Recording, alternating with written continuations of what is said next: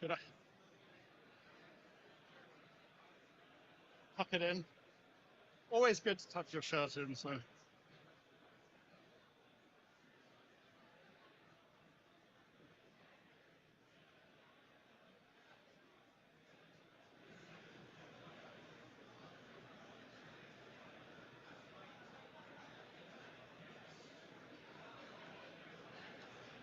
Jad.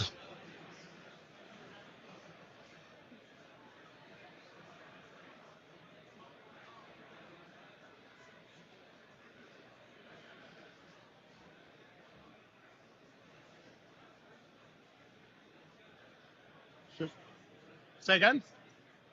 Oh, it's live. So, okay. So, order. Order. So, welcome everybody. If this is the Glastonbury or the Woodstock of capitalism, and tomorrow's the main event, we're the warm-up act. So, you know, Warren is Taylor Swift, and we're some warm-up band. And the idea behind this was that we all come to the meeting, and there are many people that we'd love to hear from that we can't all speak one-on-one, and so we're trying to get a few of them onto the stage. And the idea is just Berkshire stories worth sharing, and to hear from a few people who maybe have had some connection to some of the people close to Berkshire, and to add to the celebration. And so I have to start with my own personal story, which I have not run past anyone, so I don't know how this is going to work. So wish me luck. But it's a true story, and I don't know, Monsoon was there, so there's a Talmudic story in which these students go to this rabbi, and they want to copy him in everything because he's so spiritually elevated that they hide under his bed because they want to find out how he makes love at night. And that's about as much of the Talmudic story that I know, because I'm not a great Talmudic scholar. But so I'm sitting at this Buffett lunch. This is a true story. I'd like to recognize that we have Dorothy Obert here, who's Charlie Munger's assistant for 30 years. I can't wait to hear from you, Dorothy, and it's great that you're here. Thank you. And the bodyguard next to her has a story to tell as well. In any case, so I'm sitting at this famous Buffett lunch, and I say to Warren, you know, I tell him this Talmudic story, and I get to about the point in the story where I've just gotten to with you guys, and I don't know if you remember Monsoon, but he says, well, boy, I'll look under my bed tonight when I go home. And that just gives you a sense of his sharp wit. He was that way all the way through the lunch. I was exhausted and he was not. So in any case, I just want to make sure that we hear from all the speakers, and I think we have a great lineup. And in order to introduce the first speaker, I'm going to invite Adam Franks, who is an investor of mine. There he is. And I don't know, I really want to tell this story.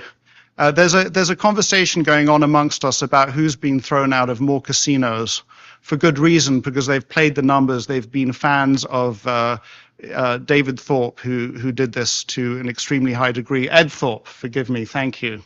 And so he's not the only one who's been thrown out of casinos, but here is Adam Franks to introduce Monsoon Pabrai.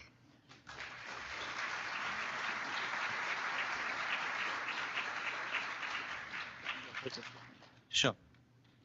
Okay, thank you, Guy, and the ValueX team for putting on this event and for asking me to introduce Monsoon Pabrai and the Drew Investment Fund. I believe that Monsoon has high integrity, is super smart, she has a process I can understand, and she's unusually well aligned with her investment partners. So when I heard that Drew was opening up to non-US investors, I rushed to be the first money into that vehicle. Female investment managers are much too rare. I learned over supper last night that they manage between 1 and 3% of just 1 or 2 or 3% of actively managed assets under management. And yet at the same time, the evidence is that they outperform. My hope is that in the years to come, my 3 daughters will have another example of a super successful female role model in their lives. As always, I'm looking forward to what she has to say. Over to you, Monsoon.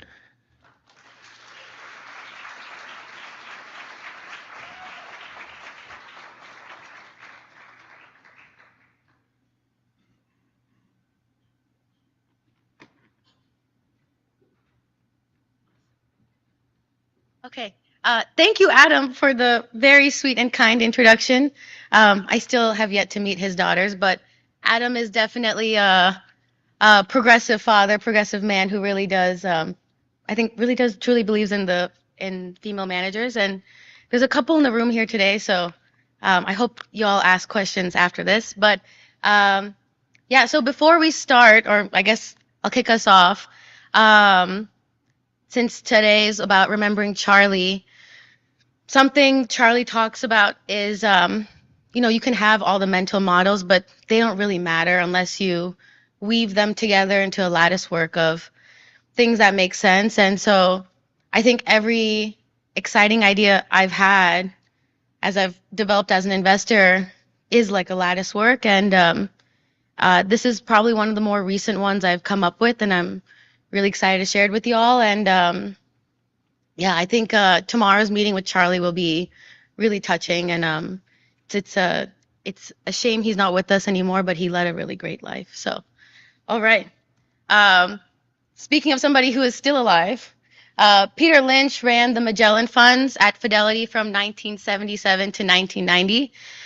During that period, he had over 29% annualized returns, and so if you had been smart enough to put $1 million with him in 77 in the summer, you would have ended up with more than 27.4 million, which is extremely astounding. In his book, Beating the Street, it's in chapter 19 if anybody is interested in reading it. And I'm a big proponent in rereading works just to stay refreshed, which is why this idea came up. But he actually talks about how he managed a mutual fund and he completely missed investing in the mutual fund industry. And here he names 7 mutual funds. He actually did invest in one mutual fund or kind of company, United Asset Management, but he goes further to say that if you had taken your money and divided it into 8 folds and split it equally amongst those 8 companies that sell mutual fund or similar like products from the beginning of 88 to the end of 89, you would have beaten the products that they sell by like 99%, or 99% of the products they sell. And so he compares it to the gold rush. The people that sold the picks and shovels did a lot better than the people trying to find gold. And anybody that wears Levi Strauss jeans, Levi Strauss started as a dry goods store during the gold rush in California. So they fared much better. We have a little bit of a back to the future moment.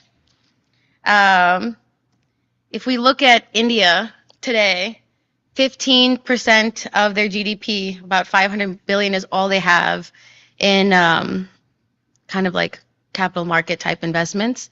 And in the United States and in many European countries, that number is way over 100%.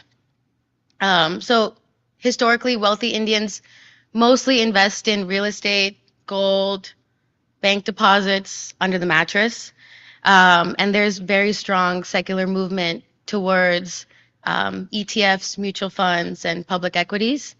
And it's actually growing at twice the rate of GDP right now. And that will probably continue for some time. I know we have actually like a good number of NRI Indians in the room, and I'm sure many of them can attest to that when you speak with them. But this is actually if you look into how many brokerage accounts are in India, in 2015 it was 25 million, pretty small, like the population's over 1 billion. 2 years later they add 5 million accounts. 3 years later they add 10 million accounts.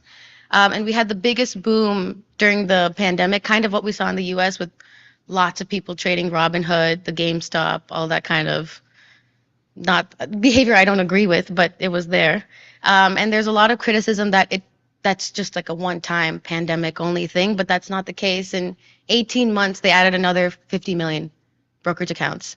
And there are accounts with Robinhood-like companies in India that's called like Zerodha or Grow, but we also have it on the other end too.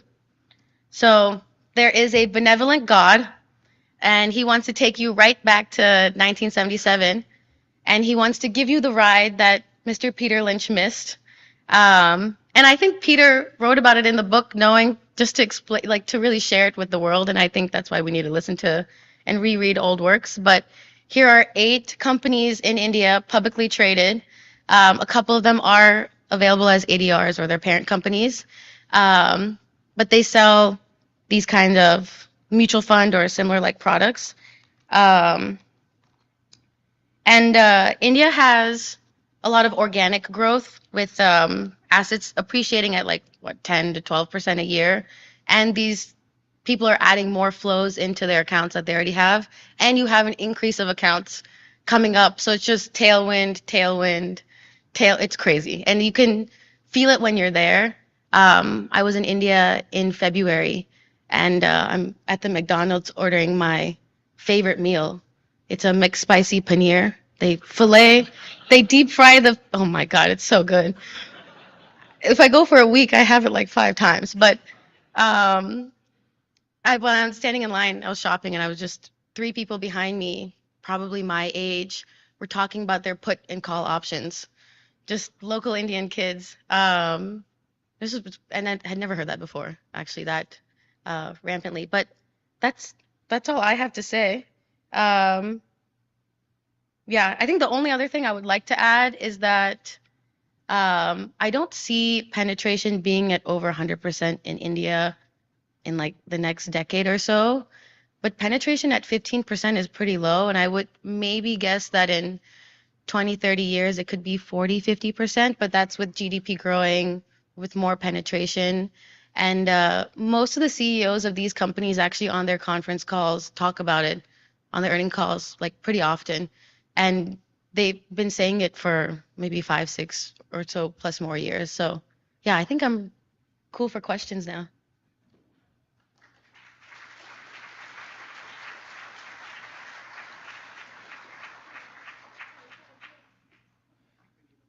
Oh, okay.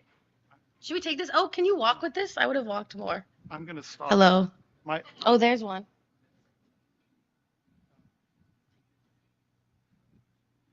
my first question is, so when Mohnish started getting invited to the Charlie Munger dinners, I offered many things to Mohnish. I offered to become one of his children, one of his legal children. I offered to be a second wife, a first wife. I could have a sex change. He didn't take any of those options, but maybe you can tell us a Charlie story? Yeah, I think, does this work? Oh yeah, okay. So I would be my dad's date to many events, and we also, as a family, would visit his house in Los Angeles.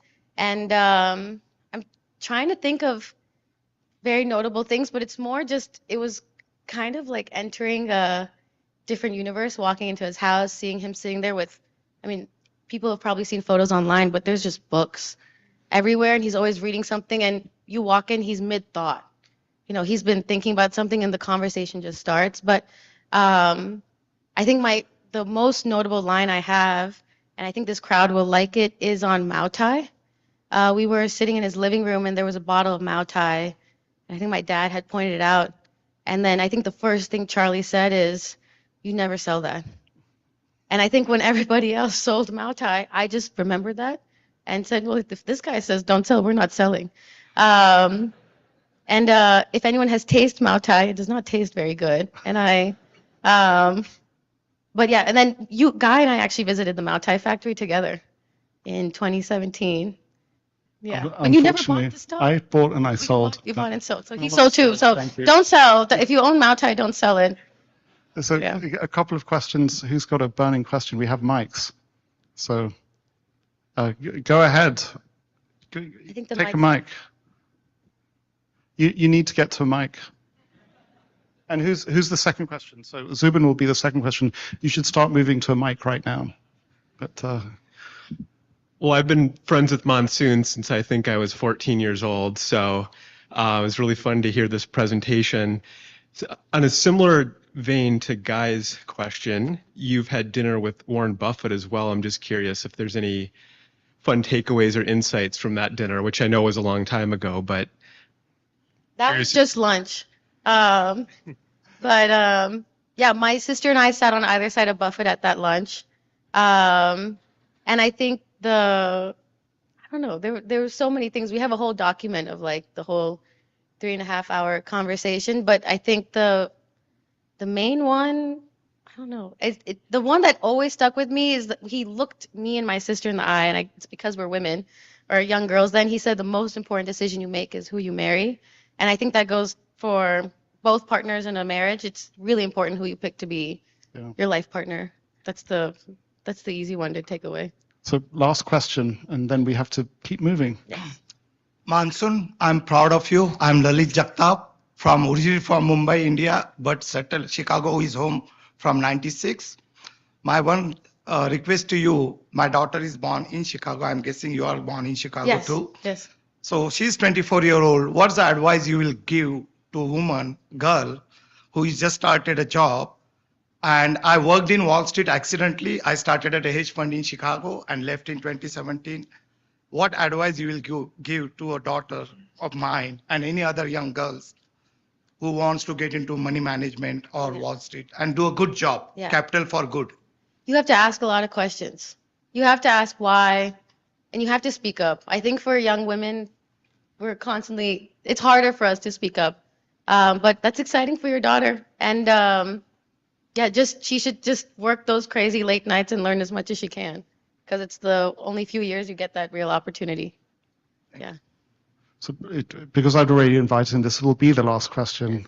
Zubin. Monsoon, hi. Hi. Many congrats on setting up Drew, and I think it's going to be amazing. I'm sure about that. Of the 8 names you took in about these asset managers in India, I won't take the name, but I've moved the regulator in India to ask them to remove their license. So I think it's to do with the fund managers and their integrity. So what are your thoughts there? On those companies? Yeah, these companies are as good as the fund managers are. Yeah, they're as good as the fund managers are. I think if I'm a big believer in doing your own homework, some of these are very expensive, and some of these, I won't call them cheap, but they're just not as expensive, but you have incredible growth. And I think it is a little bit, a couple of them have very good managers, and you can tell from the letters they write and how they speak and kind of their tone on the earnings call. So I would just say, yeah, they're as good as their managers. And I would say I'm most compelled by Rajesh Shah at Edelweiss, who has come to Berkshire in Omaha.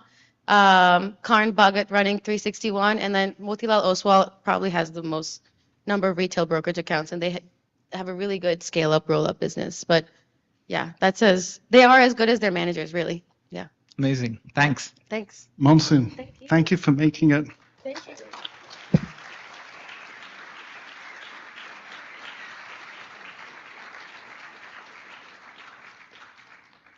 Good job.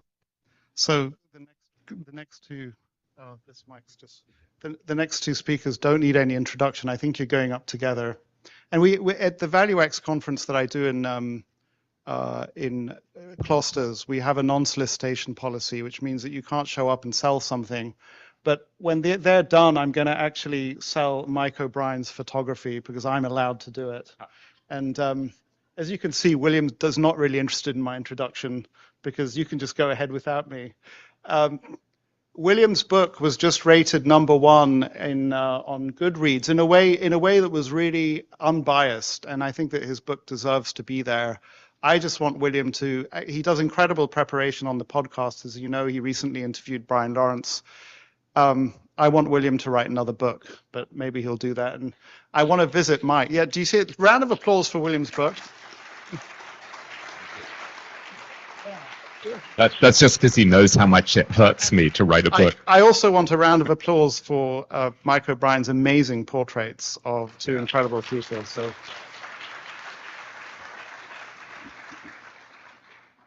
Thank you so much. It's lovely to be here. And I'm kind of on a high because everywhere I turn, I've been seeing friends, and it's just really lovely. And, we're really here because of a friendship that started between Buffett and Munger in 1959 and built this company with a market value of $865 billion. And I'm here because of my friendship with Guy, which goes back 25, 30 years, and my friendship with Michael, which goes back to us working on the Great Minds of Investing together. And it's just such a delight. And it just makes me think of, when I asked Munger, when I was working on Richer, Wiser, Happier, and I said to him, I asked him about what makes for a happy life, and he immediately started talking about relationships. And as he would often say, he said, we have a very simple strategy. He said, if you want to have a good partner, be a good partner. And I started to think, so I should actually try to be a better friend, because if I want to have good friends, I should be a better friend. And so it's just a delight to be here with Michael, who is the best partner on the Great Minds of Investing. And I wanted to start by asking him about this photograph, which is the single greatest portrait of Munger that was ever taken. And last year, as you'll remember, those of you who are lucky enough to be here, we talked about his portrait of Buffett that's now in the Smithsonian Permanent Collection, and is the single greatest portrait of Buffett that I've ever seen. So tell me, what was it like when you were preparing actually to take this photograph? Because you had been coming to Omaha for many years, and you knew that he was kind of a fearsome character in terms of his reputation. I was petrified. This was one of my heroes, both Mr. Buffett and Mr. Munger. And the producer of the Great Minds of Investing, Hendrik Lieber, who's a German money manager, had this idea of documenting all the great value investing. And I was in Costco, appropriately, and I got a text message from Hendrik saying, oh my gosh, he had connected with Dorothy, and Mr. Munger had agreed to be photographed, but it would have to be a short 10-minute session. And I lost my composure because I was excited but petrified, scared, because Mr. Munger, I've seen him on stage for years, and he would, if something seemed foolish to him, which I think photography could, he would cut it short. So I was thinking, how do I do this in 10 minutes and get a quality of portrait that can stand with the other portraits to be a good book? And so, I don't know, I had more fear and anxiety over photographing Charlie than any other picture I think I've done in my life. I didn't sleep the night before. I worried, if this happens, what do I do?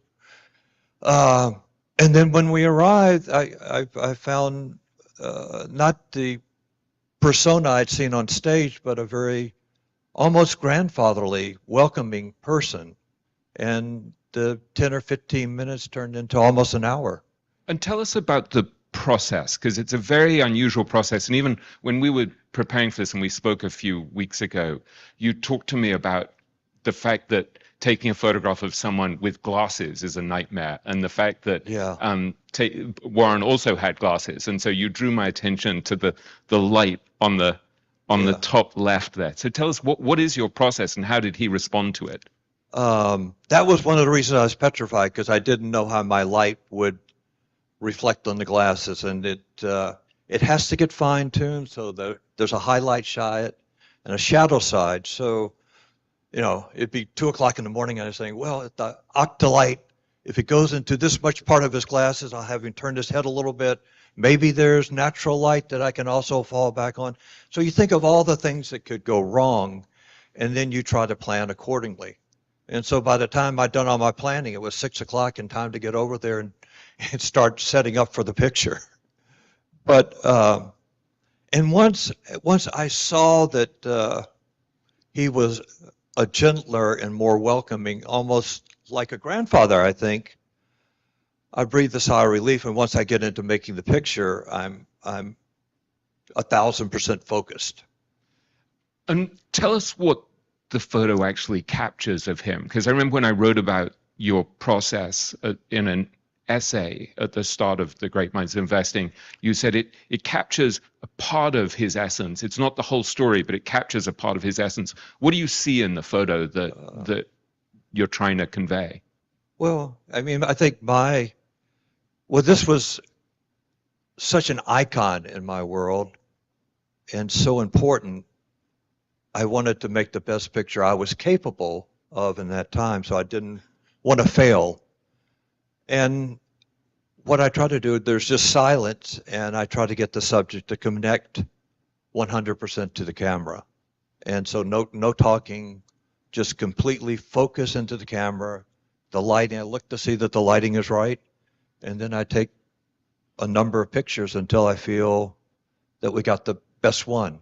And you might take 200 or 300, right? I mean, you're like very change intense. light from one side to the other side, and try to keep the person engaged so that he will say, "This is boring. I'm going to leave." You know. So I see this kind of intensity to it. What else are you seeing in there? I mean, this sort of fierce focus, right? Like you see this as a smart guy, not the easiest man necessarily, No. but really smart. Well, and intelligent in the force of his concentration. I think the lighting is, from my standards, works very, very nicely and quite beautiful. And You said to me recently you think there's a vulnerable quality in the photo as well, which interested me. Yeah. I think there's a human quality, and everybody will look at it and bring something that resides in themselves that they will see in the picture. And I never like to say it captures the person, because there's so many facets of, he laughs, he smiles, he's serious, but I wanted everybody focused in the portraits that we did for the Great Minds of Investing. One thing that's striking about Michael's approach is he wouldn't let any of the subjects smile. And so they're all against the same kind of gray backdrop with this kind of severe lighting, and you're looking them in the eye. And so I feel like when I look at the photo of Buffett, because he'd been photographed so much, is better at hiding. It's more concealed. You kind of get a glimpse of him. But there's something very raw about it. There is a sort of softness and a vulnerability to it. Well, I got out of there, and I was, when we finished, and we made a group portrait of Hendrik and his wife, Claudia, and Munger, and I got in too because I had an assistant. So I was wondering if I was documented. I actually met Charlie Munger, and Charlie looked over and he said, "Oh, I like this. This is what we do at Berkshire. Take these group pictures." He was more comfortable with that. Yeah. And tell us what a brilliant idea he thought the Great Minds of Investing was as a project that you devoted many years of your life to. What did he say when you told him? He said, "That's a horrible idea." I said, "Well, keep it to yourself. Don't tell him how we're trying to put out a book." And but I got one aside.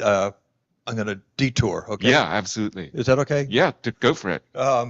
So, Monsoon, that was a great talk, and I had the pleasure for the last 2 years of riding with her dad, Mohnish, to the Berkshire meeting. We both live in Austin. I came with Elizabeth, my wife, and right before I was set to leave, I got this text, 2 or 3 days ago. "Michael, if you want a really cheap flight that goes direct to Omaha, Allegiant Air, Mohnish." And I said, "How much?" He said, "It's $100. I said, "And it's direct?"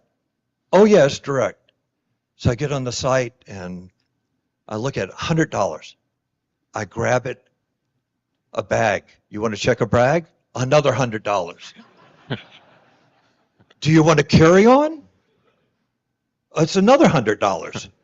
And then the final thing is, "Do you want to breathe cabin air?" $200. So I had the pleasure, you gave a wonderful talk, and I had the pleasure being with your dad, and he said, I said, Mohnish, I've never seen anybody so popular as you. I said, you have so many followers on Twitter. He said, my followers has gone up from 50% from last year to this year.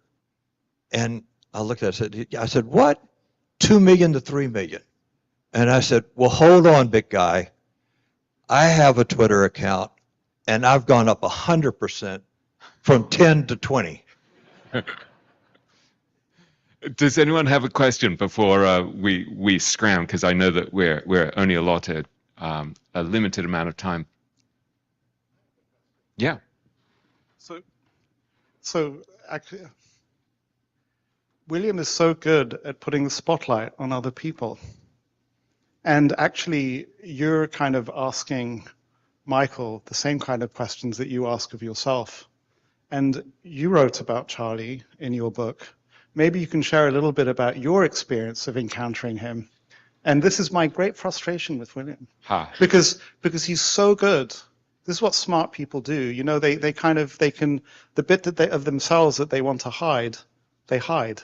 And they do it because we don't even realize they're doing it. So I reflect back the same questions on you. What was it like for you to interview Charlie Munger? How did you feel about writing about him? How terrified were you? Yeah, I was very intimidated. And so Dorothy, right? So Dorothy wrote me a message saying, Mr. Munger will give you a 10-minute interview before the Daily Journal meeting. And so I'm in this ridiculous position where I'm like, I picture this outside my kitchen at home, and I'm like doing this sort of victory dance. I'm like so excited to be flying 3,000 miles for 10 minutes with Charlie. And so I arrive an hour early for the meeting, and I'm waiting outside the lobby in the Daily Journal meeting, just on the off chance that it would end early. And it didn't. And people like Lee Lu and Mohnish and Francis Chu and Chris Davis sort of milling around, Francois Rochon, all these people who'd come to the Daily Journal meeting. And then I'm sort of finally admitted, and everyone's kind of pouring out of this, I guess it was a board meeting for the Daily Journal. And so one of the things that was striking for me is in the moment where I actually get brought in for my interview, it was about as unideal as could be imagined, because it's so noisy and so distracting with all of these people milling out and sort of talking as we go.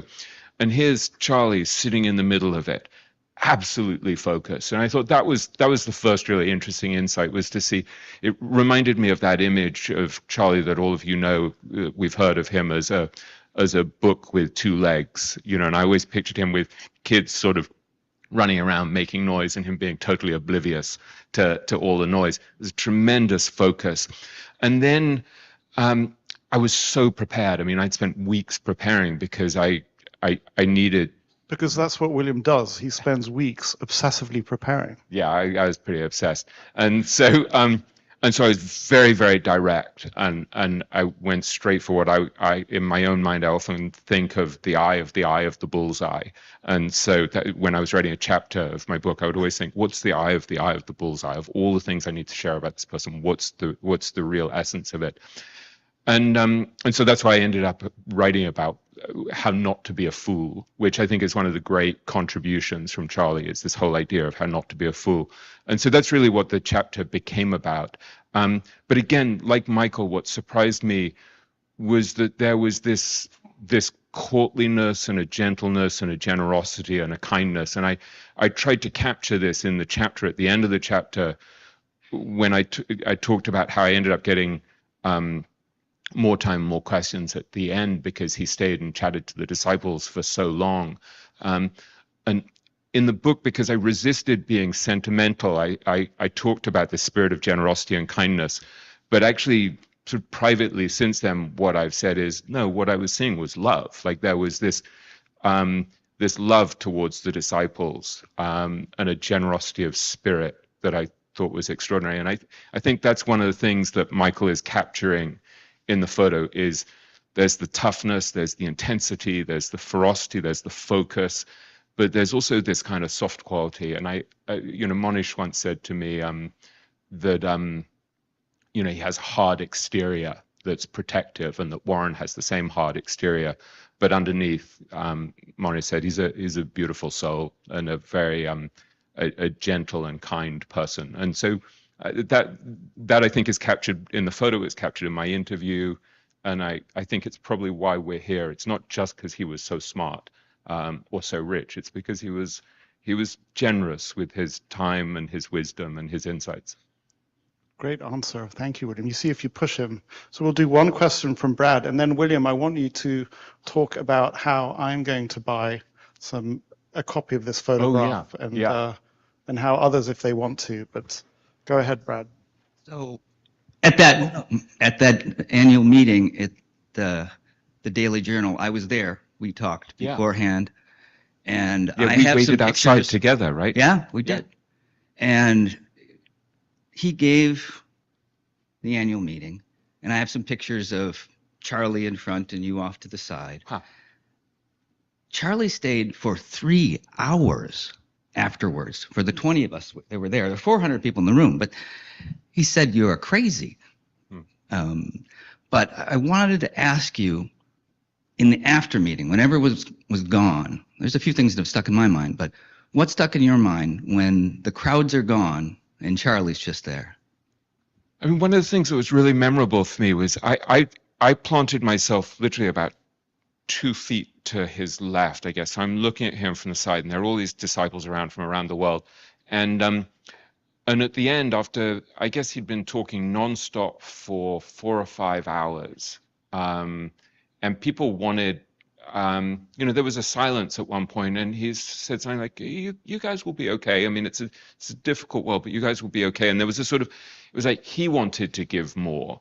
And then at the very end, he gets up and he had this big, as I remember it, this big kind of cane with a big sort of bulbous top. It looked like something that, you could attack someone with in Neolithic times.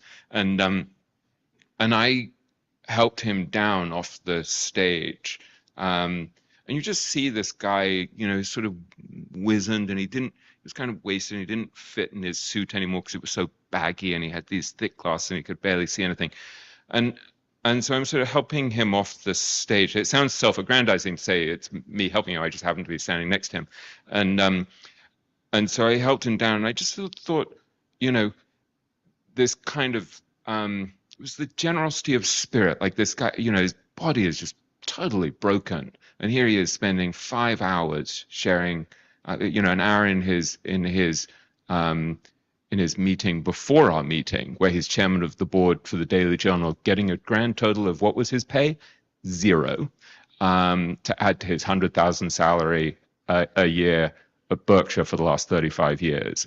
And so when I ended that chapter and I said, today I've been in the presence of greatness, it was that spirit of generosity. It wasn't just the intelligence. And so there was a shift for me that you see in that chapter of going from tremendous respect for the fearsome intellect to this realization of, oh, here's this old curmudgeonly guy who has kind of changed, and he's become kind of gentle and generous and loving. Or maybe he was like that all along. I don't know. Dorothy would know infinitely better than me. Maybe I was projecting. But I found that very inspiring, the fact that there was this kindness and gentleness and warmth and generosity of spirit. So Charlie had photos or busts of Lee Kuan Yew and of Ben Franklin. I have one bust and one photo, but it's not enough. How do I get the ultimate edition? Tell us all. Yeah, so Michael is the world's least self-promoting human, which means that it falls upon me and Guy to promote him. And so the book itself came out about 9 years ago, thanks to Henrik Leber, and it was an incredible labor of love for him. I mean, I think he probably blew about $1 million on this book, and it sold 6,000 copies almost immediately at $75 a pop. Never went on sale.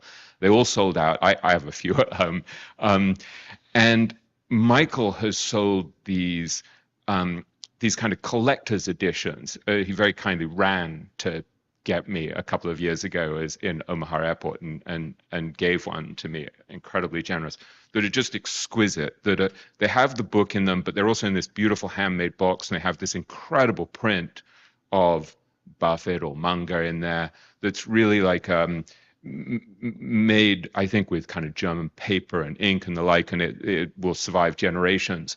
And so then there are people who will just buy one or two of the portraits, not the whole book, but one or two of the portraits that are exquisite, and will frame them.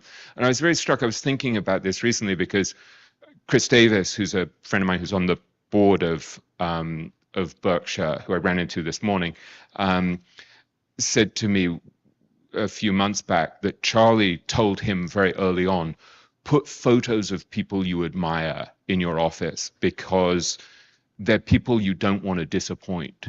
And so he said, I think you would have been surprised to see that I have a bust of him in my office, but that was inspired by seeing Ben Franklin's bust in Charlie's home. And so I think this idea of structuring your physical environment so you have pictures of people you admire is a really good hack. It's tilting the odds of you behaving decently. And so what better thing to do than to buy Michael O'Brien's portrait of Munger next to his extraordinary portrait of Buffett, which is very similar for the Great Minds of Investing, but then for the real prize, the trifecta, I think you should also try to get the great photo that he did that was on the cover of Roger Lowenstein's book that we talked about last year, which is the one where he coaxed Buffett onto the roof, and Buffett is on the roof looking pissed. And he's like, why am I on the roof of my building on a crappy gray day in Omaha? So I would encourage all of you to buy all three photos. Well, I'm going to be doing it. I think we need to leave Michael the last word, Michael. Poor Michael's been talked about so long. No. Thank you, William. Thank you, Guy. I feel like this was an infomercial, but yeah, you can also get a dishwasher as part of the deal. No, I love making. I make the prints. They're fine art prints on archival paper with beautiful pigment inks, and they look lovely in the book, but it's nothing like the tonality and looking at the pure aesthetic values in the picture. Anyway, y'all been a great audience. Thank you. Thank you for coming. Thank you. Thank you so much. Yeah. Thank you so much, William. Yeah, you got to run, but so thank you for so the next speaker hails from Turin, Italy. A later speaker is going to be Chris Sparling. Chris, someday Luca Delana and I are going to teach you what real coffee is like. And that's a whole story.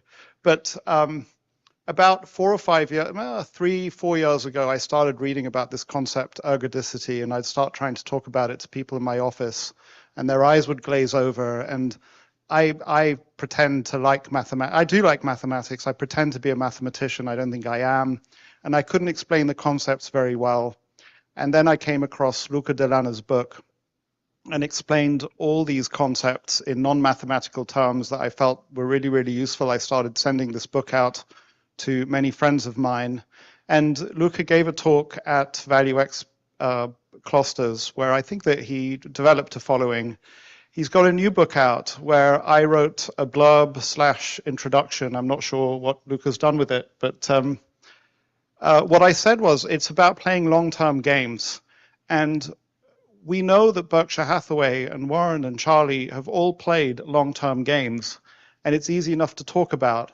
But Luca goes into the detail of how to do it, and I think that his natural home is the Berkshire community. But this is Luca's first time here, and so welcome and thank you for coming.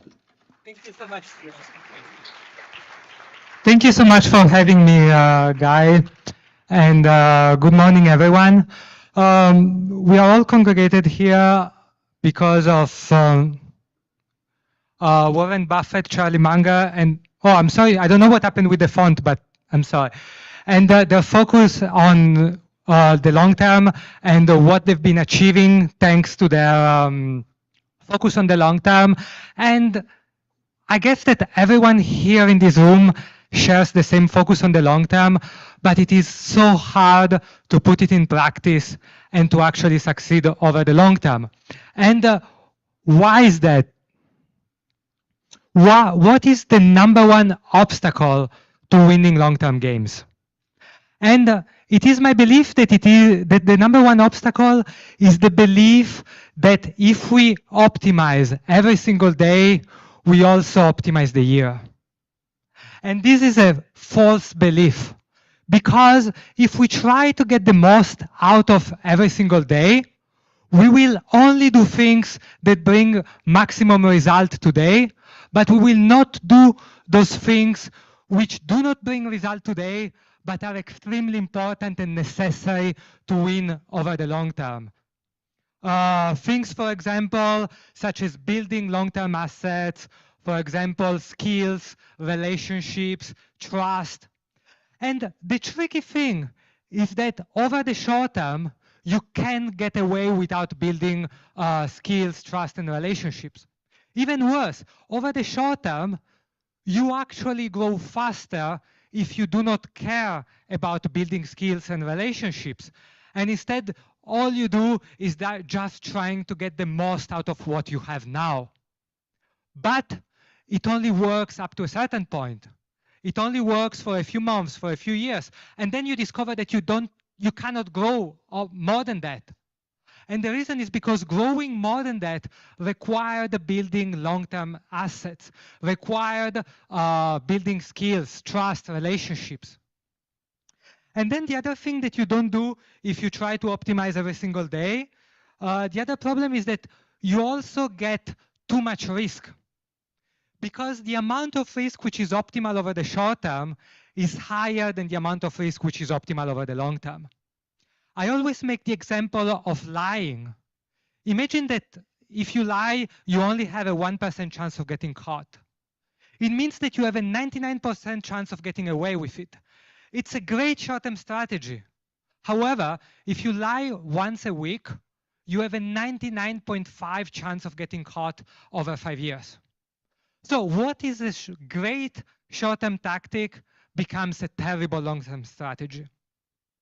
But again, the problem is that if you start doing everything very honestly, then you look left, you look right, and maybe you see other people getting away, growing faster because they're lying, because they're taking more risk than you.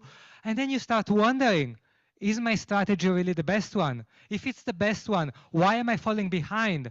And you get the temptation to imitate the other ones which are getting ahead in the short term. But again, if you do, you will not grow after more than a certain amount of time. And after that, maybe you will get risks that will not lead you to the success you wanted over the long term. So what is the alternative? The alternative is to leverage the iterated nature of long-term games.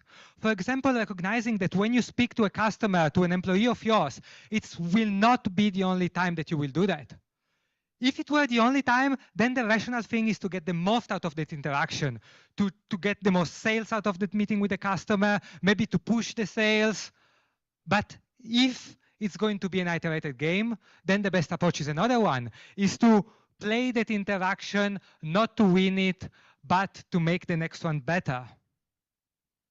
Another thing, again, is not take repeated risks. We've seen that with cheating, with lying. This is something that maybe you can get away if you do it once. It's definitely not something that you can get away if you're playing iterated games. And the thing is, of course, if you want to succeed over the long term, you will have to play iterated games. It's not a choice. Third thing is, again, I apologize for the font, but train your people. I work with so many managers who do not train their people enough. And the reason is because every week there is something better to do. There is something more urgent to do. But the problem is your long-term potential is ultimately capped by the long-term potential of your people. And if you never invest time growing the potential of your people, you're limiting your own potential. However, again, You might understand that, but then you go back to your work and it never feels like the right time to train your people. There is always something more urgent to do. But winning long-term games means that you start taking long-term actions even when it doesn't seem the right time to do. Because it will never be the right time to do, but if you never do it, you limit your potential. And then the last thing is do not consume trust and attention. I see so many companies and people who have a mailing list, for example, and they send emails to get the most out of that email, the most sales out of it. And that works if you measure a single email, but basically they're training their audience not to read the emails anymore. And instead, the alternative approach, the one, for example, I use with my mailing list, is to send each email to give value and build trust so that I make my audience more likely to open the next email. And then, of course, I am not saying that you should not sell. I'm not saying that you should not take risks. But I'm saying that you should only do it in a way that makes sense over the long term.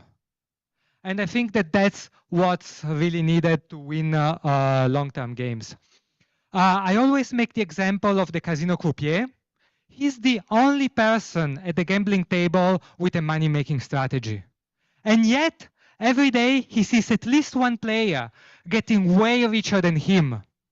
But he must resist the temptation to switch from his good money-making strategy to the worst money-losing strategy of the players. So, my recommendation is to only imitate reproducible strategies, because the problem is that out there are so many strategies which are not reproducible. By which I mean, yes, if you do that strategy, you might win, but the chances are that you don't. And this is something that works over the large numbers. If 100 people take these risky strategies, there will be a few that win. Maybe they win even more than you, so you might be tempted to imitate them. But that works only because of the large numbers. And you are only one person. Your company is only one company. And if you try to adopt a non-reproducible strategy, the chances are that it will not work for you. So this was my, my invitation. Well, we all know the importance of winning long-term games, but I hope that I gave you some good arguments for how to do it and how to explain to the other people that that's the right way to do it. Thank you. Yeah, awesome. Thank you, Luca. That was fantastic. I'm just curious. I mean, Luca's lives not far away from me in one of the best cities on the planet. I can tell you, Turin is amazing. It's got amazing food. It's got amazing wine nearby. And it took me so long to find him. But I'm just curious, this so clearly is the Berkshire Hathaway system, at least to me. And I just like to see in a raise of hands with whom it resonated. If it resonated with you, raise your hands if that made sense to you. And yeah, like the whole room, Luca, you should have been coming to the Berkshire Hathaway meeting the last 30 years. And did anybody say, look, I knew, and it's okay. I mean, like I knew all of that. When I came to some people and talked about ergodicity, they're like, that is such a trivial idea. I can't believe you didn't understand it already. And in a way, I didn't. It really took a while for me. So I'm going to ask one question because we're behind on time. Luca, there are a bunch of investors in the room. Which companies, ideally publicly traded, do you think are really good at playing long-term games that you've seen? Present companies, so exclude Berkshire Hathaway, but maybe companies in Europe that you've worked with that you're willing to talk about, where you think they've done a good job of that at scale. Thank you. So I'm not very much of an investor, so I can only judge like not the price and valuation, but from what I see, companies that do play the long-term game, I'm seeing, for example, Amazon. If you look at the way they manage people, they're basically trying to remove all the risks. They're trying to scale, of course, but the thing is that they've only tried to scale in ways that make sense for the long term.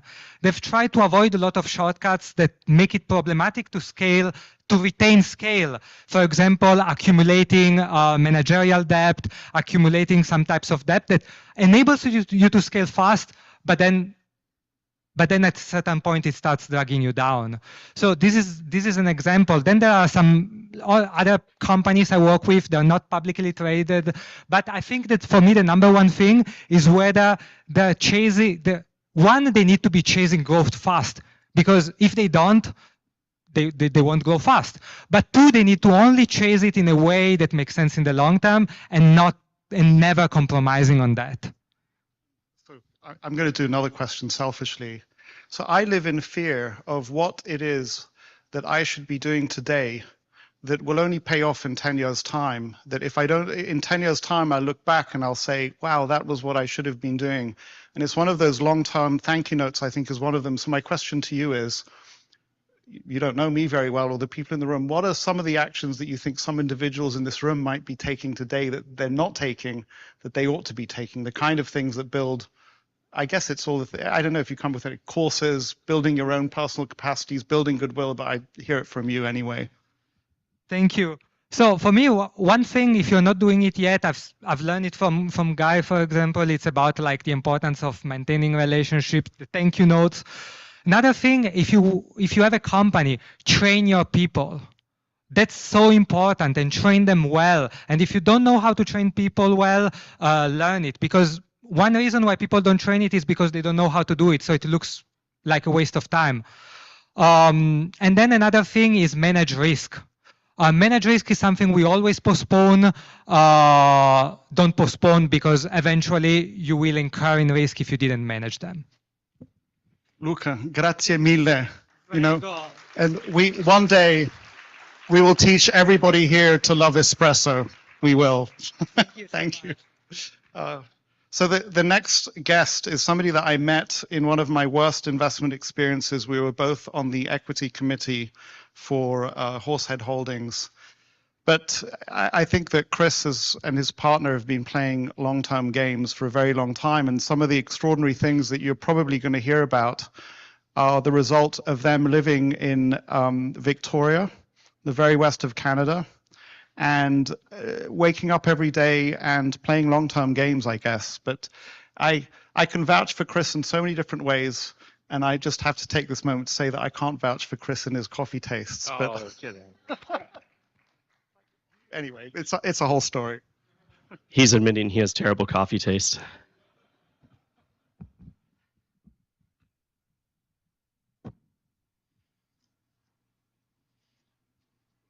All right. Hello, my friends. It's good to be here. I'm actually incredibly excited, and I really appreciate Guy for inviting me. I'm just going to try and tell a story, and this story starts in the summer of 2014. I was waiting for a seaplane with my business partner, Andrew, and we were scheming a plan. We were going to pivot from being serial entrepreneurs, starting as many businesses as we possibly could, to becoming investors. And our goal was to create the Berkshire Hathaway of the internet. As we sat waiting for this seaplane, we tossed around names for this new company, and we decided we needed a goal, an audacious goal. We wanted to one day meet our idol, Charlie Munger. It's hard to underscore how unrealistic this goal seemed at the time. As Guy said, you know, we're two island bumpkins from Victoria, BC. And really, I think we had I kind of think no right to believe that this was possible. But I'm a big believer in a simple idea, and that is somewhere out there's a person with the name tag Luck on their chest. And the probability of running into Mr. Luck goes up if you're leaving your house, if you're just not sitting at home. And your odds of luck or running into Mr. Luck goes up further if you're traveling, if you're going for business or you're going to conferences. And that's exactly what happened for us. By pure serendipity, we crossed paths with someone I'm going to call Mr. Luck. And this was at a conference. This run-in with Mr. Luck blossomed into a friendship and a partnership, leading us to co-invest together. And as our friendship with Mr. Luck grew over the years, he became very well acquainted with our admiration for Charlie. We shared everything. We had a pet project where we animated Charlie's Psychology of Human Misjudgment speech, and we also have a side fun venture where we sell bronze busts of Warren and Charlie. And so Mr. Luck saw this the whole time. And then one day, out of the blue, Mr. Luck approached us with very unexpected news. He said Charlie had a problem. And Mr. Luck said that he could organize a dinner where we could meet him and maybe we could help him with this problem. Our excitement was more immense than you can imagine. I literally could have jumped through the roof. Charlie's problem was this. It was daily journal. He was nearing 97, and he was still at the helm. And 83-year-old Jerry Saltzman was still managing as CEO, and they had no real succession plan in sight. Naturally, we dropped everything, and we flew to LA. The prospect of meeting Charlie charged every bone in my body. Those nerves continued as we arrived at Charlie's house, his actual house. I'll never forget walking up to the doorbell, and we rang the doorbell, and we were expecting like stern security guards, but instead we were met by this warm, friendly face, Oscar, who was Charlie's helper, and he helped ease our anxieties immediately. He told us Charlie was awaiting us inside his library, his sanctuary of wisdom. It didn't take us long to discover that Charlie isn't really one to ask questions. Instead, he sits back and awaits for you to ask him questions.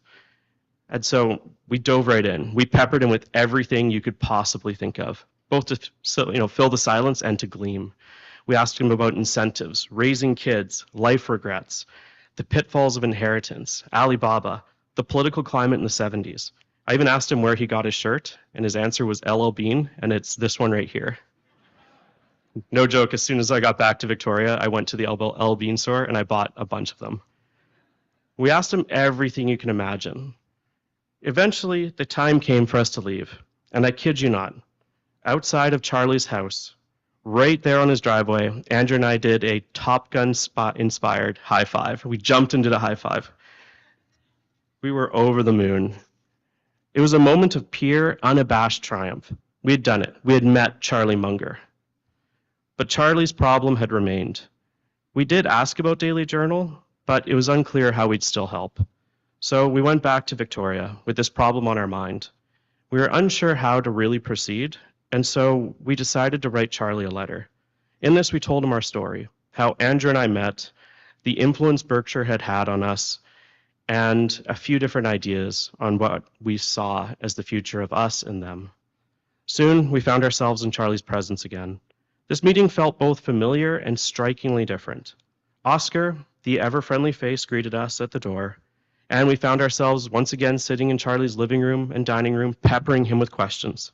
But this time, there was a new depth to the conversation. Charlie was fully engaged, his responses reflecting a thorough understanding of who we were. It was really cool. We asked him questions, but now he recalled aspects from our letter, and he weaved them into his story or into his answers with us. We told Charlie we were eager to help, confident that we could make a significant difference. But we're not managers for hire. By this point, my partner and I owned about 30 to 40 businesses. And for us to commit, we'd have to be meaningful owners in the Daily Journal. And the only way that could really happen is if we merged. We thought this was being a bit of a bold idea, but Charlie was totally unfazed. He actually said he liked it. And this kicked off the negotiation with Charlie Munger, which are words I still cannot believe I can say. Charlie led with trust. He opened up the kimono immediately on the Daily Journal, and we worried that Charlie, who was nearing 100, wouldn't understand our software businesses. So we tried writing many lengthy letters explaining each one of these businesses, how we got the capital for each one, and how it all worked. And Charlie instinctively knew what mattered and how to cut complexity. So he just simply called us and said, don't worry about each business. Tell me about the 2 to 3 important ones and things that you're excited about. And so we did. And our straightforward discussion extended to valuations, where Charlie emphasized trust over profit. He'd say, I don't need the last dollar on this. At every juncture, Charlie kept it simple and flowing. When lawyers suggested professional valuations, Charlie retorted, saying that we'd find drunkards to rubber stamp everything. By late 2021, auditors and lawyers were everywhere, and we were full steam ahead with this complex merger, all in the name of helping Charlie. But were we really helping him? Back in Victoria, our egos were getting insufferable. They were really swelling. We were musing every day that Forbes might call us mini Mungers. I can't imagine how our friends thought about us, like we were truly insufferable. We were telling Charlie that this time-consuming and very costly merger was the only solution, but it wasn't really. We weren't actually helping Charlie, we were helping ourselves to become successors to our idol. And it took this really hard moment of reflection for both Andrew and I to own up to this. And I'll never forget the phone call when I called Andrew. And we just admitted that we're going about this the wrong way. Saying this felt like I was releasing a breath I didn't know I was holding. On that call, we agreed that if we wanted to help Charlie, and I mean really help Charlie, then we should just offer him what we were actually planning to do. When we actually took over, we weren't going to actually run the daily business. We hire people to run these businesses. And so we said we should just bring in our friend Steven and tell Charlie about him. So we sent Charlie another letter suggesting the whole thing off. And true to Charlie's form, he was very understanding. He never went about anything with guilt or any kind of stressful tone. It was such a pleasure. We then asked Charlie if we could meet and bring our friend Steven. By now, if you can't tell, we thought Charlie's love language was reading because it's hard to really convey your story with him in person. And so we encouraged Steven to write a letter of his own. And the dinner that we all had together sealed the deal. Charlie immediately saw what we had seen in Steven and offered to make him the CEO and chairman on the spot. Obviously took a bit more time, but Charlie leaps quick. This journey of meeting Charlie, negotiating with him, and realizing our own poor intent, it's a chapter in my life I don't think I'll ever forget. His approach, favoring simplicity, trust, has profoundly influenced me. I'm grateful to Charlie more than words can ever express. Thanks.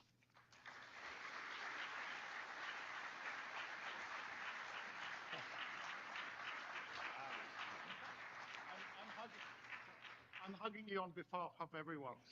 So we're trying to catch up on time that we lost, but we could spend the whole afternoon. Well, I need to do the mic.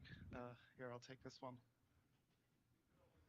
Whole afternoon with Chris asking him questions. And just for everybody to know, part of why I think this format works is that we allocate, the 10 minutes to everyone, and it means that there's something for everyone. So I would have loved to have done a 3-hour deep dive here. It would have been fascinating.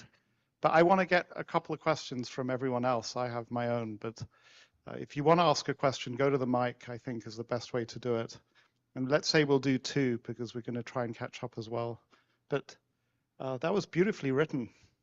I literally wrote it on the flight over yesterday, and I timed it out yesterday, and I was at 12 minutes.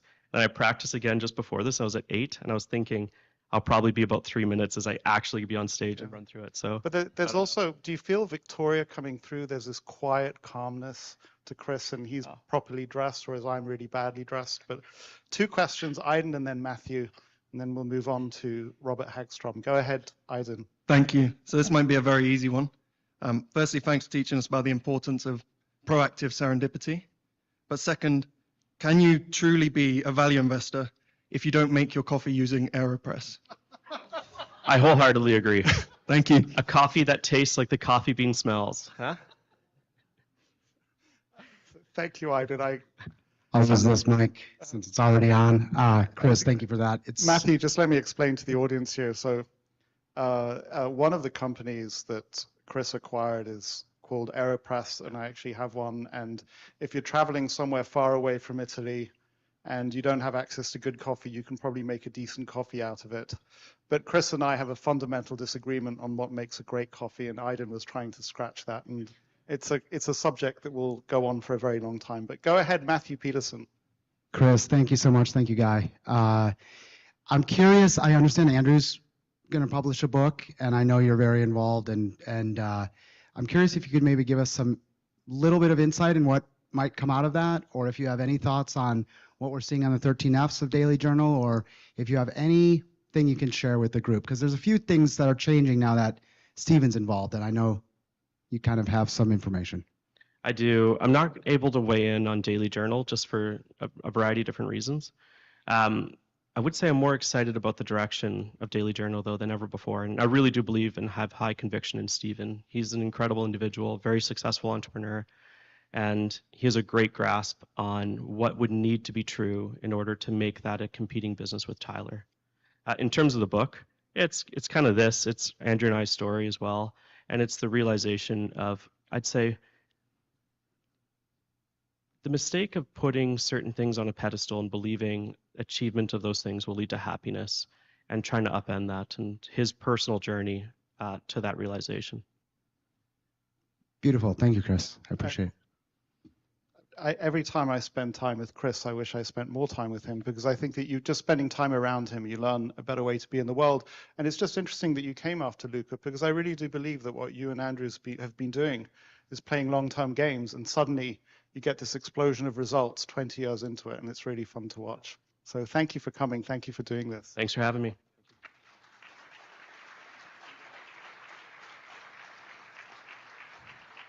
And I expect everybody to come next year wearing LL Bean shirts, please. We all know where Charlie gets his shirts now. I think that Robert Hagstrom needs no introduction. When I was discovering Warren Buffett in 1995, there was the Lowenstein book that I found after the Education of Value Investor, after The Intelligent Investor, and then shortly after that, there was Robert Hagstrom's book. And that was a book that I read multiple times. He explained so much to me. I've never met Robert in person until today, but it really is a pleasure and a privilege to have you here. Thank you so much for coming. I'm looking forward to learning more from you yet again. And thank you for the incredible education that you've given so many of us, actually. So you're a part of the pantheon for me. Yeah, well, you're very, very kind, Mike. Yeah. Thanks very much.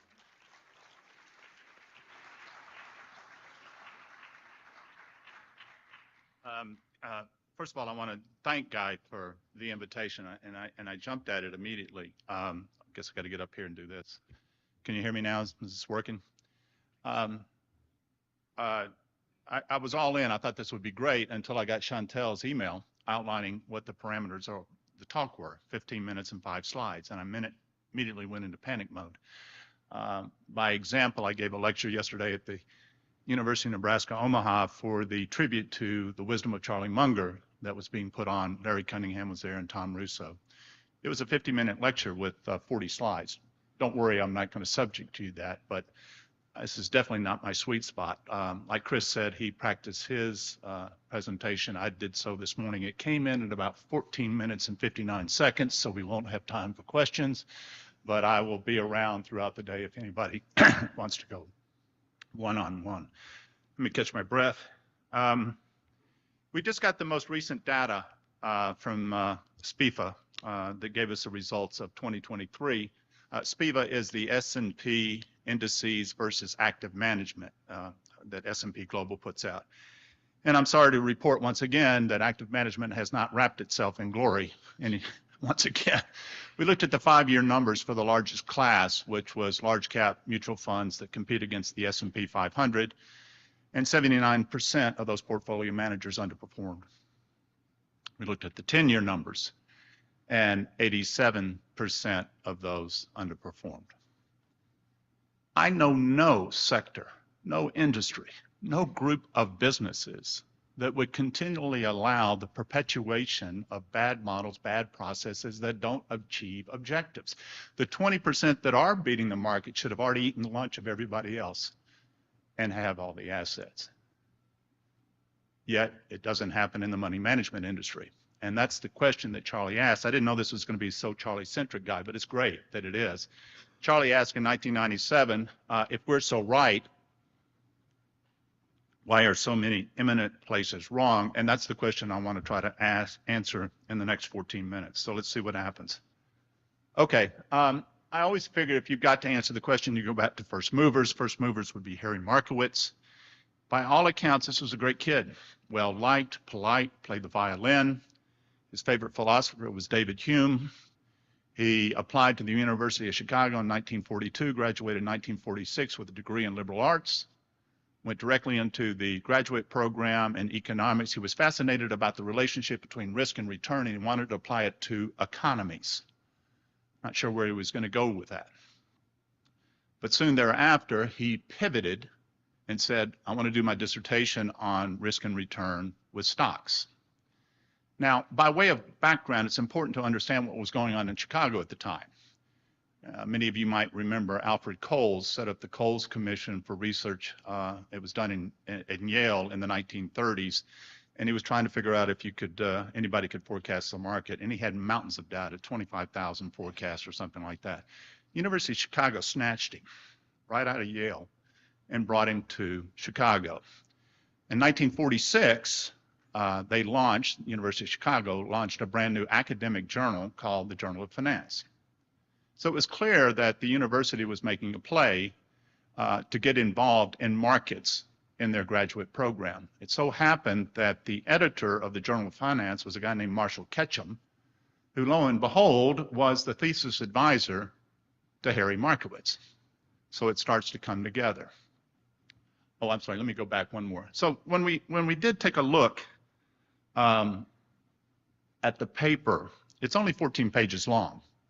And if you read it, it really, by any academic standard, it's quite unremarkable. There's only 4 pages of text. The rest of it are graphs, tables, mathematical equations. He only had 3 citations, which he never really put in the narrative. There were 3 books. One was John Hick's book on value and capital. The other was James Joplinski's Theory of Mathematical Probabilities. And the last one was a book by our own John Burr Williams, The Theory of Investment Value. That was it. Now, I want you to wrap your hands around this. Here we have a 25-year-old grad student who's never invested in the stock market, never owned a business, never ran a business, and he's taken it upon himself that he is now going to define what is risk in the stock market. So if we go through the paper, what do we see? He writes the market, oh, good Lord, that's not my slide. Where do I need to be? There it is. I'm sorry. Thank you. He writes in his paper, we consider the rule that the investor does or should consider expected return as a desirable thing and the variance of return an undesirable thing. Okay, I can live with that. The rule has many sound points, both as a maxim for and a hypothesis about investment behavior. The term yield and risk frequently appear in financial writings, but are not always used in precision. I don't really have a problem with that either. Remember, Graham used to talk about we don't have a really good definition of investing.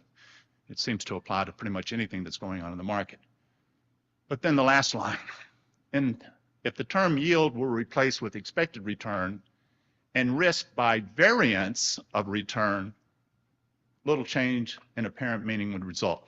Doop, time out. Okay. Now, I have no problem with the 25-year-old that wants to propose a new theory of risk. And if he wants to call it variance of return, he's more than welcome to do so. But he also has an obligation to at least mention, note, quote, what the other opinions were about risk. Now, 1934, Ben Graham, David Dodd gave us margin of safety. And then here, as I said, John Burr Williams, he cites this book. If you go to John Burr Williams' book in the preface, it says this: investment value defined as the present value of future dividends or future coupons and principal is of practical importance to every investor because it is a critical value above which it cannot go buying and holding without added risk. That's margin of safety. The book that you're citing is telling you, no, it's not price variance. It is don't buy something that is overvalued. And you're going to be risky if you do that. Security Analysis, second edition, comes out in 1949. Intelligent Investor was a widely popular book read. And then the year before he writes the paper, Security Analysis, third edition. Now, in the annals of fair play in academic research, it is considered a courtesy that when you propose a new idea, alternative thesis, whatever the case may be, that you might think it would be worthy to mention there's some other ideas out there, particularly when the person who's doing it is Benjamin Graham, who had been teaching at the University of Chicago for 27 years and clearly was the most celebrated professor and the most prolific writer. Markowitz did not. More disappointingly, the PhD dissertation, Marshall Ketchum did not, and he should have known better. And neither did any of the members of the dissertation committee. But no harm, no foul. For 25 years, nobody cared anyway, right? He went off and, he got his PhD 2 years later and went off to work for the Rand Corporation, and nobody cared about modern portfolio theory. Bill Sharp came and went in '63, gave us beta, nobody cared. They didn't care until this. Now, we've been through, many in this room have been through the 2008, 2009 financial crisis. Many in the room, as I look out, were probably there in 2000 when we had the tech bubble bust. This one scared everybody to the core. The 73, 74 bear market shook Wall Street. It shook people that had their savings and pension plans that were going to retire, but now, based upon the value of those pension plans, they could not retire. It was tough. There's a guy by the name of Peter Bernstein. He ran a wealth management firm called Bernstein Macaulay. They had several $billion in assets, very wealthy man. And he had institutional accounts, both individual and institutional. And Peter's a great guy. Love him to death. Wrote not only Capital Ideas, but probably one of my top 10 books, Against the Gods. I mean, the guy was great. What I would say, though, that what Peter did at that juxtaposition in 1974 was to launch the Journal of Portfolio Management. Now we've got another academic journal in addition to the Journal of Finance. Now you've got to remember that if you're in PhD land, working on modern portfolio theory, whatever, it is great when new journals show up because now you have a place to publish. And in academia, it's publish or perish. And Peter then says, you know, the market disaster convinced me that it had to be a better way to manage money. Okay, I get it. My goal was to build a bridge between the gown and the town to foster a dialogue between academicians and practitioners in a language they both could understand and thereby enrich the contributions of both. Well-meaning, Peter, I hear you. Then he says, even if I could have convinced myself to turn my back on the theoretical structure that the academics were erecting, there was simply too much of it coming from the universities for me to accept the view of my colleagues that it was a lot of baloney. His colleagues are telling us this is a bunch of crap. But what's happening at the Journal of Portfolio Management, what's the inbox? The inbox is all the academicians in MPT looking to get published were flooding him. So he basically gave it a pathway based on quantity, not merit. Okay. Now the problem that we had is this. When it came and showed up in the late 1970s, we didn't have anybody else to take the other side of the trade. The value investing community that was stopped by Ben Graham and David Dodd was absent. If you look, Ben Graham retires in '56. Roger Murray, phenomenal guy, takes over Ben Graham's class. He also takes over David Dodd's fall class in 1961. This is based upon this book, Columbia Business School, A Century of Ideas. Paul Johnson's going to be speaking today. Paul made a mighty contribution in this book, and I'm very anxious to hear what he has to say about this. So Roger Murray retires in '77, largely because there was nobody interested in value investing anymore. One, because most people went to Jerry Tsai and the go-go stocks. You can read that in that great book, The Go-Go Years by John Brooks, one of Warren's favorite books. And the Nifty 50, it blew up. Nobody was interested in investing, but there was nobody in the investing value community that could take the other side of the argument. And there was a 7-year window between the time that Roger retires before Warren shows back up in 1984. And that was just enough time to give the high priest of modern finance all they needed to get their tentacles into the money management business. So modern portfolio fills the void. What do they do? Well, the first thing that happens after 73, 74 is people do return to the market, and they did. They returned in droves. Investment firms were being organized, investment objectives were being rewritten, risk tolerance questionnaires were invented. If you look at a risk tolerance questionnaire today, there's 10 questions, only 7 of them have to do with volatility. How do you feel about it? Remember Amos Tversky's 82, 1 unit of pain, a price decline, is twice as uncomfortable as 1 unit of gain. So that was working. Standards of performance were introduced with an emphasis on short-term performance because I'm not going to let you blow up my portfolio again, right? Modern portfolio was easily scalable, which had the effect of rapidly taking over the money management industry. The objective preaching low price volatility, broad diversification, and conservative returns. Okay, so about finished. The guy on the left is Thomas Kuhn, wrote a very important book called The Theories of Scientific Revolutions in 1962 and talked about what happens when 2 paradigms come into collision, paradigm shifts. The first thing happens is a paradigm is adopted, if you will. It is new science. We can say the standard model based upon modern portfolio theory became the dominant paradigm in late 70s and early 80s.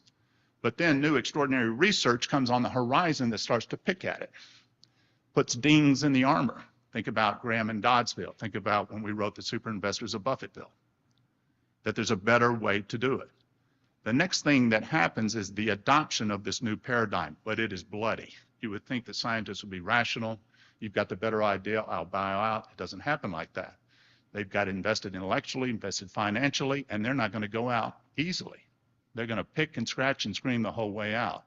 So then we're left with the afterword. The afterword. Charlie Munger's favorite quotes. And there, Thomas Kuhn uses it in his book. A new scientific does not triumph by convincing its opponents and making them see the light, but rather because the opponents eventually die. And a new generation grows up, familiar with it. Science progresses one funeral at a time. Last slide. My idea, I'm trying, I am running out of breath, guy. What I think the problem is this. One, I don't have time to wait for any more funerals, okay? Two, I don't think doing combat with modern portfolio theory works. Warren and Charlie have been doing this for 25 years, and it has not worked. Yes, people have left active management, but they haven't come to the Berkshire model. They've gone to alternatives, private equity. So my proposal is this, that we need to basically introduce a new separate equity strategy called business-driven investing, based upon what Warren and Charlie have taught us. Performance reporting, though, will be economic returns first, pricing second. And, you know, my thought is it's time for us to go out and tell the story. The analogy is this is a publicly private equity strategy with publicly traded companies. I know it sounds quixotic, but I don't think we're swinging at windmills. I think this can be done. I'll be back next year to report on how well we did. How did we do? Did I make Excellent, excellent. Was that 15 minutes, really? Thanks, guys. I'm going to comment, and then I'm going to ask one question. First of all, this is my first time in a room with Robert Hagstrom, and I can kind of say a great mind of investing. I mean, I'm blown away by your intellect. Oh. I'm blown away by the intellectual history that you've just given. Well, we all learn from great teachers, and it's out there, and Charlie and Warren were certainly great teachers. But Charlie asked an important question, Guy, and I think we owe it to him to be able to answer it, and that's what we're going to do. But now I have a question Oh, for you. okay. So your books really had an enormous impact on me. Uh-huh. And there's something that comes together when you meet the person or hear the person real life talking the way you are right now. I really mean it when I say you have an extraordinary mind. When are you going to write some more? Miles Thompson is my publisher, who was kind enough to give this punk kid in 1994 who had never written a book first chance to write a book called The Warren Buffett Way. My life would have turned out different had I not met Miles. I certainly wouldn't be up on this stage had I not. Miles was also the publisher on Investing the Last Liberal Art, and I said to him, we should do a third edition because there's many more mental models that we can put in there. And after thinking about that with Charlie passing, everything like that, we'll probably do another edition. There are a couple other things to noodle on, so we'll always be writing. Well, I want to encourage you to write more. And more specifically, this is, the intellectual history of modern portfolio theory is fascinating to me. Yeah. The people behind it. Could we, before you write the next book, have that in an article? Oh yeah, I think we've got to do. Books take a long time to do. I should do more on articles and commentaries that we can get out in quicker form. And I do want to come back next year and report. I knocked on the door at Morningstar, SEI, and Vanguard and BlackRock, and I said, this is what we should do, and I'll tell you what they said. So we'll stay in touch. That's awesome. But before you leave, let's just have Miles Thompson stand up. Miles has been a huge part of putting this together. This is Miles. So Miles was responsible for a book with a good friend of mine called The Education of a Speculator by Victor Niedhofer, which gave the inspiration for the title of my book. So even though I ended up not going with him as a publisher, which was the biggest mistake I ever made in my life, he's hugely bound up with my book as well. And what you don't see, well, you maybe do see it, but I've seen it in some professors, is that he shows enormous love combined with patience and interest in the individual who's doing the writing that you can see in his face. I don't know if you can see it, but thank you for being here, Miles. Great. Robert, thank you so much. That was incredible. So I almost felt like Gillian's husband, Brian, should introduce Gillian, but he's introducing somebody later. That is a whole Berkshire story worth sharing right there, because I ended up connecting a business school classmate of mine with somebody that I'd met at the Debbie Bosanic dinner.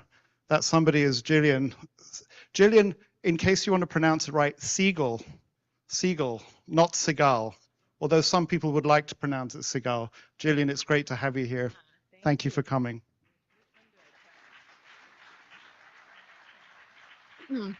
Hi. So I am the author of this book, Getting There. And to put the book together, I took 30 people from a broad range of fields, but they're all at the very top of their field. And I talked to them about the road they took to get to where they are, focusing on failures and obstacles and lessons learned. And they gave the best advice and wisdom that they had to offer. And what I would do is I would meet up with the person in person and take a photograph, a portrait of them, and then we would have a talk, and it would take about an hour usually. And afterwards, I would go home with about a 20-page transcript and narrow it down to about 6 pages per person.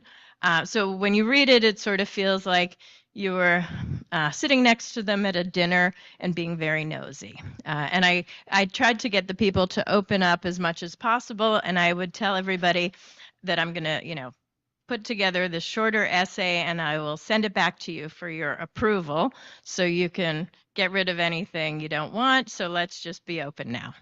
And of course, when I was putting together a book like this, I wanted Warren Buffett to be in it.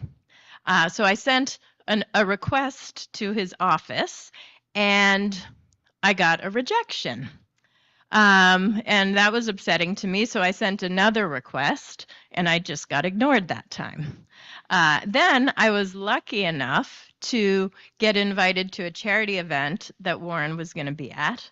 And so I said, all right, I'm going to ask again, and I'll see how it goes to try it in person.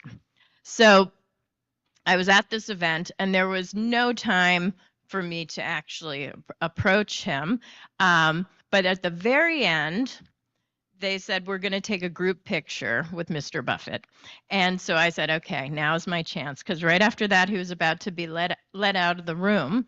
And so we were all standing, and after the picture was taken and the group was dispersing, I went right up to him in his ear and gave him a 30-second elevator pitch for the book. And he said, how long will this take? And I just said 10 minutes. Which we know. I'd never done anyone in less than about an hour, but I figured I'll take what I can get. I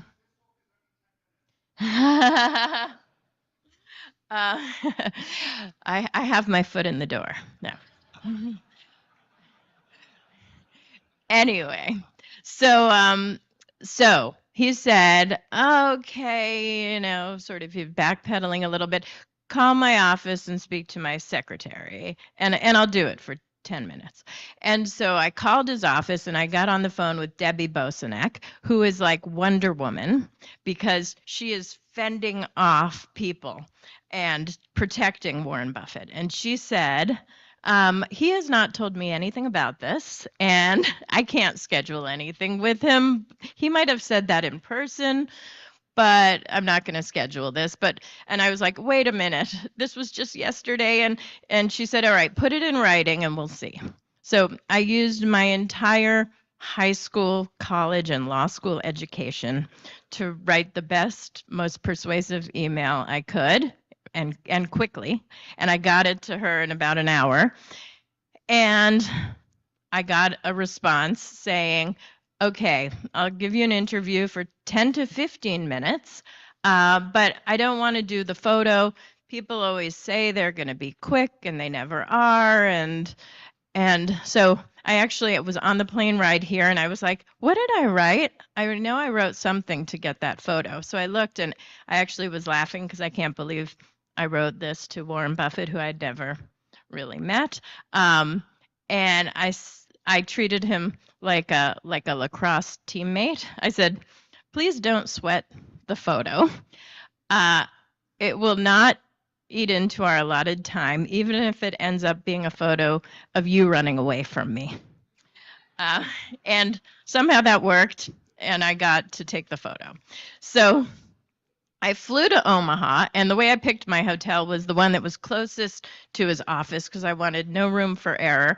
And, oh, wait a minute. Before I get to that part, I had to schedule it with Debbie. And this was something that was like so surprising to me, which is that once I had gotten in past her, she was telling me all of the available times, and it was like, okay, this week he's available Monday, and it was a huge block of time. Tuesday, huge block of time. Wednesday he has this, but Thursday, huge block of time. And I just realized he is who he is because he guards his time, and he has time to do the important things. He's not overscheduled. So that was an interesting insight into him.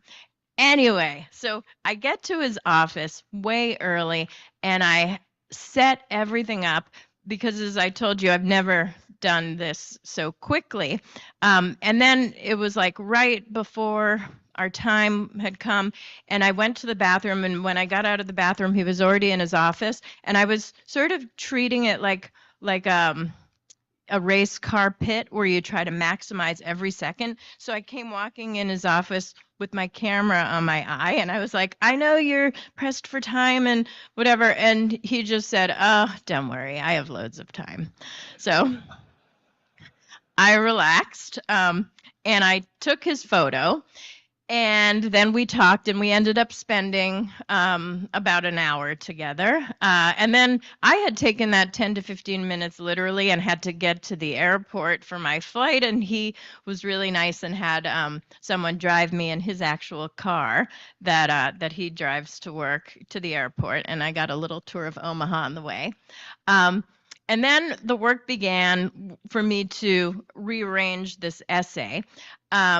So I spent, about a week doing it, and I sent it to him, and I was a little nervous, but I got an email back saying, you don't need to change a thing. You got my voice right and my ideas right. Maybe you should start writing speeches for me. And I was like, okay, that is great. Done with this Warren Buffett chapter, and I'm moving on. But then a few months later, I was out to lunch with a friend, and he said, what did he think of that photo you took of him? And I said, I didn't send that guy my photo. I mean, he gets his picture taken all the time. He doesn't need a photo. And my friend said, but yours is so good. You should send it to him. So I went out and I bought a $10 frame, and I sent it to him and one for Debbie. And lo and behold, a little while later, I got an email from them saying, we love the photo, and you ruined it for all of the other photographers because everyone says they need so much time, and you did that so quickly. Oh, wait. Here's the photo. That's him in his office, and he talks in his essay about his father and how, he always thinks about how his father would view everything he does. And there's a portrait of his dad in the background.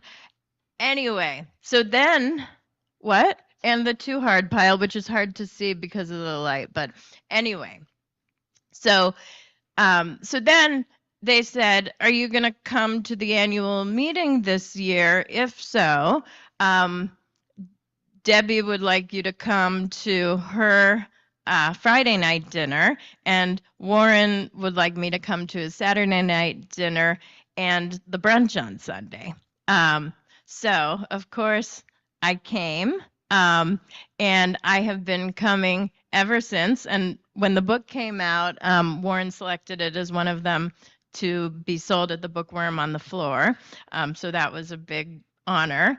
And I just want to say that coming here has really changed my life because I have had the opportunity to get to know so many incredible people, a lot of whom are in the room right now. And the Guy doesn't like it when I give him this shout out, but especially Guy, who is a super connector and one of the sweetest and most generous people I know. And he introduced me to my husband and officiated at our wedding. And yes, he did pronounce my name wrong. Instead of Siegel, he was saying Segal, which made me seem a little fancier.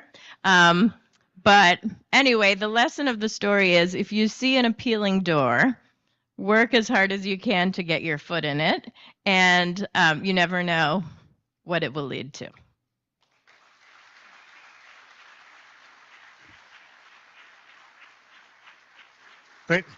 Great job, Gillian. And when I saw Gillian at Debbie's dinner, I thought she was Kathy Barron Tamraz, and I wanted to talk to her. I wanted to learn about the acquisition of Business Wire, but that's The other lesson is look like Kathy. well, EQ through the roof, like the highest EQ you've ever seen in your life. And but the good news is that you can learn from it and it can rub off on you. So if you're like me and you have about 1/3 of Gillian's EQ, if you've got people like Gillian around you, you can learn from them. I think that what I want to do is not take any questions, Gillian, and move on to lunch, the last speaker. But yeah, we're going to move on to the last speaker. Yes, Thank you. you're Thank you so much, Gillian. So what I'd like to do now is I want everybody to stand up and give Dorothy Obert a standing ovation before she comes and talks. And you'll sit down again once she's on the stage. So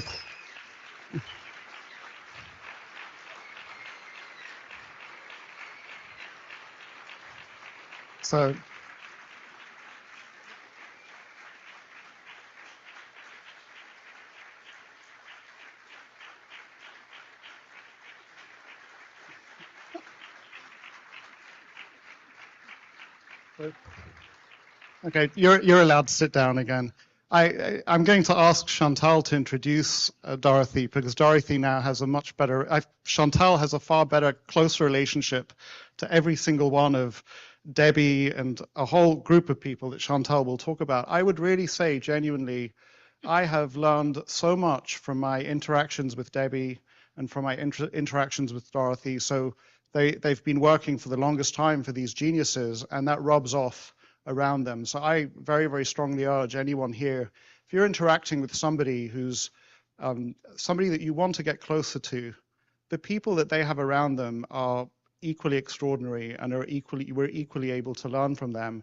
I don't think I would have been able to attract Chantal into my life if I'd not studied what Debbie and Dorothy were doing around the people that they worked for. And so with that, and I'm going to, while Chantal introduces Dorothy, I'm going to give Dorothy a hug because she deserves it. All right, for those of you who don't know me, I'm Chantal Hackett. I am very proud to be the Chief of Staff for Guy Spear at Aquamarine. I learned what a Chief of Staff is because yeah, I learned it from you. Yes, Beverly, you taught me what that was. So once a year at Aquamarine, we organize an event called VALUEx in Klosters, where we share value investing ideas with sharing in the group. At Aquamarine, we try to add value for our investors, but also in different ways. And I've learned that also from the people at BRK. They're all very, very giving and warm and friendly. And I was very gebauchpinselt, as they say in German, belly tickled when I was included in the group of you, Beverly, and Debbie Bosanek and Durte. I've learned a lot from them, so I'm really, really pleased, and we're very honored that you're willing to speak at our event today. Thank you so, so very much. So I leave the floor to you. There we go.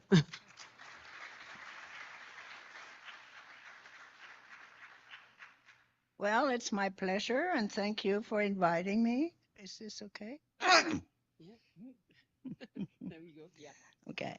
Well, it's a lot of fun to listen to the people who talked before me, how they got to know Charlie Munger and how hard it is to get on the calendar. And of course, they had to go through me, you know. And the standard was, 10, 15 minutes. And photography or not. And it was up to Mr. Munger if he wanted to extend it or not. But during the annual meetings, we couldn't extend it, you know, it was boom, boom, boom. But, you know, I didn't have to open the door. Mr. Munger came to me and asked me if I would work for him. You know, we saw each other in the hall, but anyway, so he came and I said, fine. But I'm German and my family is in Germany and Christmas is a big time. And I said, well, I have to go home for Christmas. And if you don't like it, I can't take the job. He says, oh no, you can go. That's how a frank and open relationship started. You know, it was very frank. Our offices were next to each other. And sometimes I thought, well, it's so quiet. It was only the two of us. And it's like a Christian Science reading room. And then I hear this voice, Dorothy. I think he just called out to see if I was still there.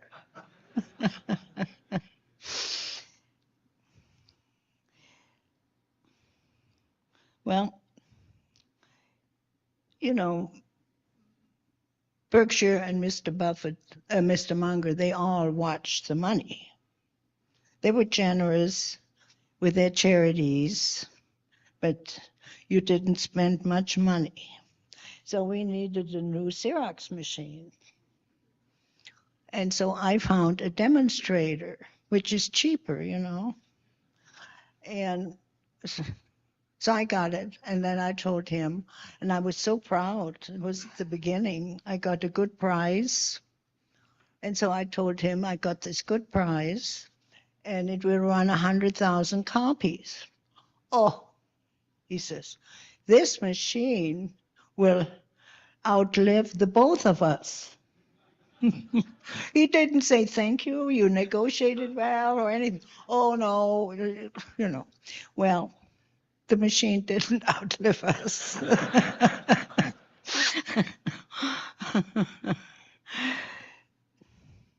So I don't know, Mr. Munger wrote the book Damn Right with Janet Lowe many years ago. And he really wrote it. It was the three in the office. Mr. Munger in his office, myself in front of my computer, and Janet Lowe next to me with her computer. And he did write everything in longhand.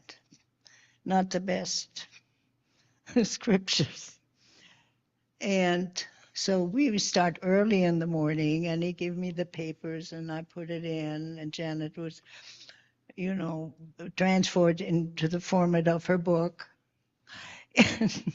So then he got up, you know, he wanted me just to get this done.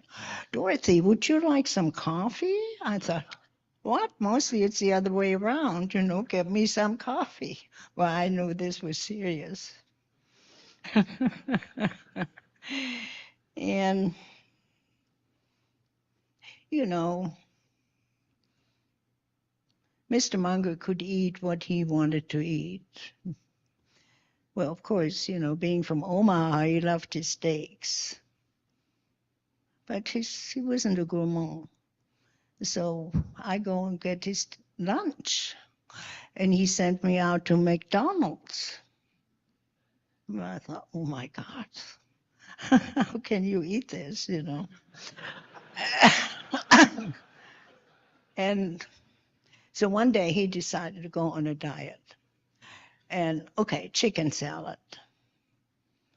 And so he said, we'll get it at McDonald's. So I did one time. And terrible. And so I just went to the California Pizza Kitchen and got their chicken salad. And the chicken was really nice. So the next time he called, he says, well, get me my usual, but go to this place with the better salad.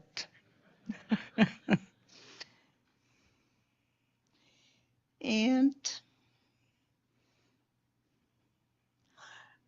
well, the other thing, you know, we had such a good working relationship, and he just trusted me completely. You know, you handle it. You handle whatever it was. You get it done. Well, it was a long time. It was a good time working for him. But, you know, he was a big, burly man, and you would think, I'm a little thing. But we worked it out. I guess this is about it.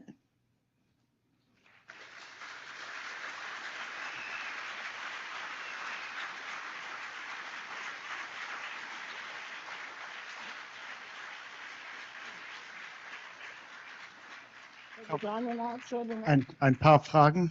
Pardon? A few questions. Well, I'll see if I can answer this. Who'd like to ask some questions to Dorte? You need to come to the microphone. Just come to a mic, and we'll do 2 or 3. And we have, go ahead, Sachi. This is Sachi Trivedi from Luxembourg. Yes. Thank you, Guy. Dorothy, thank you so much. This was so touching. The question I have for you is, it weaves in 2 questions, but I'll do it anyway. When you started working for Charlie, did you have a sense of how big a legend he was going to be? No, of course not. And actually, he asked me to work for him. I didn't know what I was into. And so I think a year later, I said, what made you think this will work out? He said, I like krauts.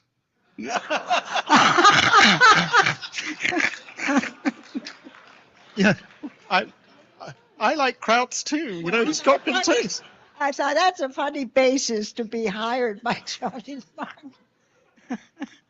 I guess there was a little more than just being a crowd, But after 31 years, okay.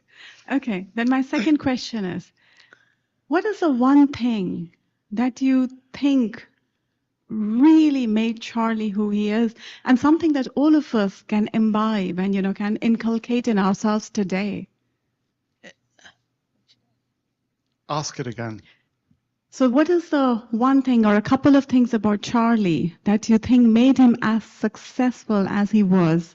Something that we can learn, we can imbibe in ourselves today? Well, he was the most focused person I ever met. I mean, I might get a call and I think he might want to talk to the person. And, our office were next to each other, but then I'll get up and kind of walk in his office and he's reading and he's writing. And I thought, it's not so important. Okay, so I take a message. If it was important, and he'd still do the same thing. I'd say, Mr. Munger? Yes, Dorothy? So-and-so is on the phone. Okay. His time, too, he wouldn't talk to, I was kind of a wall for all these calls he would get, but I knew, whom he would talk to. And he was very self-disciplined. He was on something, the world could fall apart. He just continued. Wow. Thank you so much. Yeah, and thank you for asking the question, Sachi. Yeah. I think that success leaves a trail. And even if it's just, it's dust, you're right to pursue it. And when you put together lots of those different things, you get a picture. And we're very grateful to you for being here. We're going to take, I think, one more because we're so late. I'm so sorry about the other 2. So this is the last one here with the yellow jersey. I'm blanking. Can you believe I'm blanking on your name? It's Cox. Coxie. How can I blank on your name? So Coxie, make it good. Thank you. Thank you. Firstly, thank you again for being here. I really appreciated it. I am the CEO of a company myself, and I failed at having a good relationship with my executive assistants for the first 8 attempts. And similarly, perhaps to your story, I asked a young girl who was still at university to be my executive assistant 2 years ago, and she is still my executive assistant, and she's finishing university, and I just wondered if you had any advice for her, given you've been on such an incredible path yourself.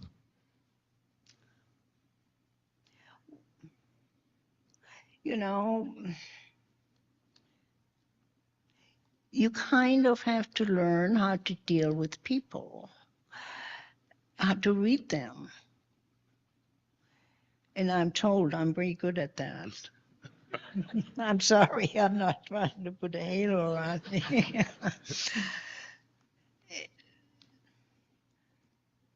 I think that's the main ingredient. And you know, it takes a lot of trust. And you have to trust each other. You also have to trust your boss. And, you know, I wouldn't let anybody walk over me. And I made that, you know, he knew that. So, and he wouldn't challenge me. And sometimes he even would listen to me. Thank you so much. I'll tell her.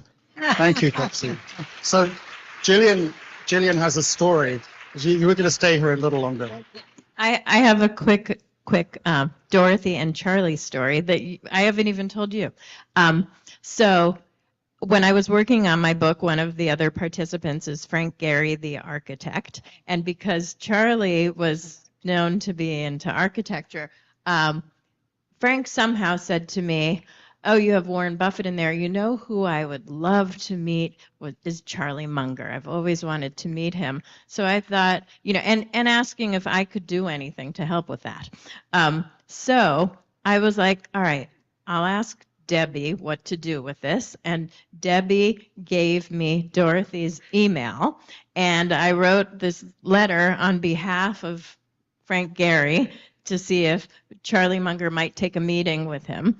And this shows what how focused Charlie is and what a good match the two of you were. I got a response from you, and it was one word: regrets. And it was on the email. It was on the email, you know, and I just had to scan it.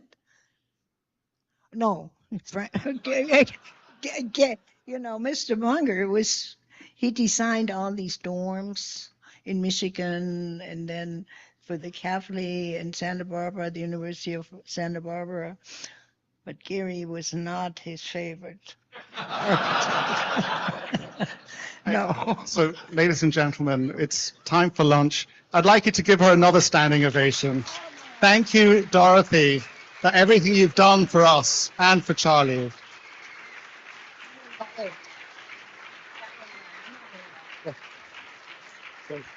Thank you. Oh, we're doing photos. So, yeah, just. So I'm not sure what's happening now. David, come and tell us what's happening. Are you? Yeah, and give us the timetable. Ladies and gentlemen, I give you our CFO who's going to tell us what's next. I try to follow his instructions. It works for me. Here's David. Don't mind the Swiss accent. So now there's lunch outside. Please be back in the room at 1 p.m. So yeah, 1 p.m. or 1300, yeah.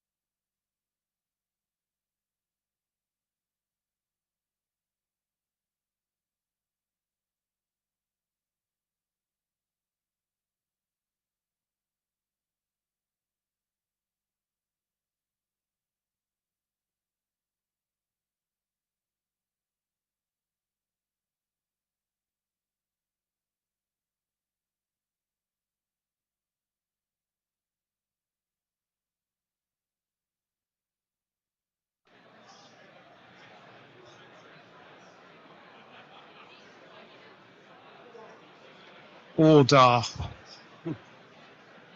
Order.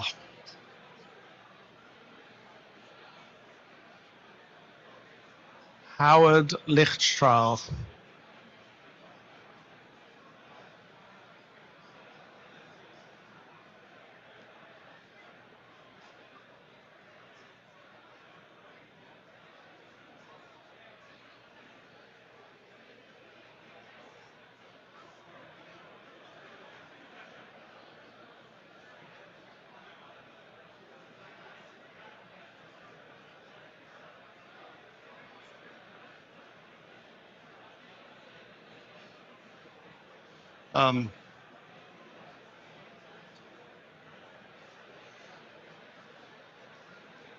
Order. You guys are having too much fun.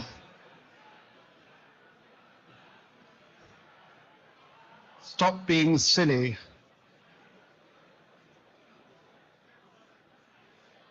We have to go back to work.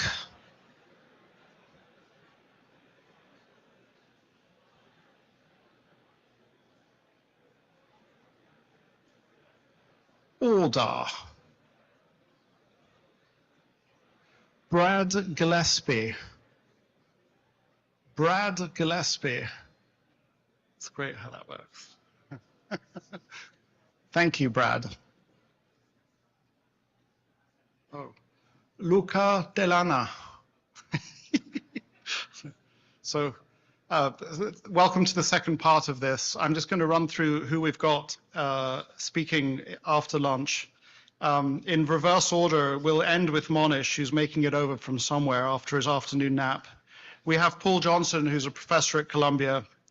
Andy Slavitt is he was pretty senior in the Obama administration. He's here for the first time, might be future health secretary, I believe.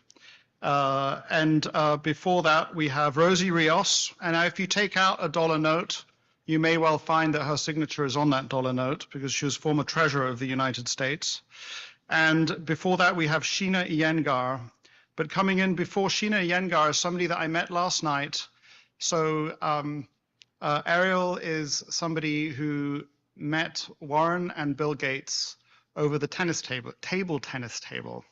And she since studied at Princeton University, and she now works in AI. And I asked her last night, Ariel, if she'd tell us some stories about what it's like to play table tennis with Warren and Bill, and she said yes. So here we are, and it's great to have you here. Thank you.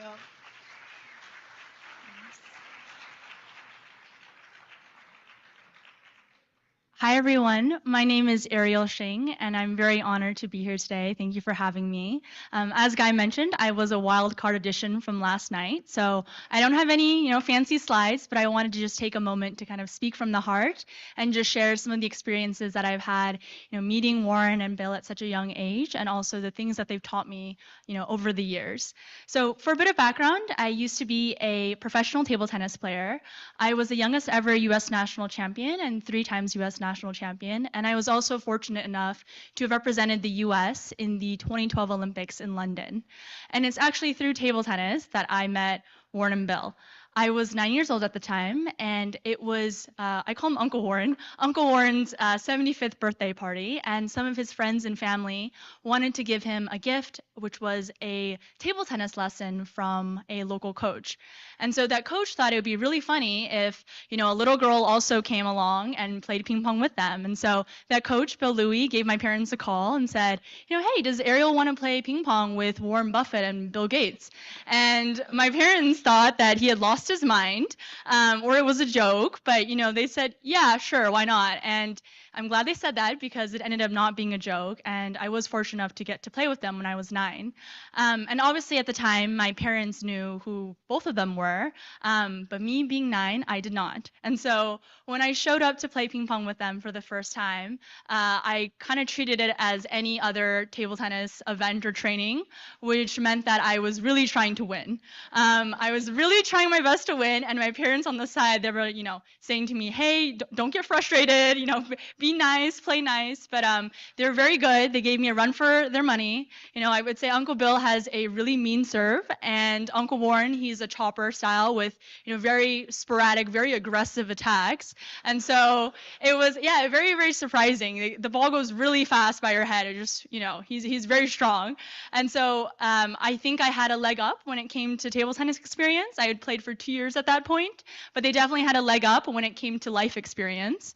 But it was just an incredible opportunity to meet them. And ever since then, I've been coming back to the Berkshire Hathaway meeting almost every year. I started playing, at Borsheim's on Sunday with Uncle Warren, Uncle Bill, and the various shareholders. So maybe you've seen some pics of, really large rackets that, Uncle Warren was holding. So that was with me. But yeah, just very, very fortunate since. And I've been coming to the Berkshire Hathaway meeting now for, I want to say over 15 times. So more than half my life at this point. And I just feel so incredibly thankful and honored that I've been able to meet such incredible people at such a young age. And it's really shaped who I am today. And so I wanted to share just a couple of the lessons that I've learned throughout the years, whether directly from them or just through osmosis, getting to see who they are. Because I think they really helped me when I was playing ping pong and also even now, in my career. So I think lesson number one that I learned from them is really to be humble. And I learned that from them the very first time I met them when I was 9. And both Uncle Warren and Uncle Bill were so incredibly humble. They showed up to the ping pong venue in the same exact minivan that my parents drove. The only difference was that they had a driver, but otherwise very, very low key and just so humble. I didn't fully understand who they were at the time, but they just came across as any other kind of uncle or auntie. In Chinese culture, we call kind of our elders that, and so I just started calling them Uncle Warren and Uncle Bill because they were just so down to earth and just felt like my uncle from next door. And so I've taken kind of the be humble approach when it came to table tennis, because you should never underestimate your opponent. I learned that with Uncle Warren's smash and everything, but never underestimate your opponent. And when it comes to kind of now in my career, I always try to be humble. I think an event like this is so incredible because you get to meet folks from all different walks of life, folks who have succeeded in different elements of their life. And so I definitely take that approach with me, and I think that's definitely a perspective that I want to continue taking with me until I turn 93 too. The second thing is that I learned from them was really find what it is that you're passionate about, so you can turn that into what you do full time and it doesn't feel like a job anymore. And I definitely felt like that when I was playing table tennis. Table tennis never felt like a job or a chore to me because I absolutely genuinely loved playing. And even now with my career, when I graduated from Princeton, I first joined McKinsey, and it was to figure out what it was that I was really passionate about. And from there, I ended up joining an AI startup, and I've been so thankful ever since because it's something that I'm so passionate about, so it doesn't feel like a job anymore. And I think that's a really important lesson, especially for maybe some of the younger crowd, because I think it's really easy to get caught in the rat race of what you think other people want you to do or what you think you should do. But I think it's really important to kind of keep that as your North Star, which is to really focus on what it is that you're passionate about, because then it won't feel like a job anymore. The third lesson that I learned from them is that you really need to spend time to excel in something that you do. And so for table tennis, I played for over 10 years. I was training 3-4 hours a day, 6 hours on the weekends. And even now, when it comes to work, I try to actively participate and think through what are the things that I could do better or improve upon. I think another thing I learned from them too was just really around self-awareness and willingness to admit when you're wrong or when you've made mistakes and really self-reflect. And so I think that's something that I did when I played ping pong. After every match, after every practice, thinking through what are the ways that you can improve or do better. Even when it's a match that you won, by the way, I think you can learn a lot from that in terms of how you can continue to improve, because there's always a next step, a next level that you can get to. And now at work as well, from something as tactical as hey, how could I have had this conversation or this meeting better, to how could I have driven to this big strategic decision faster. And so I think those are just a few of the lessons that I've been fortunate enough to learn from them, but it's really shaped who I am ever since I was a little girl. So I feel incredibly thankful and lucky to have learned these lessons, and very thankful to be able to share them with you as well.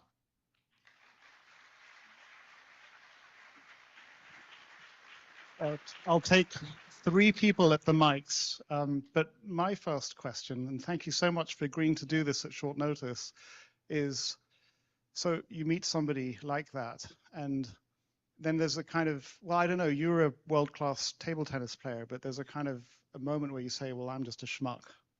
And and you nodded, so you clearly have had those moments. So while 2 or 3 people gather at the mics, if you want to ask a question, tell us about that if you can.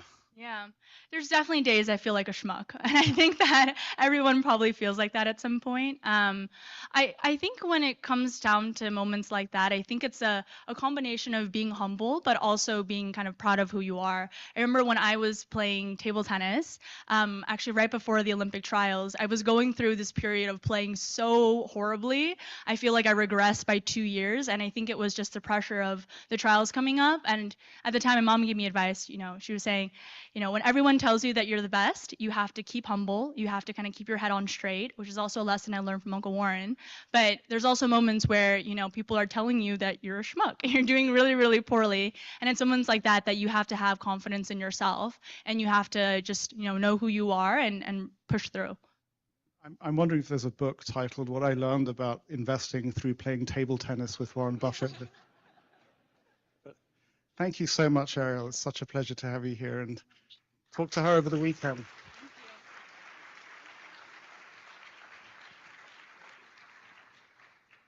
So the next person who's coming on stage, I've had the opportunity to observe Sheena, and you're welcome to start coming up. And it's incredible because, if I feel an extraordinarily strong presence of Sheena's in the room. I don't know if any of you will agree. But there's an intensity that comes perhaps from the focus that Sheena has. She's been listening intently to everything that's been going on, and there's I have a kind of an envy in a way, because there's a focus there that really impresses me. I'd like to welcome Sheena, who's a professor at Columbia Business School, has written a book on choice that I was very impressed with, and she comes and tells me just now that that's not what she's going to talk about. But we've had a tech test as well, and with that, I am going to hand the mic to Sheena. Sheena, such a pleasure to have you here. Thank you. Thank you so much. And, do you want to hold on to this? Or should I take it back?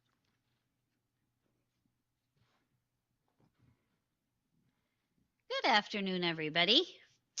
My name is Sheena Iyengar, and I am a blind Indian American professor at the Columbia Business School, where it all began with Warren Buffett. And I guess I'm the first person that I've heard so far that actually never met Warren Buffett. I have had the privilege of getting 2 messages from Warren Buffett. The first came in the form of a letter after I wrote the book, The Art of Choosing. He wrote me a letter that he had read the book and that he found it interesting, and he sent me some Indian mangoes.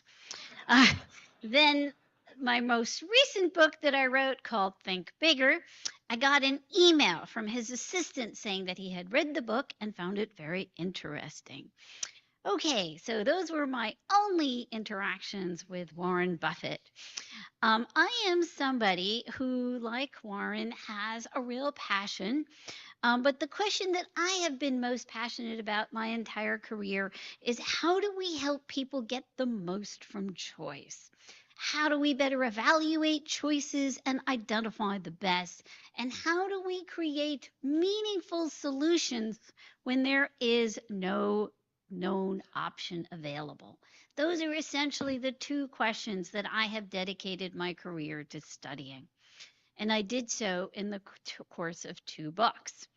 What I'm going to do today is I'm going to present to you first a methodology and then a tool that you can access that helps you do exactly those 2 things. So no, I'm not one of those academics that's going to stand up here and give you a theory.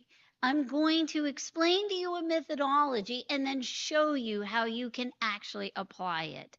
And so my colleague here, Elliot, is going to be brave enough to do a live demo in just a few minutes of something that we have spent less than 2 months actually creating. So think of a problem, maybe a work problem. How do I deal with my competitors? How do I raise capital? How do I identify the next best investment, whether it's in technology or something else? We know these sorts of wicked problems, and we know how difficult it is to get it right. And what are our go-to strategies? Well, some of us might have a complex spreadsheet in which we kept all our notes, and we do pros and cons analyses where we compare and contrast various options.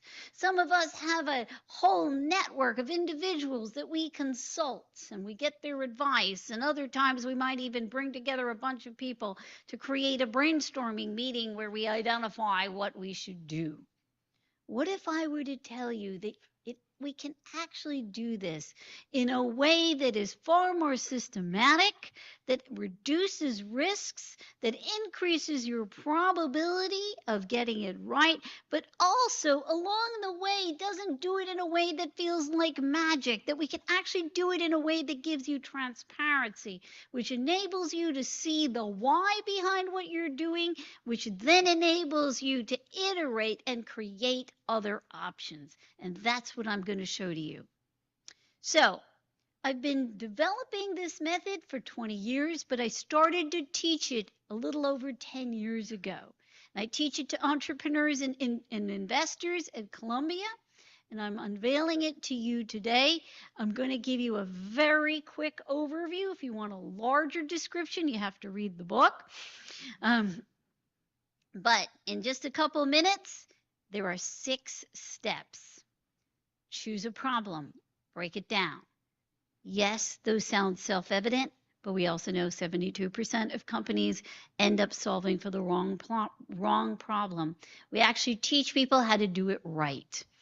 Then, compare wants. We often struggle to figure out what's the right decision criteria when we have a bazillion options put before us. And Lord knows the number of options we have today are incredibly complex. There's the good, the bad, the indifferent, the trivial, the irrelevant. So compare wants enables you to consider who are all the stakeholders you need to take into consideration and what do they want, and we do it in an intentional way as we go about to thinking about our problem. Then we have 2 steps, search in and out of the box, and the choice map.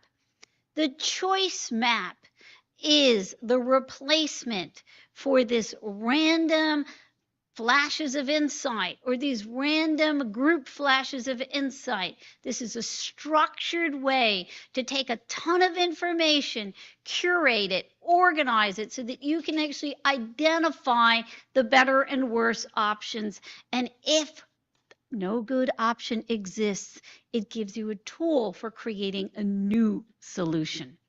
So what is a choice map? You have your problem at the top.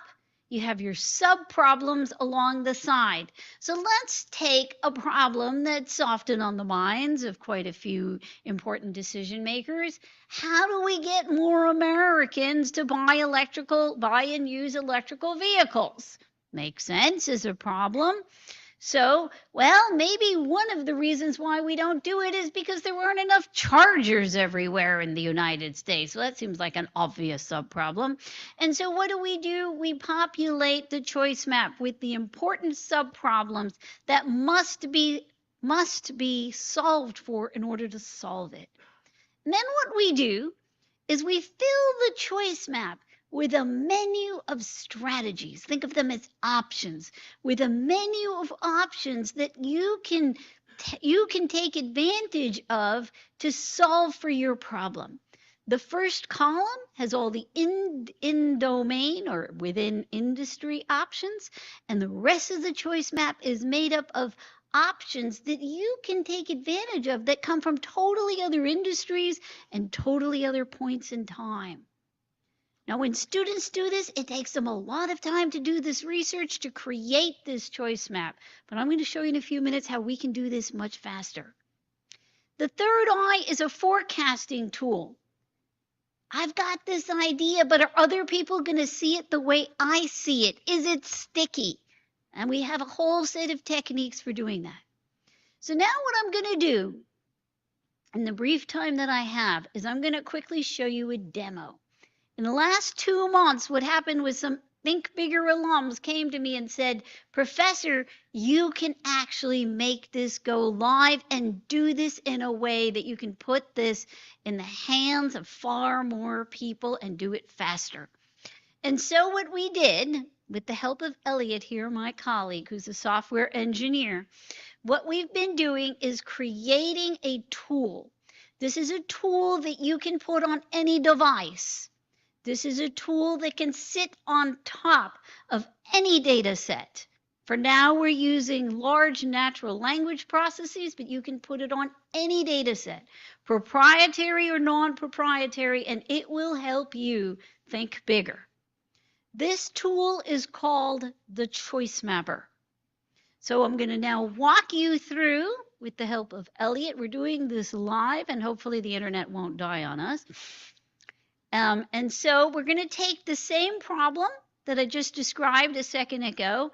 What would it take to get all Americans to use and buy electrical vehicles? Okay. So Elliot, do you have a mic? Maybe I should move this. I do, but I'm also typing. You do. Perfect. So he is now putting in the problem. This is called the Choice Mapper.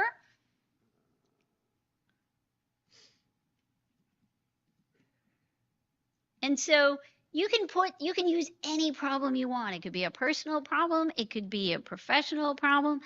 Technically, you can do this with any problem you want. So you put in the problem. And now once you put in the problem, you know how it takes us weeks to really study a problem to figure out the breakdown? When he puts in this problem, he's now going to hit the button, and within less than a minute, it's going to give you its first pass. It already has done it. Its first pass on the subproblems, right? Now you can edit these. Maybe it did. Maybe you know about something that it didn't know, but it gives you the first pass. Okay, so what's like one subproblem of these 5? I think the most interesting one is how do we ensure equitable access to electric vehicles for all socioeconomic groups? Okay, so notice here it gave you its first pass of 5 subproblems. You can edit these, but let's keep going. Now the next thing it does, it asks you about who are the stakeholders that you need to pay attention to when you're solving this problem. So it's now going to take us to another screen where we get to input the stakeholders. So I'm gonna pretend I'm a big boy, and I'm gonna say I'm the CEO of BYD. All right, he's the CEO, and who's our target? All American car drivers. Ooh, okay, that's ambitious.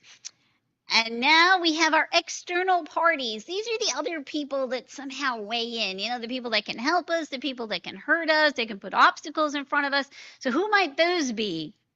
Or certainly Elon Musk. Yeah, Tesla. Regulators.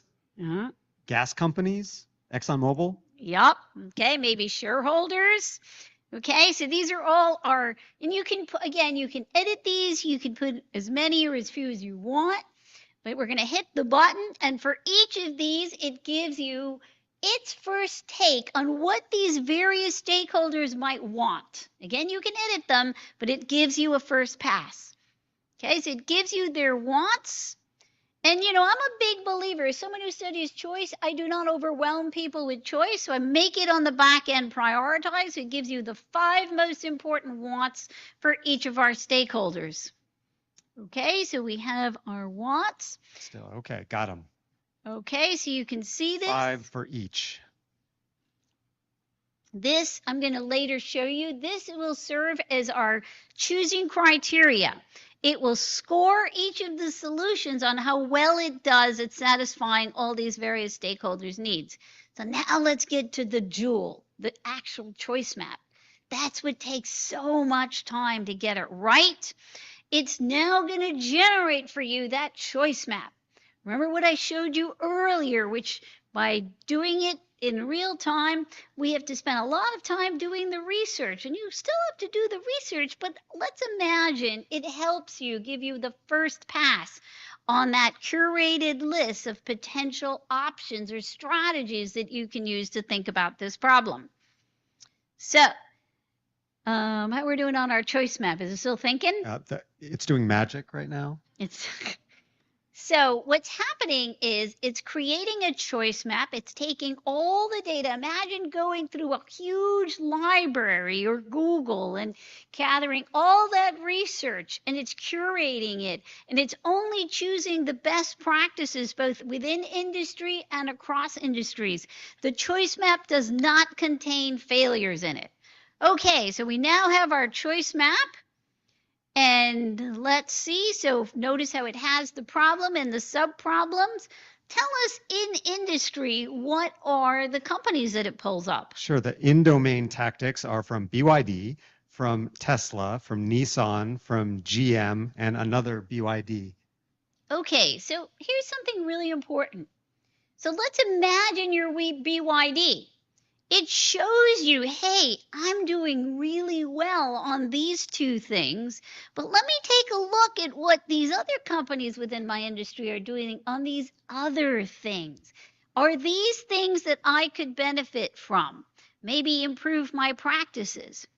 Now, the other thing it does, so it now enables you to see your competitors. The other thing it does is it enables you to look at other industries. So let's look at these other industries and think of these as analogs because they're solving for similar problems. Can I learn from them? It's also looking in history. So let's look at some of these other analogs, Elliot. What do they have in there that's interesting? Sure, I think, well, I'm wearing a Casio watch right now. So it's including Casio, consumer electronics. It's including McDonald's, the fast food restaurant. It's including Patagonia. It's including Singapore government. And then it's got Airbnb and Khan Academy, Whirlpool, the home appliance company. Cool. Okay. So can you see the diversity here? The diversity across cultures, industries, time. It's giving you a menu, but it's making it manageable. It's about 5 by 5. Can you edit it? Absolutely. Notice how every single one of these has a link that shows you the verification. We do not believe in hallucinations. We do not believe in fake news or false information. Everything has verification. Now, what we're going to do is show you, if you were coming up with a strategy, let's take the best practices within industry.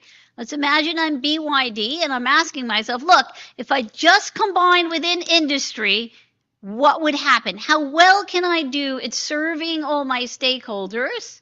So it's doing what we call choice mapping, which is creative combination.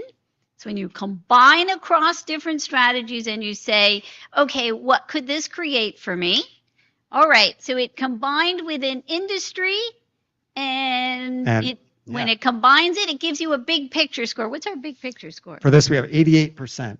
Okay, so this means that, look, if I just combine the best practices within industry, I can account for about 88% of the big picture.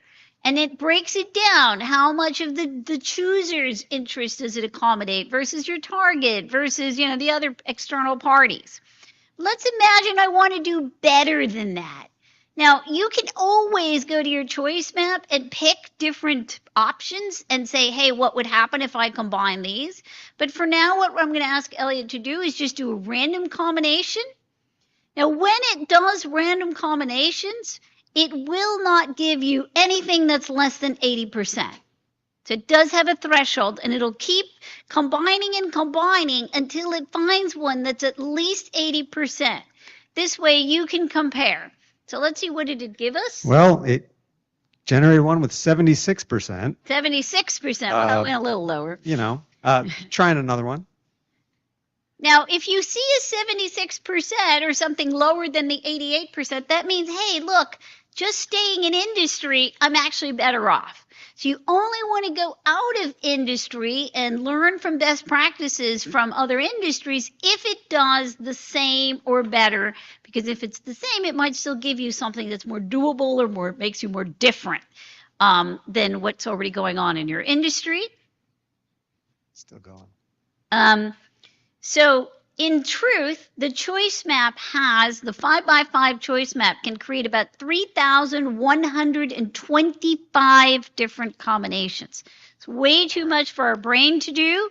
But what this does is it goes through it and it gives you ones that are fairly good.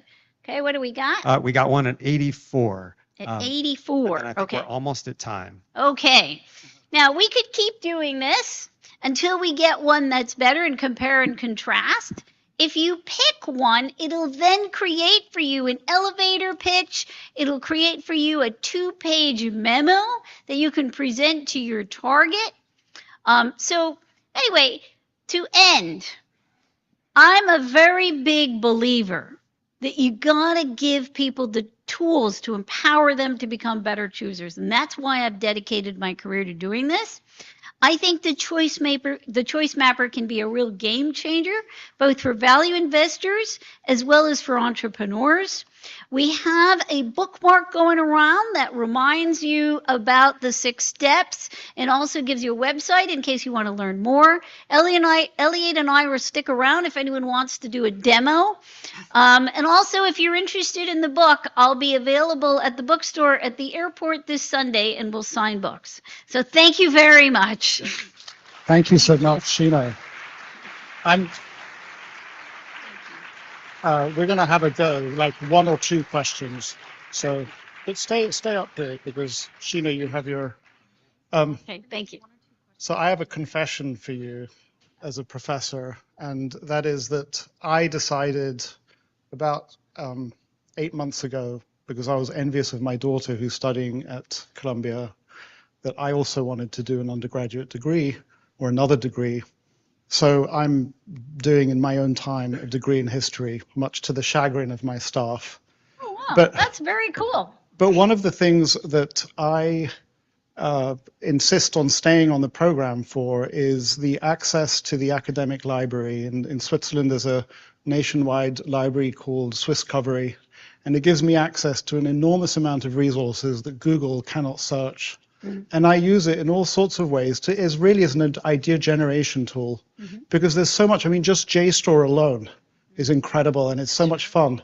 And in a way, this is an incredible resource.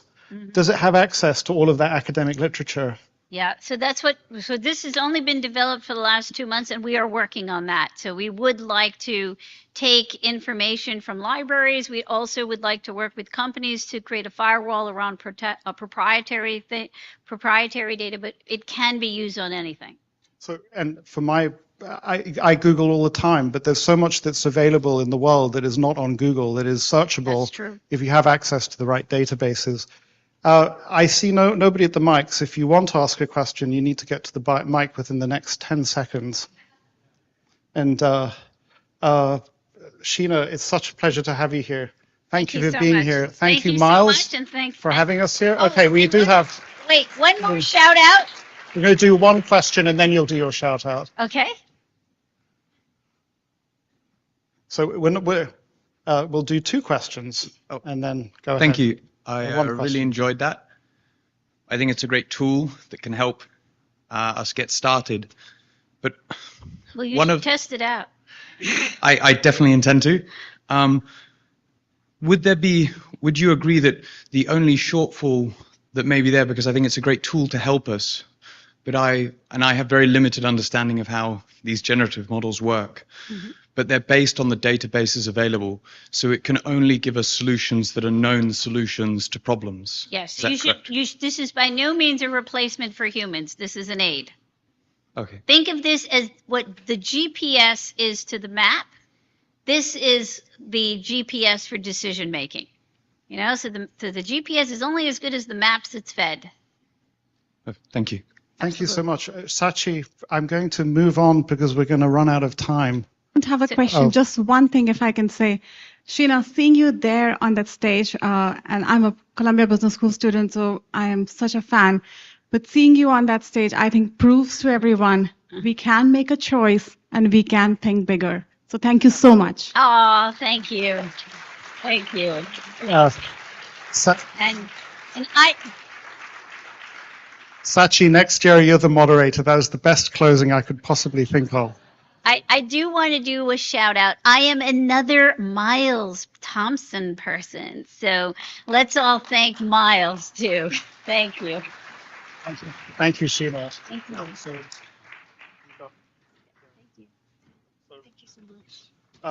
I don't know how many of the dollar bills circulating today have Rosie Rios's signature on them, but we're going to find out, I'm sure. And the beginning of Rosie's talk is going to start with the video, and it's going to end with the video. She's somebody that I met at the Buffett branch, and you know, it's what happens around the Buffett branch or around Warren Buffett. It's not that Warren Buffett necessarily changes your life, but so many people around you change your life. Rosie Rios has changed my life in one extraordinarily significant way when we walked out of the Treasury building to the White House, and she said, "Don't worry, there's going to be about 30 men who start walking at you in the opposite direction from the White House. They're just Secret Service. They're not going to do anything to you." But it was an enormous amount of fun, and it's great to have you here, Rosie. And now we'll roll with the video. Money's kind of an interesting thing. People seem to like to talk to me about it. I mean, they don't ask me how to dance or anything like that, but they do ask about money. And so if we'll put up 20-1, it's a photo of a $20 bill down in the lower left-hand corner. Incidentally, I think Rosie Rios, who signed this note, I think she signed more U.S. currency than any other person in history. So if you see Rosie, you know, you cozy up to her. I mean, this is a woman that has issued a lot of currency. So how often do you get a shout out at a Berkshire Hathaway annual shareholders meeting? So my name is Rosie Rios. I'm the 43rd Treasurer of the United States. And yes, that is my signature on the lower left-hand side of most of your money. In fact, I'm on about $1.8 trillion out of $2.2 trillion of U.S. Currency in circulation worldwide. So I can honestly say that no one has made more money than I have.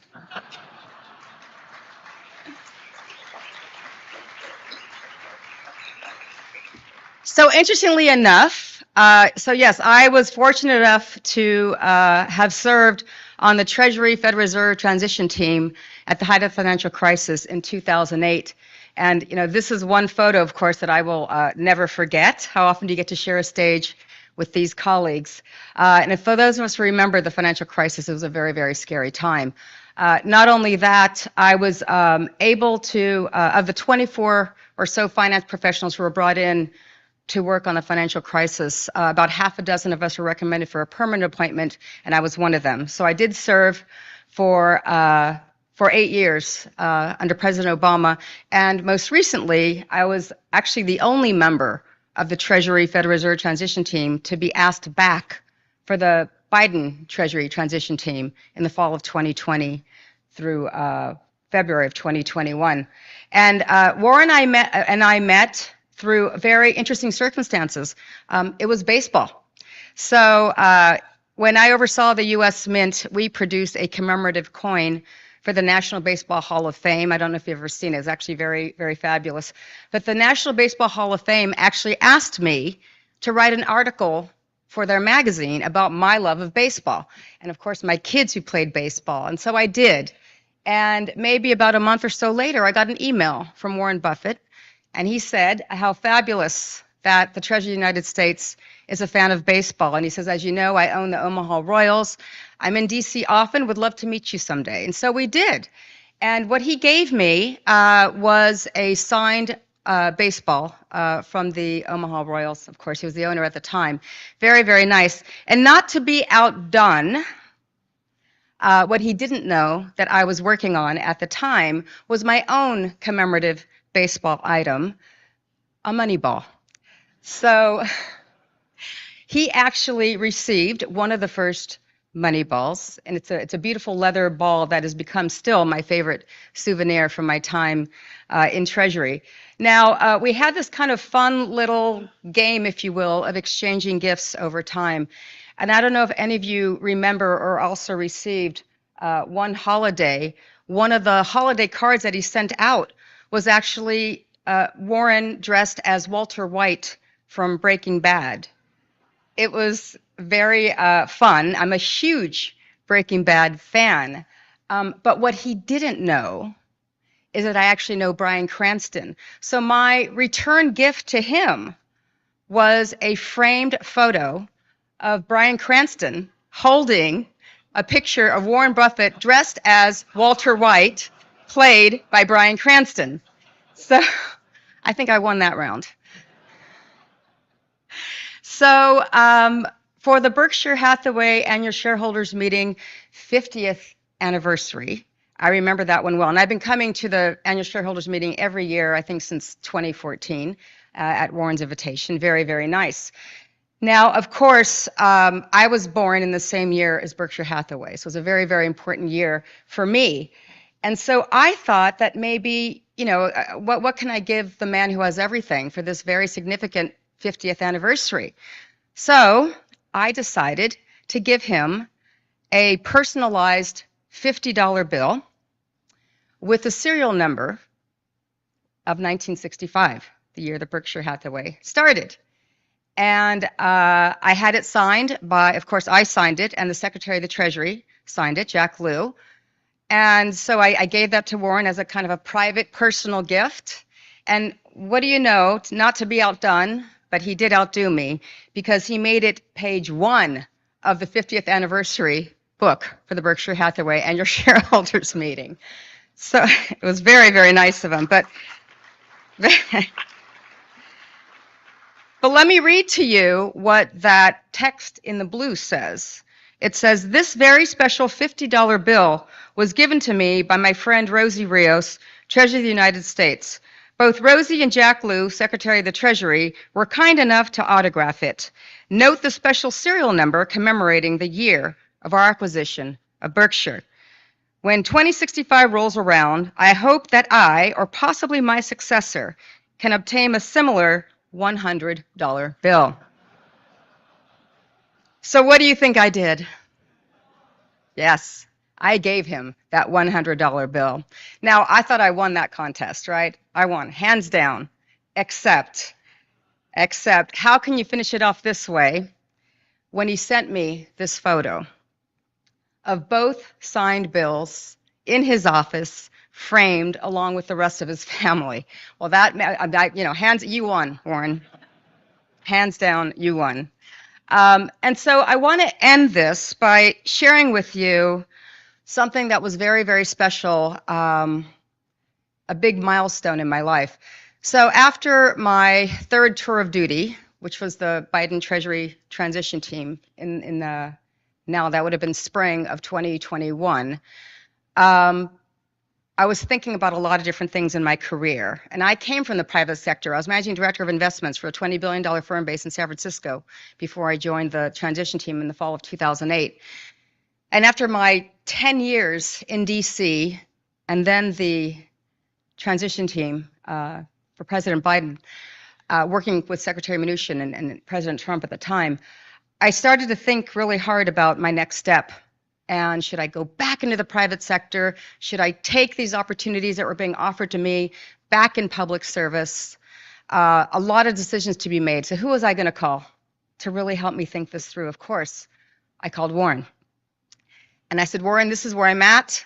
This is what I'm thinking about. I'm not quite sure exactly what to do. My mom just had her first stroke at the time, and my daughter was at UC Davis in California. I was back in the Bay Area, so I had a lot to think about, a lot to weigh. And he said to me, I will never forget it. He said to me, "You have done your public service. You've done more in 8 years than most people do their entire careers." He says, "This is about you now. It's time for you to invest in you." He says, "Don't always take what comes your way. I'm sure they're offering you the sun, the moon, and the stars, but what is it that you want to do? You got to follow your heart. You got to follow what's meaningful to you." And I thought about that for a long, long time, and I made the commitment at that time to not go back into the administration. And I started a number of things. I'm the co-host of several investment reality shows, doing a bunch of different things, and then something happened about 1.5 years ago. So who remembers the bicentennial of 1976? I do. Yes, I do very, very well. I was 11 years old, and I remember clearly my My bicentennial quarter, which I still have, by the way, so 25 cents as an 11-year-old girl was a life savings. I still have that. I remember taking the field trip to the Freedom Train that brought around the national treasures around our country. I remember seeing on our black and white TV the tall ships coming through the New York and Boston harbors. I remember clearly July 4th, 1976 in Hayward, California. It was a foggy night, but those fireworks were never brighter. So when I was asked by President Biden to lead our country's effort in planning the 250th anniversary of our country in 2 years, 2026, how can you say no? And that opportunity would not have come my way if I didn't really think hard about what's meaningful and think hard not just about the past, but about our future. I want my kids to feel what I felt on July 4th, 1976. I want them to love our country the way I love my country and the way I think everyone still wants to come to this wonderful and resilient country to pursue their own American dream. So I'm going to end my presentation with this video that we have launched as a public initiative for what is now called America 250.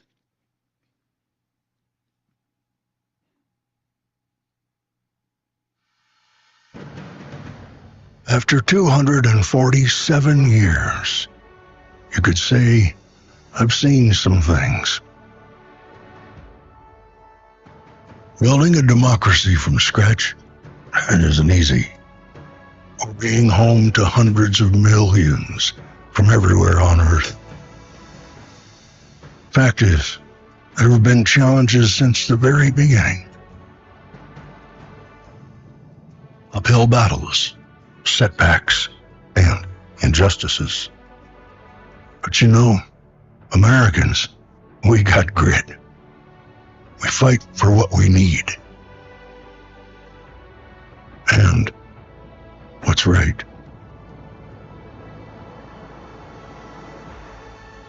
What we want for the next generation. We take care of each other when it gets rough. We inspire each other.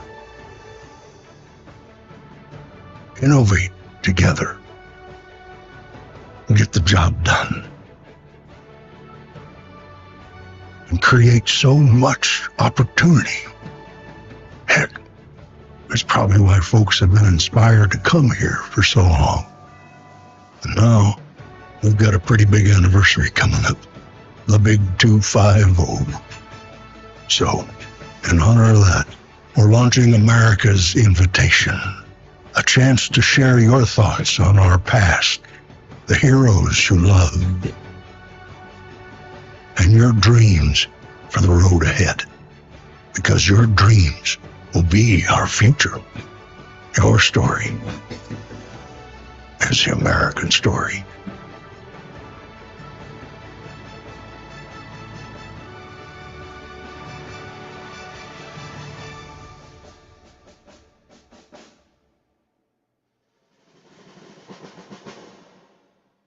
Thank you.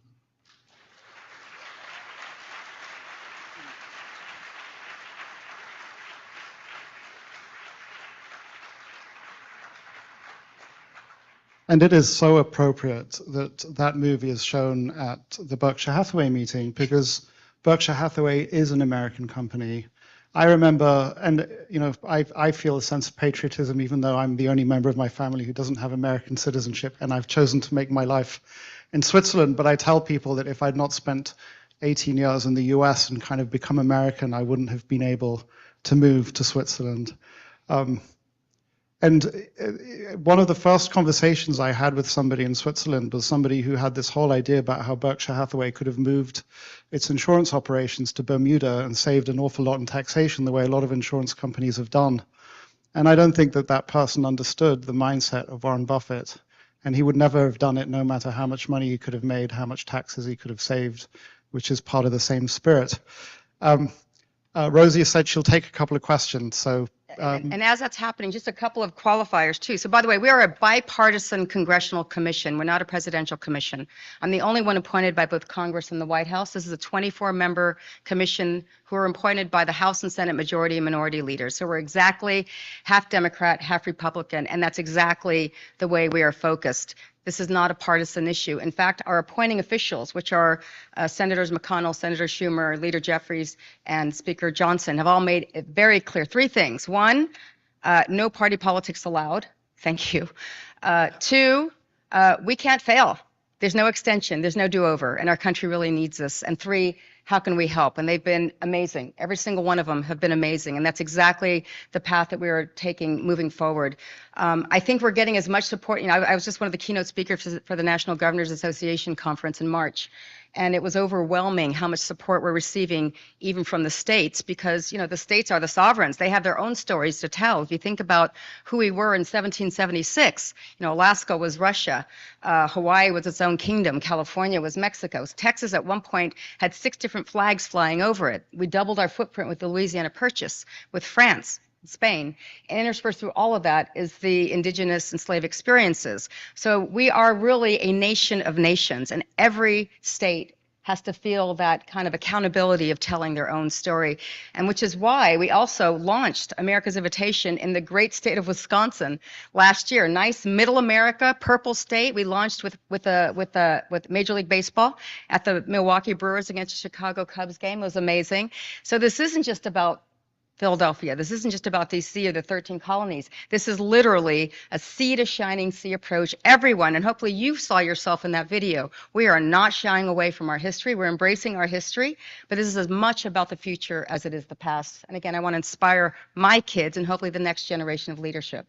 As somebody who has a Mexican wife, I just want to say that we're still getting over California, but we'll get there. Stephen. I'm Stephen Clapham from Behind the Balance Sheet in London. I wonder if you could share with us what you did in your first stay, because this is like, I can't imagine what I would do. Blank sheet of paper, never been done. This has not been done before. Yeah. It's been done in 1976. Well, what were your first thoughts, and how did you approach this? Yeah, I said, "Holy cow!" I mean, this is daunting, and I still wake up every night in the middle of the night thinking, we don't have enough time. We don't have enough time. But thankfully, again, we just approved our playbook as a commission unanimously. Appropriations have doubled under my watch, thankfully, as chair, but this is a public-private partnership.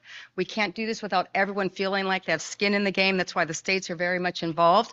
We are now forming, thankfully, the largest bipartisan, bicameral congressional caucus in the Hill. Just this last Monday, if you can believe this, I was invited to meet with President and First Lady Bush, who wanted to be briefed on America 250, who also want to kind of lend their support, which is amazing. So I think we're well on our way. And the way we're thinking about our programming, I'll give you one great example. America's Invitation is a very light touch, right? It's literally inviting the public to take this journey with us. Submit your video, right? So those videos are so amazing. Like my favorite one still is a family sitting around a piano composing a song about what America means to them. Or Livingston Taylor, the brother of James Taylor, submitted a video of him playing God Bless America on the guitar. Amazing.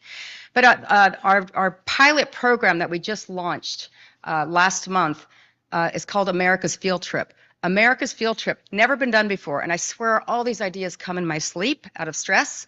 America's Field Trip is a national student competition where grades 3 through 12 can submit an essay, a video, answering the very simple and profound question, what does America mean to me? But the beauty of it is the award recipients, the winners, get to choose from a whole series of backstage experiences, most of which had never been offered to the public before. So in the 10 years that I was in DC, I know all the backstage experiences. And in addition to our commissioners, most of the federal agencies are also part of our commission. So the National Park Service, the Smithsonian, the National Archives, the Library of Congress are all part of our commission. And what they submitted, these backstage experiences, are one of a kind. So, for example, the American History Museum is opening up their vault. The National Park Service is providing a personal tour of the Statue of Liberty, but you're likely going to get to the the crown or the torch. You're likely to hear the secrets that mostly likely wouldn't be on the public tour. So most of these, again, are intended to inspire that next generation of leadership, all expenses paid with their chaperone, to really kind of discover our country all over again. And these experiences are everywhere. They're in California, they're everywhere. We're going to grow it and scale it come September as a full year, school year effort. So again, you'll see what we're focused on. These are high impact, large scale, galvanizing, all partisan, nonpartisan approaches to really thinking about more so the connections that we kind of missed during the pandemic, these interactive ways again to discover our country all over again, not just our kind of our tortured and complicated history, but again the beauty of why we are still the most resilient and the oldest democracy in the world, and why people still want to come here to pursue their own dreams.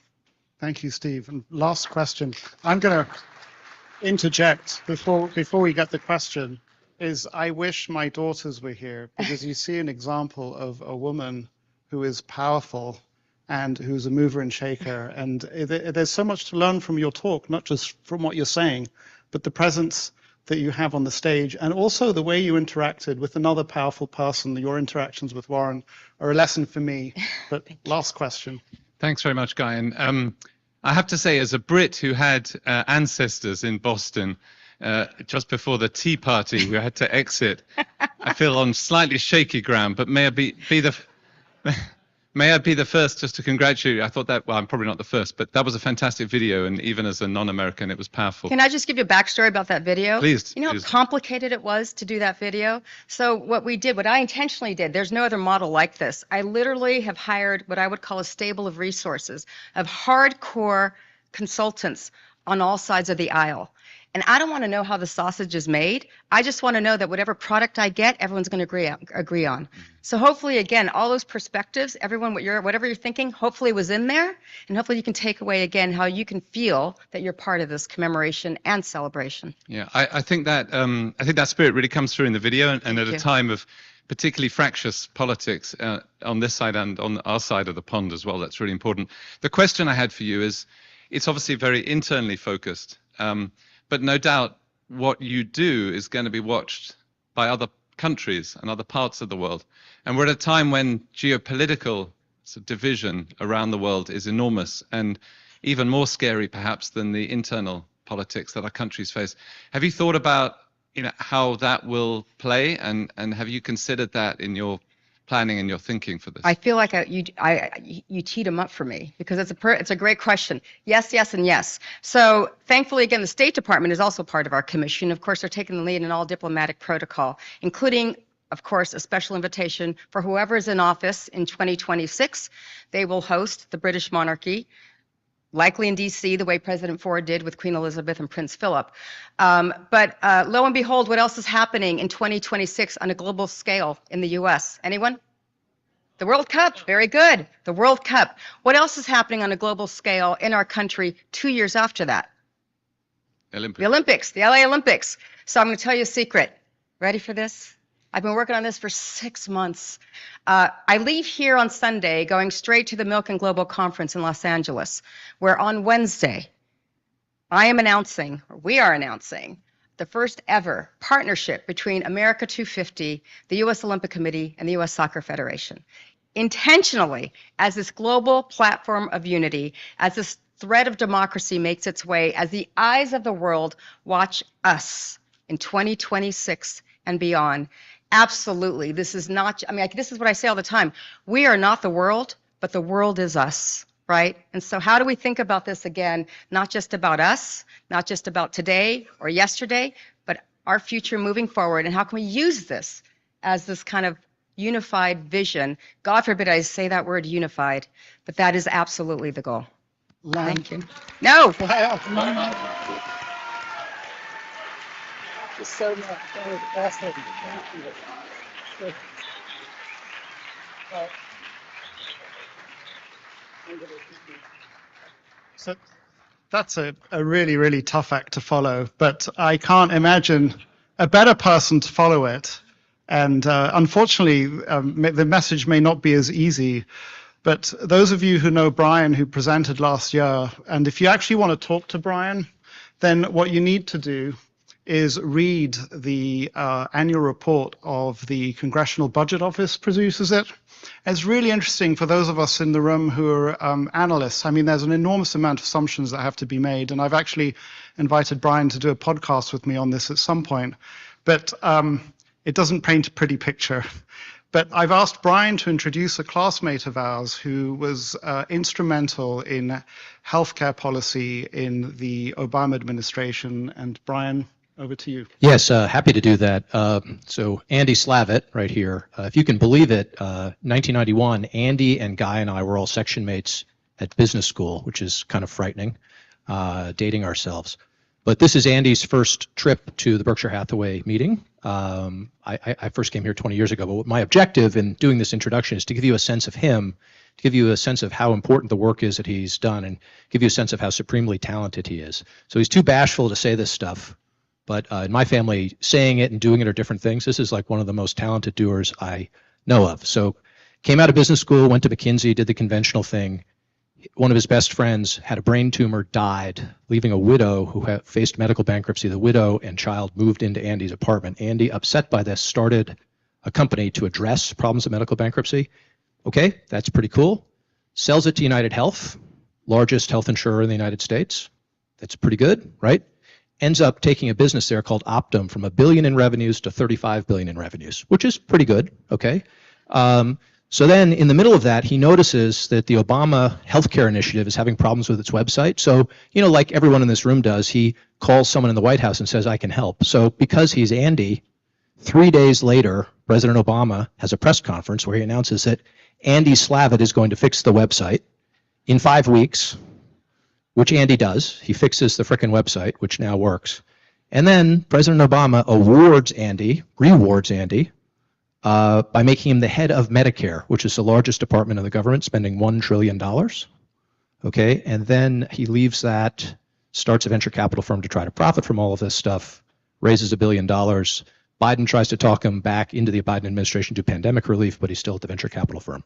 So there's not enough time for him to explain all of this stuff to you. I don't exactly know what he's going to talk to you about, but I'm hoping that the people in this room, these are really talented people in this room, understand who Andy is and try to support this guy as he does more of what he's doing. And here are 2 questions that I would be asking. I hope at some point you guys at the bar ask him. 2018, Amazon, JP Morgan, and Berkshire Hathaway, 3 of the most powerful companies in America, form a joint venture called Haven to reform healthcare. They ask this guy to run it. He says, no, it will fail. And in 2021, it fails. Why did it fail? That would be a good question. A second one is he's devoting his life now with this $1 billion fund to making profit from healthcare in a way that is not about jacking up prices and reducing opacity. It's about delivering better care, taking this excessive spending and both profiting from it and making it better. So those are 2 questions. How are you doing that? I guess it's the second question. But with that, I give you Andy Slavitt.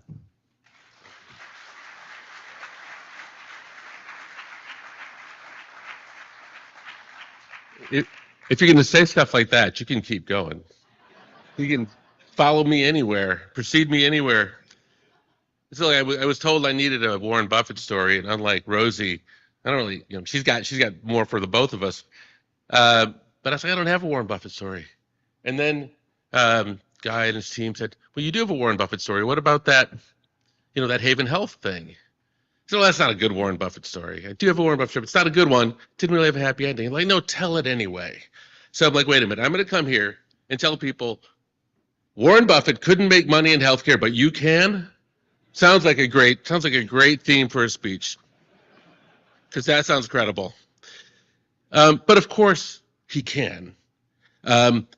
He's right, and he was right then, as was Jeff Bezos and Jamie Dimon, that the healthcare system is horribly broken and needs to be fixed.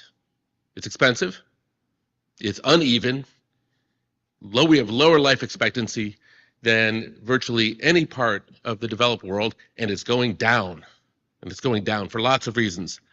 And most people, when they need it, at a minimum, are intimidated by it, and possibly they hate it on a good day. So why couldn't he make money at it? Well, as I think he probably would tell you himself, you can't dabble in healthcare. You can't do it off the side of your desk, and it can't be someone's side project. You have to know what you're doing. And it helps if you know the system inside and out. And so I'm going to spend a few minutes trying to tell you about the system inside and out. Because Brian said, I've seen the system from a lot of different places. I've been a healthcare system CEO. I've been of a multi-billion-dollar company. I've been a policymaker in Washington. I've been an administrator that ran about 40% of the U.S. healthcare system. We spent about 25% of the federal budget. We spent $1 trillion a year. If you want to keep it simple, Rosie printed it, I spent it. Rosie, thank you. And I've been an entrepreneur, and now I've chosen to be an investor. I was involved in leading two of the most significant turnarounds in the U.S. healthcare system. One, Brian mentioned, was turning around Obamacare at its low moment, and the other was at the beginning of the Biden administration. I came in to run the COVID response when we didn't have enough vaccines for the country, and they needed somebody who could come in and do that. I've also been part, I think more interestingly for you as investors, two really interesting transformations that we're going to talk a little bit about that have just began over the last 15 years. One was a transformation to get everybody in this country covered, and we're on our way to that. The second is an even more interesting transformation, which is to change how healthcare is paid for. To change how healthcare is paid for and to change who does what. And that's a long process and a big system, but we'll spend a little bit of time on that. Okay, so why did I start Town Hall Ventures as an investment fund? Why did my wife Lana and I choose to invest the vast majority of our family savings in healthcare? And why do I feel like it's the best investment decision I could have ever possibly made? Well, let's talk about features of a pretty good investment. Here, I would rely on all of you to tell me whether or not these are good features.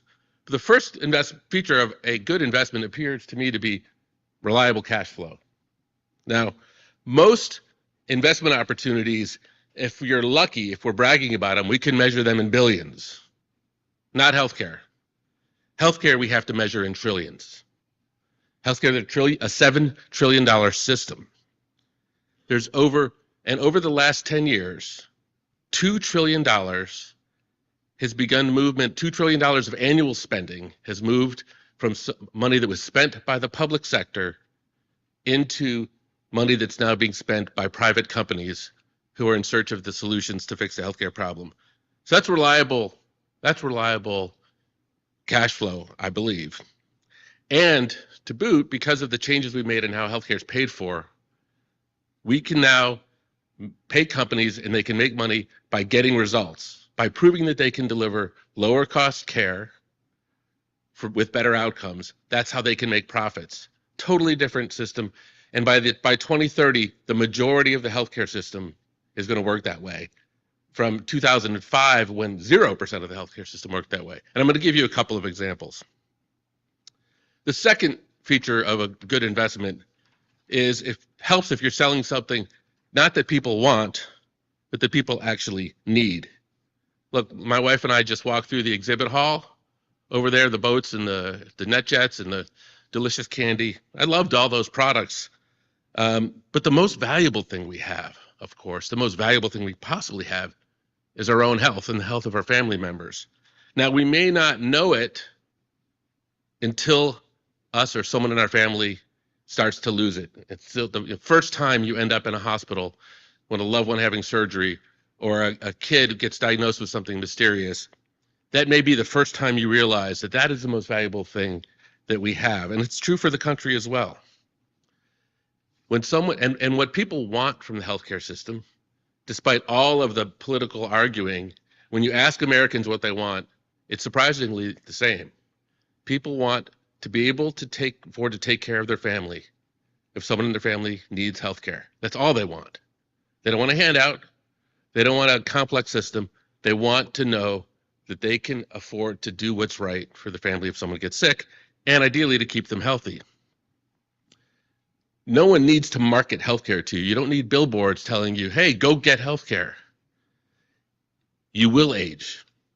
You will get illnesses. You will need it. Sorry to be the bearer of bad news if you didn't know that. So if that's what people want, this is a market, an investment market that should be attractive in that way. Third reason is because the degree of difficulty to do good is not that hard if you know where to look. It's really doing the basics well. In the rest of the world, we spend 2/3 of our investment in healthcare on primary care. In the US, we spend 1/3 of our investment on primary care. What does that mean? That means we spend a lot more money when people get stage 2 and stage 3 and stage 4 cancer because we didn't spend money preventing them from getting cancer. So therein lies a lot of the opportunity. So we know we have the best healthcare in the world. I know this because people say it all the time, so it must be true. But the reality is, some of us do have the best healthcare. People come around the world, come to the US because we have access to the best technology, the best care, et cetera. The problem is 140 million Americans, people who live on fixed incomes or low incomes, people who live in rural America, people who are aging and lonely, low-income kids, they don't have that access. They live in communities and zip codes and have income levels that just don't allow that to happen. Might this be this place or the spark for great innovation? So that's why we founded Town Hall Ventures, because it's very much like this is a town hall. We figure if we bring it all together, we bring people together, we can find investments and create the next most innovative companies that are going to transform care by bringing the things we do well in some communities to the entire country. And that is indeed the promise. We raised our first fund in 2018. We invested in 15 companies or built from scratch. 7 of them became billion-dollar companies. 2 were IPOs. One was sold for $13 billion. One was sold for $6 billion. Another for $3.5 billion. Let me tell you what they did, because this is what's super interesting. They did things as crazy as bring more care to rural America by basically bringing in a clinic, setting up electronic visits so you can access any specialist anywhere in the country there from rural America. What did that do? It doubled the quality scores. It reduced hospital visits by 35%. It reduced medical costs. And that company is now doing quite well. What else did it do? We had a company that did something very simple.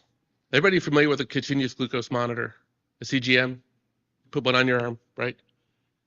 If someone in this room or your family members were to get diabetes or was pre-diabetic, slap on a CGM and your phone would tell you when your sugar was getting a little bit out of control.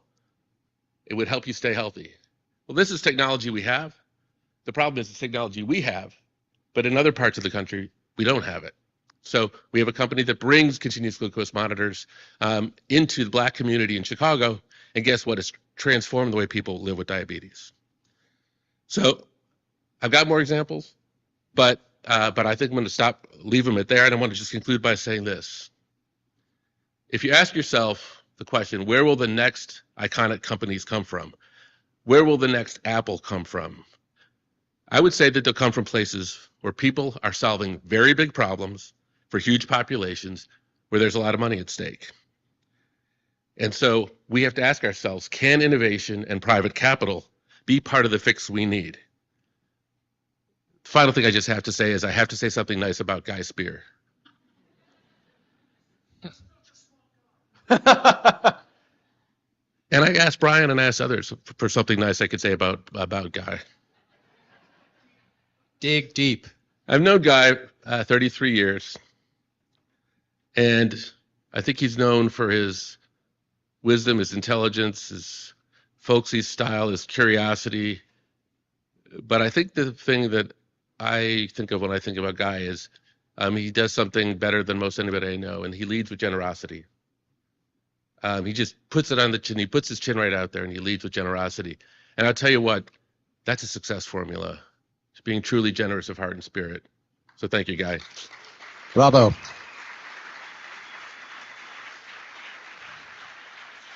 Okay, I'm gonna say one quick thing, and then we'll take a question. So the quick thing I want to say is we should all be very grateful that we have Andy, because as some of the people in this room know, I've been worried about this healthcare issue for our nation's finances for a while. I keep writing essays. That's kind of in the saying department. Then there's the doing department. And knowing Andy and knowing that there are Andys out there makes me feel better to try to fix this. But so very grateful for him. Question. Yeah, hi there. About the U.S. Federal debt and deficit, I think most experts say it's hopeless long term. There's no solution, but there seems to be a minority of people who say that there's a high likelihood of massive deflation in healthcare costs, and that's going to save the federal budget, debt, and deficit. What do you think of that? What do you think of time frame, or even if that's a possibility? Well, so here's the structural challenges. When we grew up, we had, what is it, Brian, keep me honest here, 4 to 5 working people for every retiree in this country. Yes, that'd be right. We're now soon to be crossing to the place where we will have fewer than 1 person. I think we're like 1 to 2 right now. 1 to 2. Yeah.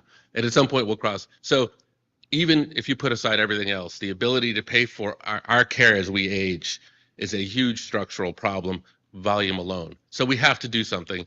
And you can't raise taxes enough, possibly to get there. You can't raise payroll taxes enough to get there. There are a couple of ponies, right?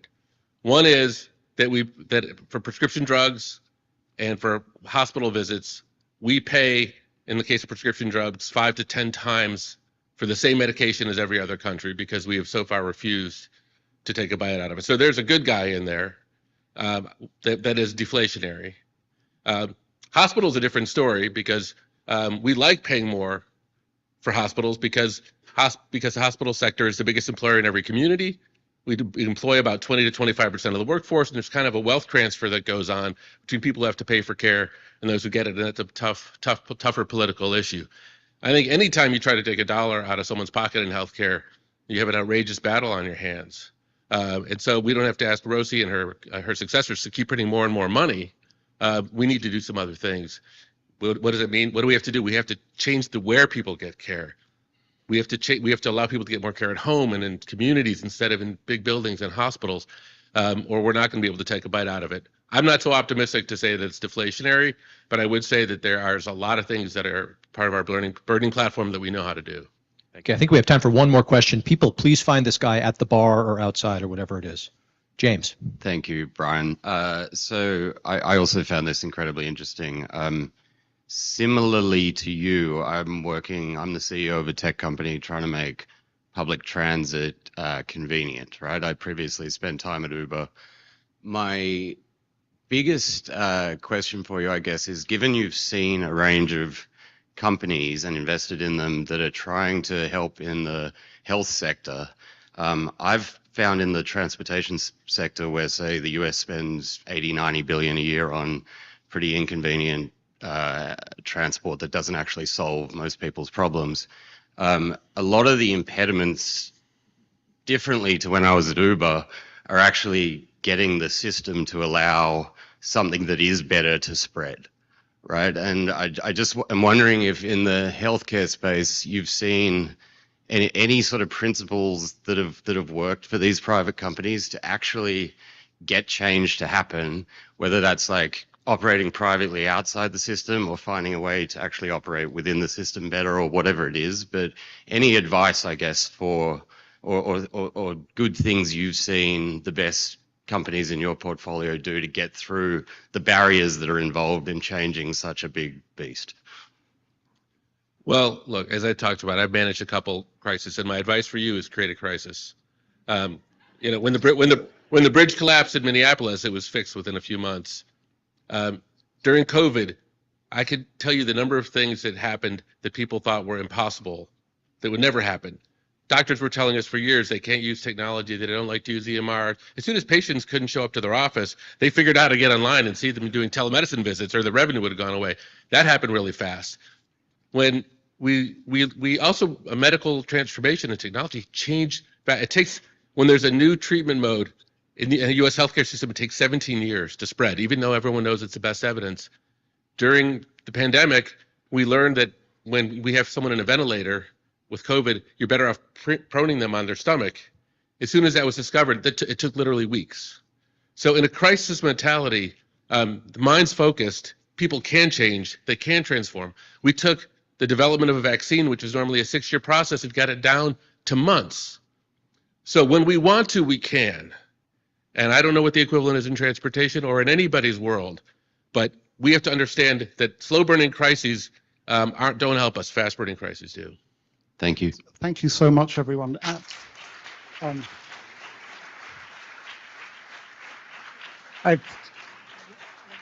So, Andy, thank you for the compliment. I would tell you what's interesting. We have Kimberly Valentine, who's here, who's also a section mate. So you can just stand up. This is Harvard Business School class of 1993. So, but what's really interesting for me is that in the section, and I haven't seen Andy much since, it wasn't his analytical ability that stood out for me. It was his capacity to really understand people. I've said this to you, Andy, many times. And you just see what comes out when you have people who really understand people rather than things and equations and modern portfolio theory even. But Andy, thank you so much for coming. Thank you, Brian, for introducing him. So, thank you so much. So we have 2 speakers left before we go to the main event. As we know, this is just the warm-up act for Warren tomorrow. And so here we have Paul Johnson. I've not met Paul, but he has received more accolades for teaching than I think is possible, which I don't understand why, but I think we'll probably find out. He's also the author of a number of books, all of which we've read. In part, The Most Important Thing Illuminated was edited or added to by him. So I'd like to introduce Paul Johnson. How do you get all those accolades for teaching? Maybe we'll find out.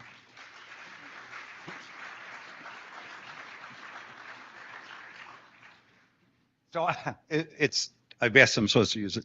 I walk around a lot when I teach. I was very flattered when Guy reached out and said, would you speak at this event? And I said, great. What he didn't tell me is I'm going to follow the woman who's leading the 250th year anniversary of the founding of the country and a gentleman who's going to solve healthcare. And then I'm followed by Mohnish. I mean, like, what the fuck? How is this possible? So, we'll go back to reality. I'll tell you Warren Buffett's story. So I'm an adjunct professor. I've been an adjunct professor at Columbia Business School for 32 years. I started when I was 8. I look young, short haircut. And in the most famous professor there is a guy named Bruce Greenwald. Many of you know him, read his work. He was a very important mentor to me when I was a young professor. My favorite story is that Bruce taught. Anybody take a class from Bruce or a lecture from Bruce? All right, so you have a few of them. Well, Bruce's favorite word is fuck. And so I would go to his lectures. I sat through a lot of lectures. And I realized as a professor, you can say fuck and not get fired. Except that I didn't realize is he's tenured. I'm an adjunct. So that was my politics. All right, so every year, Bruce taught this class where he had famous investors come. And in the 90s, Warren would come every other year. That was the deal. He graduated from the school and he felt he would give back. Around 2000, he stopped going and invited students into Omaha. 1997, Bruce goes on sabbatical and he calls me up and he said, would you teach the course? I said, sure, I'd love to. And so Warren's going to show up in person and Seth Klarman shows up for the lecture. And so we have that green room, although it's just a classroom, where you sit before you go into the classroom. And I'm in this class, this little thing with Seth Klarman and Warren Buffett. And this is before we have iPhones. So I brought a camera, little Canon. And I'm sitting there. And I feel like the little kid at Thanksgiving dinner that just graduated from the little table to the parents' table. These guys are talking. And I'm going, wow. Wow, this is great. And I'm so embarrassed, I never pulled the camera out of my pocket to take the picture with Warren. So there you go. So, and I laugh about it. I probably have more jokes about that than anything else. All right. The one thing that Warren said, we're going to go back to investing, sorry. The one thing that Warren says, he's been saying it since the early 90s, is that there is no distinction between value and growth. If you go back and read everything, he's very consistent. And he says, quite frankly, growth is part of the value equation. And that is terrific. Love it. He then says regularly, and we saw some quotes earlier today, where he says, it's really simple. Go figure out what something's worth. And then if it trades less than that and it has enough of a margin of safety, you're in business. Okay, great. One problem, no one has solved, how do you value growth? So we go into this whole thing and we say, well, just value this. Well, this little growth thing is not insignificant. So I'm going to present today some work I've been working on. And I was limited to 7 slides. The normal presentation is like 300, but we'll go through it. All right, so here's a classic DCF. It's just a 15-year DCF. Don't worry about the terminal value. It's just a 15-year. And this is the problem. How do you value that?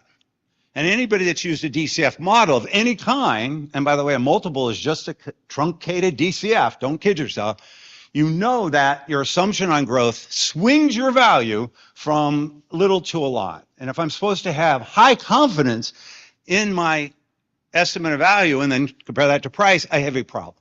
And that is growth is going to make it really tricky. So let's just do one thing. Let's separate the problem into 2 issues. One, let's value a company that has the same cash flow forever.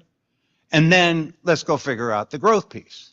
Now, a lot of my students at this point say, Professor, how could you ever find a company that has growth forever? I mean, a solid, that base blue forever, that consistent earnings? No company does.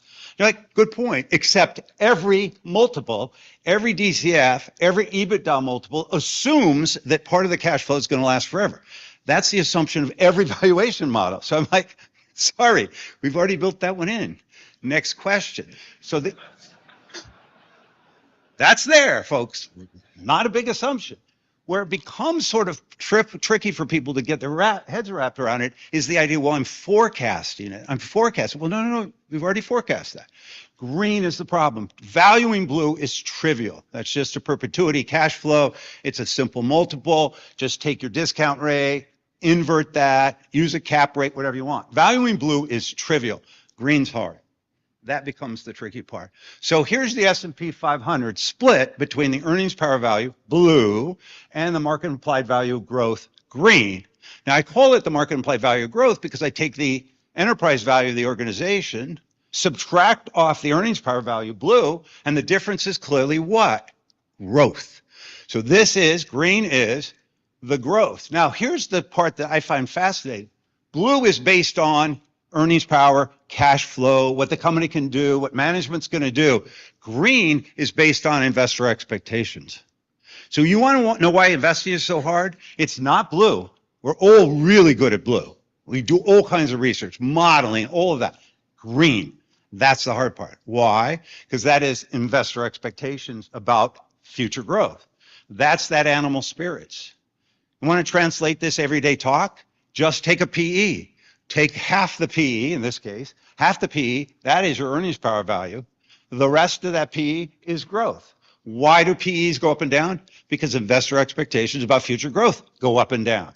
So if you want to be a great investor, everyone says just figure out blue. No, you got to figure out blue and what is green going to do over time. That becomes the hard part. All right, so let's just take a look at it. This is your earnings power value as a percent of your enterprise value for the S&P 500. I go back to 09 because if you go before that, you have to deal with the crash and it really messes up the charts, and I really like pretty charts. You can go back as far as you want, but those blow it up. All right, so there's your market, that's your earnings power value as a percentage of your enterprise value for the S&P 500 for the last, I guess we're now 14 years. And you can see is that it's at a 14-year low.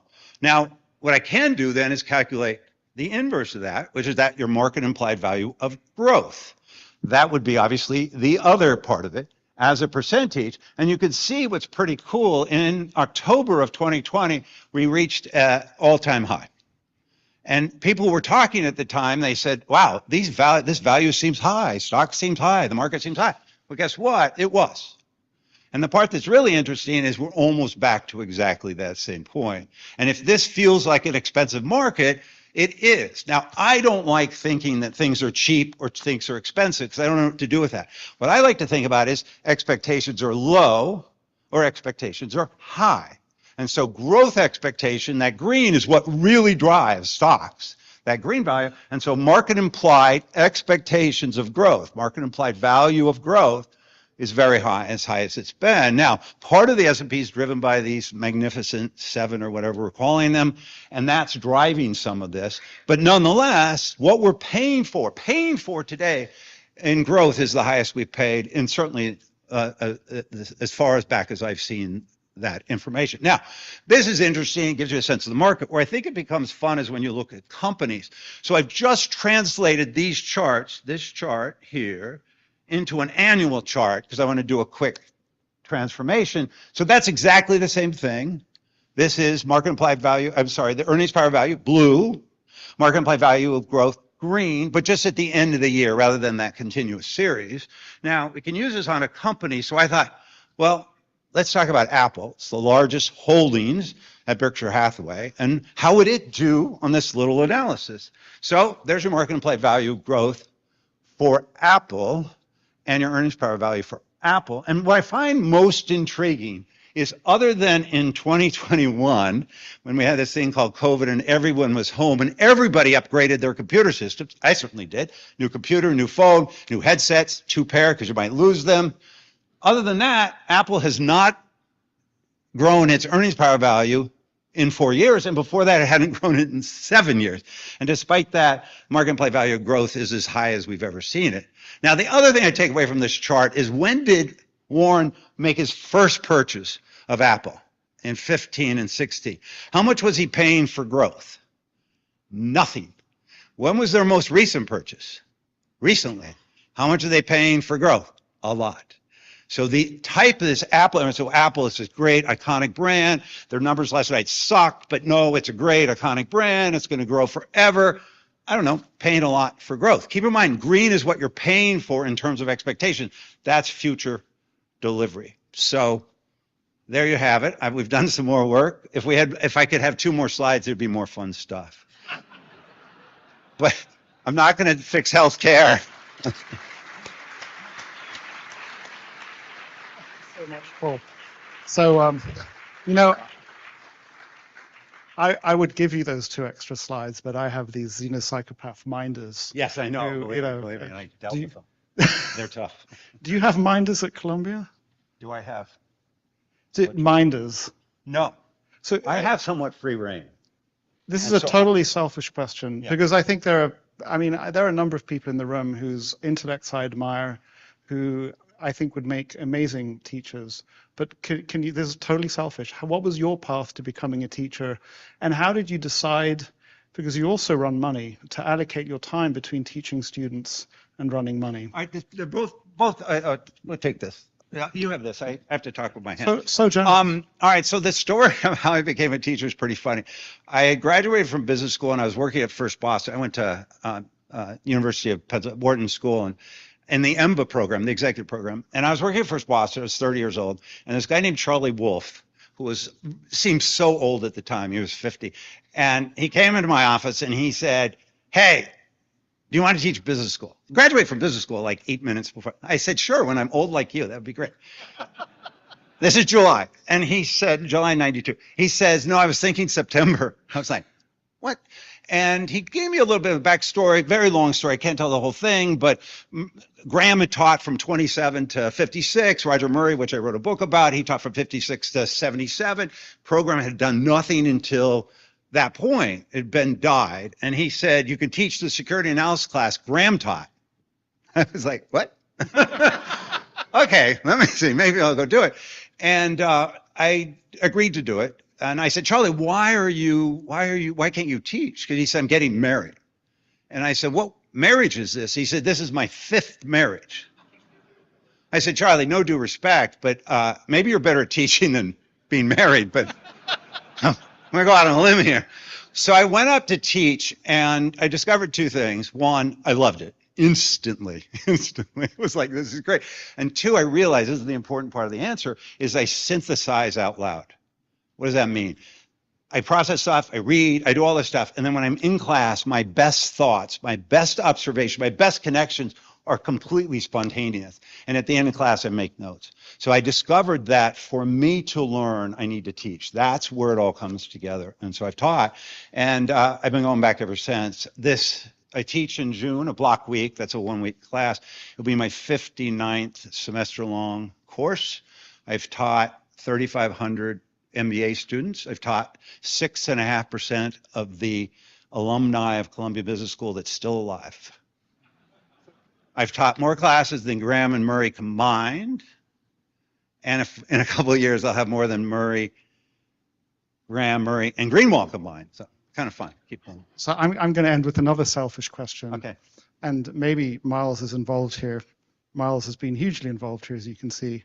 We'll take one question from Steve Clapham, who's also a teacher and an analyst and an awesome guy. I'm an amateur, though. I mean, you're a professional. In 2011, the bars went negative. Yeah.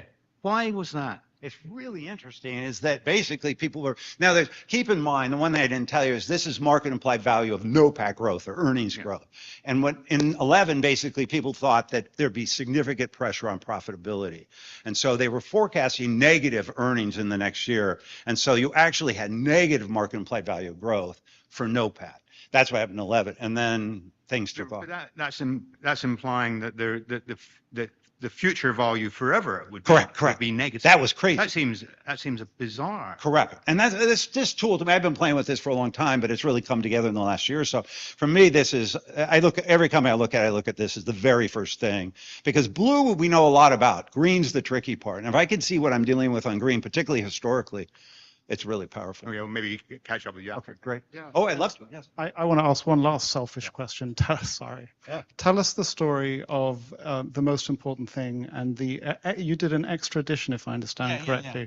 Tell us how that happened. All right. So the most important thing. So my friend Miles and I have been very close friends since 2000, I guess, so 25 years. Amazing. Right? He's the best book editor in the whole wide world. You should, if you write books, you should have one of those as a friend. I'm just saying, it's good to have. So Miles calls me up and he says, I convinced Howard Marks to write a book. I said, wow, great. He said, I want you to, will you take a look at it ahead of time? The early manuscript. And I said, how much of this story can I tell? And I said, sure. So he sends it to me and I read it and I said, the whole thing. And I call him up and I said, I have good news and bad news. And he said, what's that? I said, the first half of the book is brilliant. It's the book I wish I could write. The second half of the book is so bad you shouldn't print it. True, right? He sends a nicer note to Howard, and Howard rewrote the second half, so it went from god-awful to just bad. But the first half of the book is risk, his market efficiencies, that stuff is really powerful. So a couple of years later, probably 2, Miles said, this is the time when ebooks were going to take over. We're never going to have a physical book again. And Miles called me up and said, I think we could do something on an ebook that'd be really cool, where we have people annotate it, and those would pop up in the ebook. And then we'll just print it if we need to. But at this point, ebooks are going to take over. So we did this project together, and he went and got Seth, and he got Chris Davis, and he got Joel Greenblatt to do it. And so the 4 of us annotated it. That was a great project, really fun. So yeah. Paul, thank you so much. Great honor to have you here. You've helped me learn a lot. And so much talent in the room.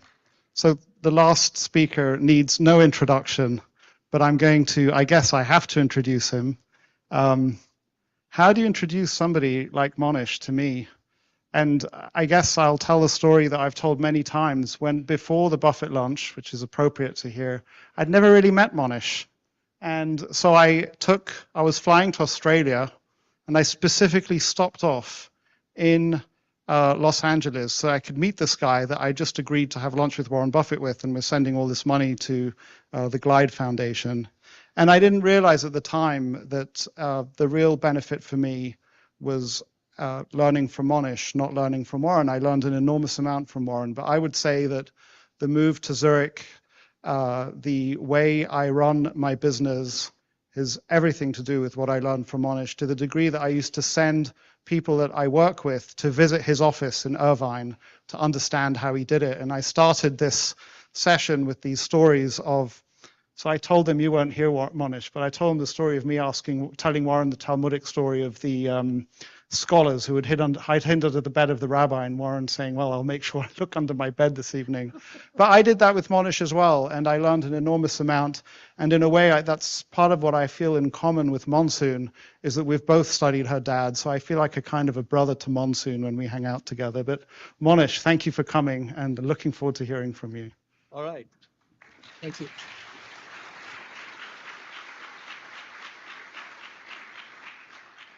Well, great to be here, and this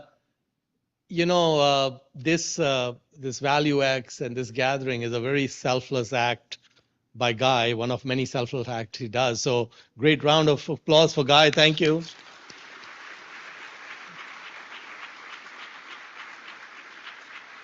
And this year, when he couldn't accommodate everyone who wanted to come because the price was right, he opened it up to the planet with the streaming it and such. So that's just awesome. And also, I'm really excited to be in Omaha this year, even though we have the empty chair. And I learned that the bookworm and maybe you guys have already been there, but I heard there's just one book they're selling this year. Don't know if that's true or not, but that's really awesome. And the second, that basically they're going to stream the movie for the first time, and they've never done that before because they got all these copyright issues and such. So I think the movie will probably be all Charlie. And I think anyone who got the chance to put together the 30 minutes of Charlie Zingers is a very blessed person. That'll be a lot of fun, but I think also bring some Kleenex. So I think it'll be a wonderful day tomorrow. Looking forward to it. And I had a very, I would say, accidental, unexpected friendship with Charlie. Went on for 15 years, and I get asked a lot, kind of, what I learned from Charlie. And I think with Charlie and Warren, so much is in the public domain that we don't need to know them to have a lot of learnings and lessons from them. And what I got the most from Charlie in the different interactions was not anything he said. I mean, he said a lot of amazing things, but it was just observing him. And I think just observing him, the way he interacted with his kids, his grandkids, great-grandkids, in-laws, friends, business associates, and so on, and just observing how he interacted with everyone was where I got a huge amount of learning. I mean, just to give you some couple of stories on that front is that when I'd go to his place for dinner, his daughter-in-law had told me that Charlie really loves peanut brittle. We've seen his love for peanut brittle when he's on stage. And she says, but we restrict it to twice a month, that he's only allowed to have peanut brittle twice a month. And we basically pick 2 dinners a month when the peanut brittle comes out. So I told her, listen, whenever I'm coming, please make sure that's one of those 2, so that there's an association tendency, and the friendship with Charlie gets kind of, deeply entrenched. So a lot of times when I used to go, there would be the peanut brittle for dessert. And the thing is that if you ask Warren, what do you like to eat, etc., he'll just tell you, I eat only what I used to eat when I was 6 years old, and there's been no change in my eating habits. And I think one time he met Akio Morita, the founder of Sony in New York, and there was a sushi dinner, and I think Warren was just horrified. So he went completely hungry and must have gone to like McDonald's after that or something to get things back in sync. But when we had the lunch with Buffett in 2008, someone put a shrimp on his plate. Someone ordered a shrimp cocktail and put a shrimp on his plate, and he was just horrified. And someone had to come and like take that shrimp away because he didn't know what to do with it. So Warren is very specific about what he will and will not eat, etc.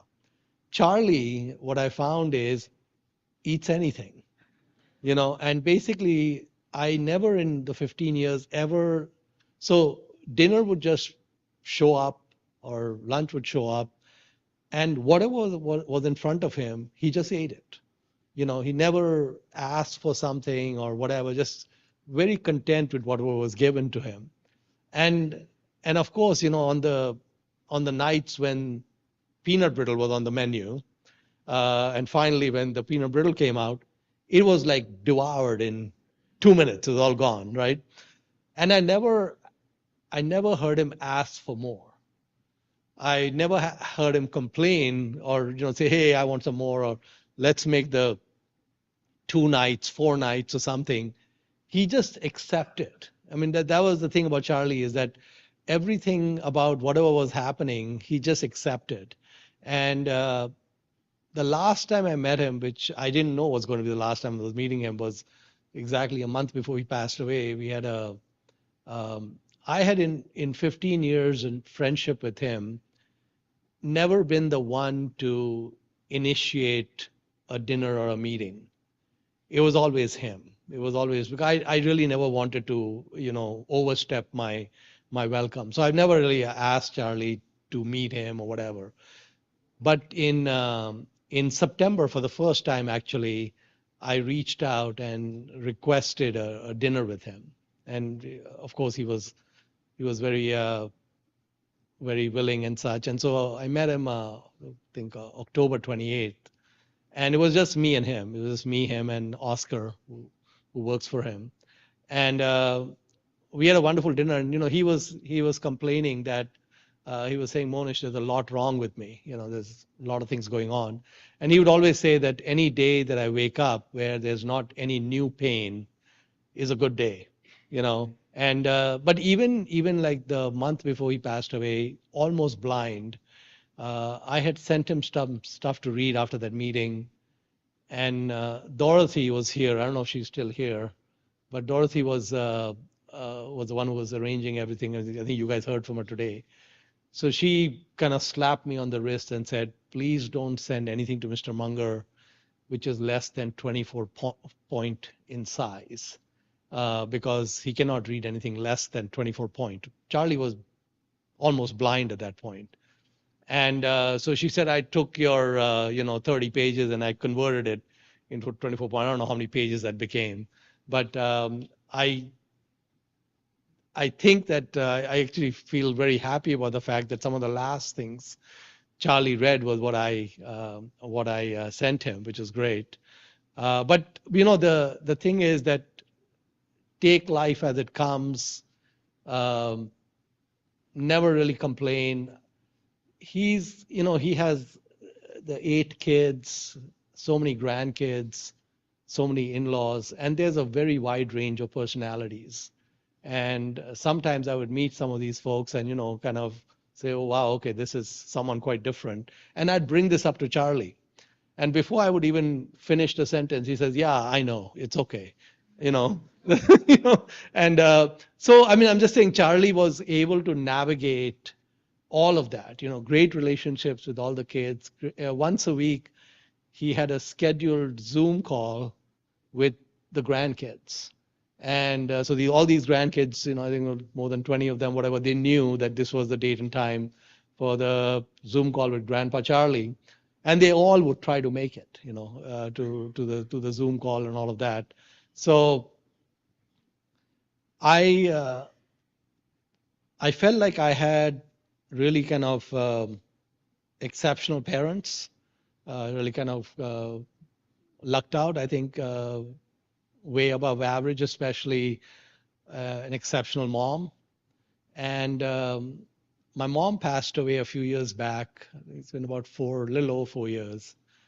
And I really felt when she passed away that I wasted a lot of moments where I could have been with her or could have done different things with her or could have talked about different things with her. And I had a lot of thoughts going through my head about who she was and all of that.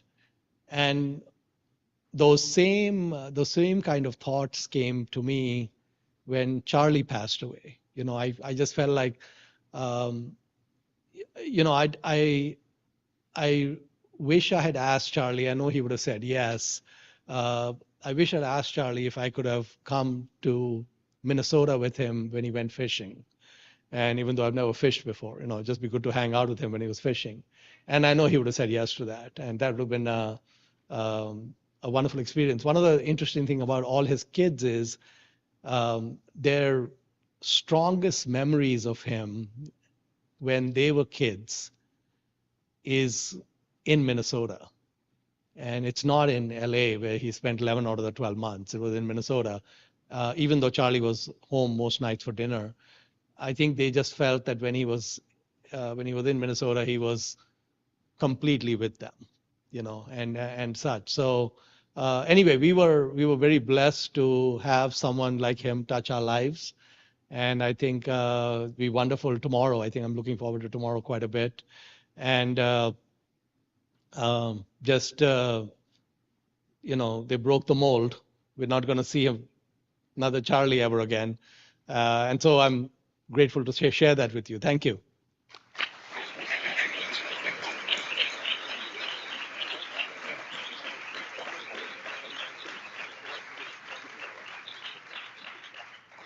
I find myself wanting to share, and I think it's a Jewish idea that when you have a great teacher, they become like your parents. So you talk about Charlie like you would talk about perhaps your father, and you've also talked about your father and your grandfather, but in a way, Charlie is a parent to us all if he's been a teacher. But we're going to take 4 or 5 questions. If you want to do a question, get it behind the mic, and then we'll close the session. But go ahead. Hi, my name is Raj. I'm a software engineer at Amazon in Seattle. I'm a big fan of your YouTube videos and Dakshina. I think a lot of us spend time reading books, public company filings, blogs, FinTwit, etc., watching podcasts and stuff. One of the things that I struggle with the most is aggregating that information for quick access. So did you or Charlie have any tricks for saving the research that you've done so that you could actually use it in the future?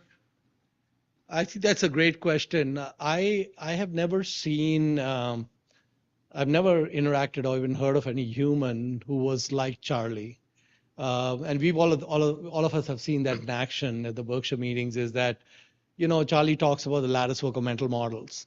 And I think he just spent a lifetime. The real, I would say, payback of that, what Charlie did was he was able to recall 2 things. He was able to recall which models applied very quickly, and he was also able to synthesize very quickly what the interactions would lead to. So sometimes there are like 3 or 4 models that are acting at the same time, and they lead to a certain outcome. And that type of instantaneous recall from a encyclopedic kind of, you know, database, and then knowing how they would interact and you know, play with each other. I don't know anyone who can do that. I cannot do that, and I have not come across anyone else. So Charlie was just, I mean, you know, this was a person with highest horsepower brain I ever encountered, but it was the highest horsepower brain with a huge amount of data thrown into it, you know, over 80 plus years that he'd been reading. And then the filing system that was in that brain, I don't even know how that filing system worked, but it was able to, you know, pick out things. So I know I saw it in action repeatedly. I would bring up things that I had fork in the road issues with Dakshina. He'd never been to India. He'd never really kind of, you know, seen Dakshina or anything. While I'm mumbling and fumbling the question, he's already answered it. You know, whereas I'd been struggling with the same thing for like several weeks. And so I don't know how he did it, but he did it, you know, so. Thank you. So we'll move to the second mic, so we'll alternate. Porque hay un mexicano allá. Bienvenido. Gracias, Guy. Thank you, Mohnish. You both for creating this space for me, and I guess for some of the guys that are here. Like by your friendship, this space wouldn't exist. And thinking like this little difference, how they compound in time, and they create wonders. So thank you. Sorry, Mohnish, for missing your size last year with the green jacket. It still works well. Thank you. Thank you. I'll try to improve my measurements. When you were talking, I felt you have been very vulnerable, sharing how sometimes you have felt like playing cards with Bill and with Buffett and Bridge and Warren. Sorry, I should have more respect. And when you were Bridge with in the country club with Charlie, how sometimes you feel, wow, how am I here, right? Like, and I just felt like, wow, how am I here, and how the imposter syndrome, if you can makes you go away from these patterns of the people with this great brain power and integrity and perhaps and love. What advice would you give us so when we start like, oh my God, this is too much to handle? How did you keep yourself on balance there to share the space with these people you want to learn from without not stop being yourself at the same time? Like if you have a trick or two, will be nice. Sorry for the long question. You want to go ahead?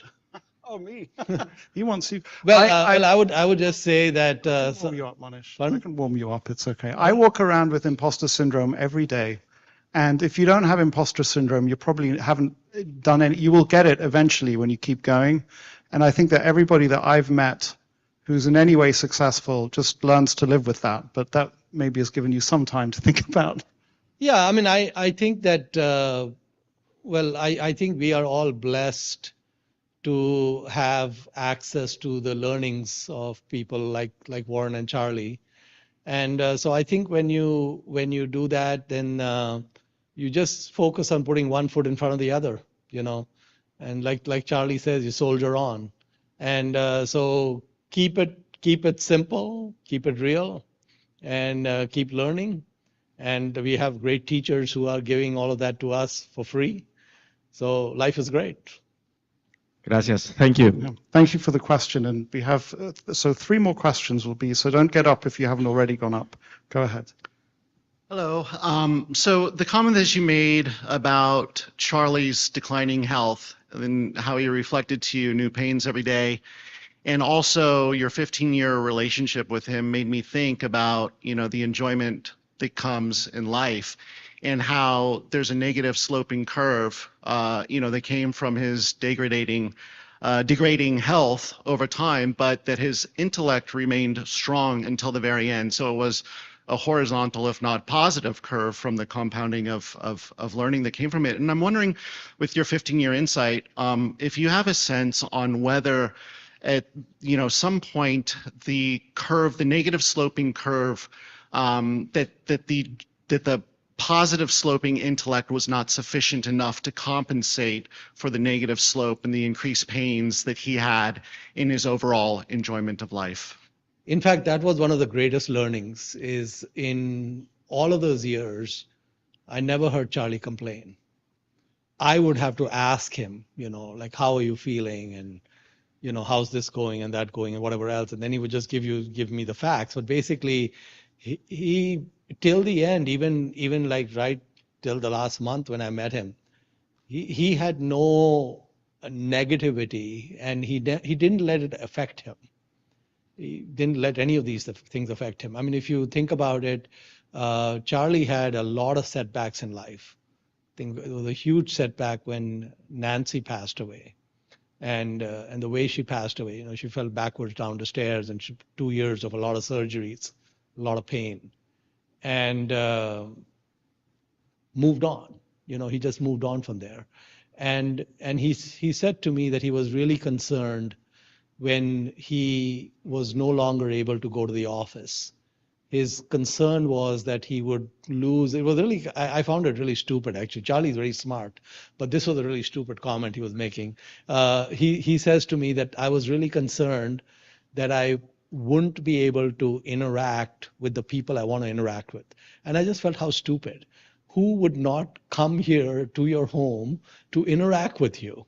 Like, hello, you know? And so he said, I was really surprised that I never went to the office and all these people showed up.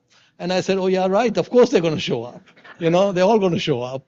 And why did you even have a doubt about that, right? But it was a concern for him that he was getting out of his one routine and that he would get isolated. And I was just surprised a person like him would even have entertained a thought like that. But that was some of the greatest learnings is I saw how he dealt with a few years back. So Charlie already had lost sight in one eye, you know, a botched cataract operation many, many decades ago. But maybe this was around 10 years ago where the second eye had some crazy infection in the optic nerve.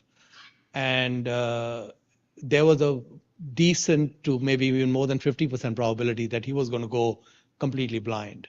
And I actually saw him when it was unclear to him whether he would ever be able to see again. And this is the guy who only cares about reading.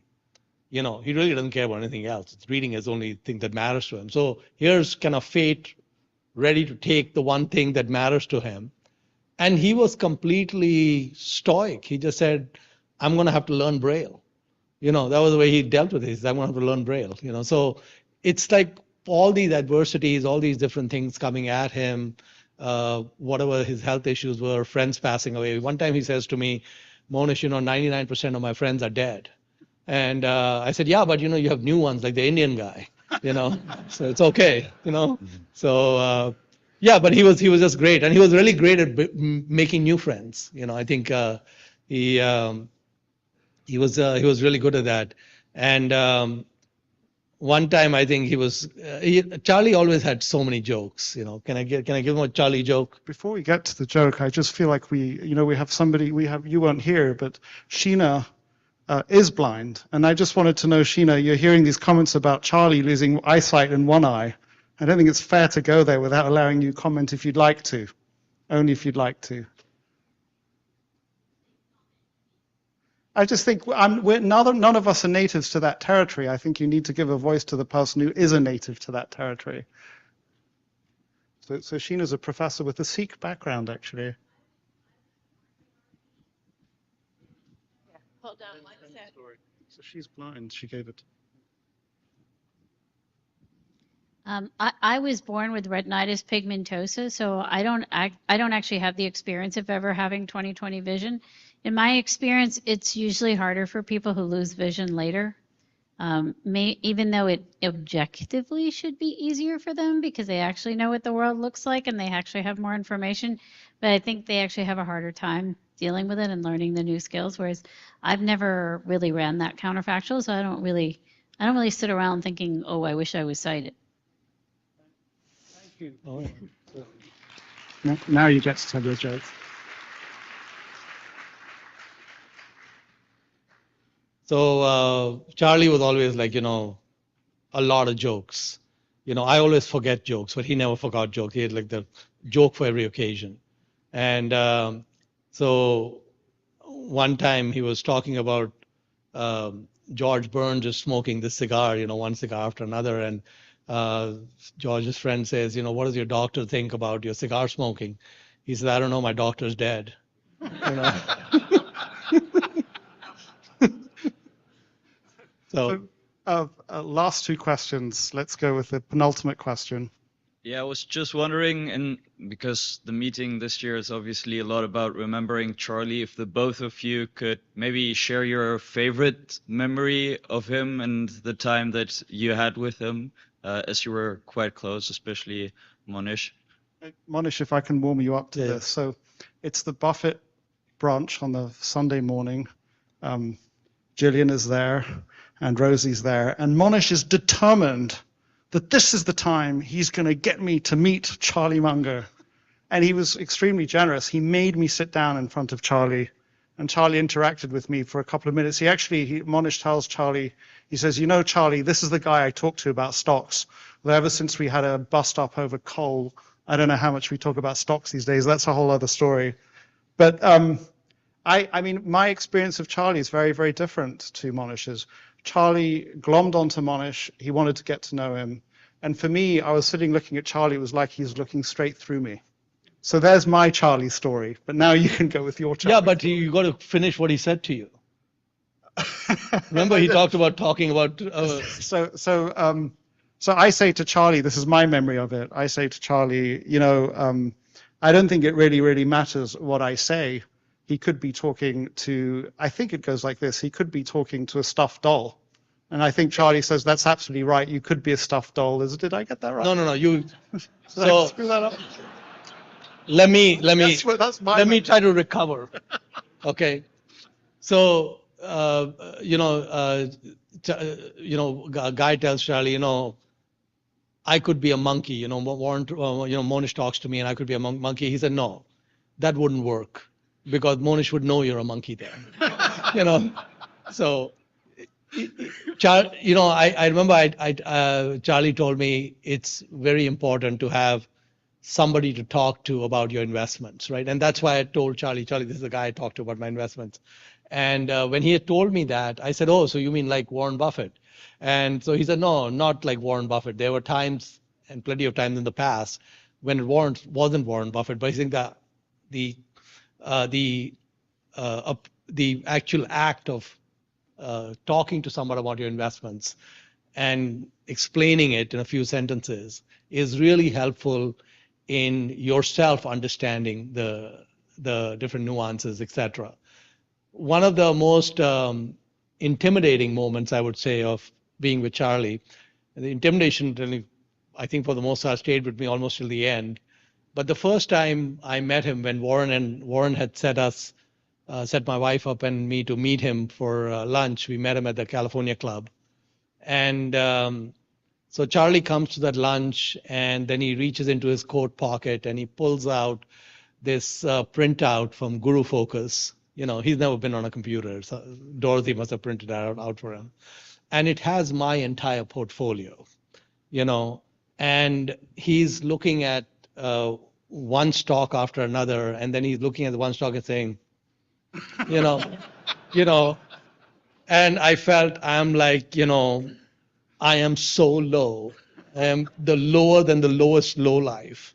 And so he's looking at some, and some he's just like shaking his head. And then he gets to Sears Holdings. And he says, Sears. He just again shakes his head.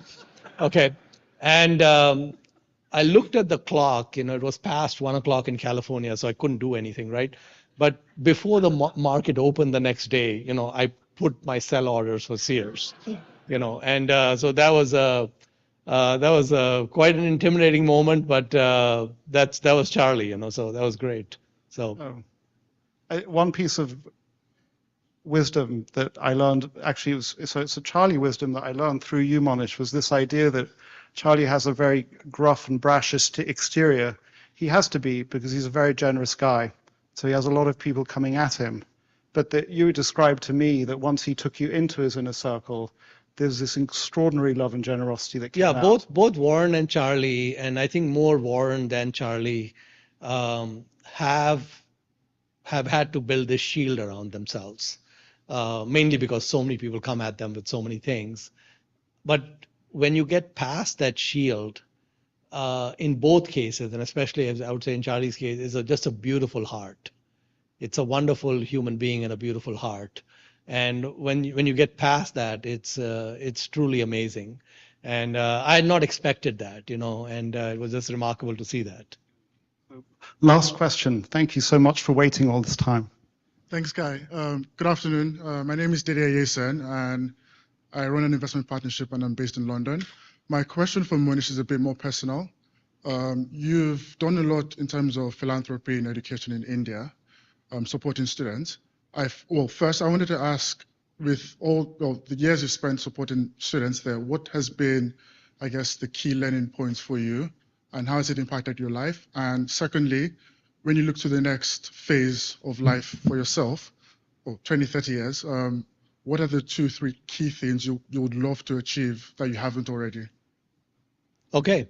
Well, I think one of the big differences between investing and philanthropy or capital allocation and charity is that we try to go low risk, high return on investing. And I learned from Warren that in charity, you have to go high risk, high return. And so it takes it's a big mindset shift because you're always trying to make sure you protect the downside in investing to actually be willing to go all in and roll the dice. And so it's really important when you're trying to do things on the philanthropic side that you go high risk, high return, and that you're not concerned about failure.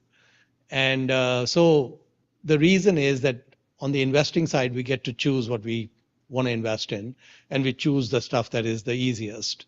And on the charity side or philanthropic side, it's like, healthcare, poverty, education, environment.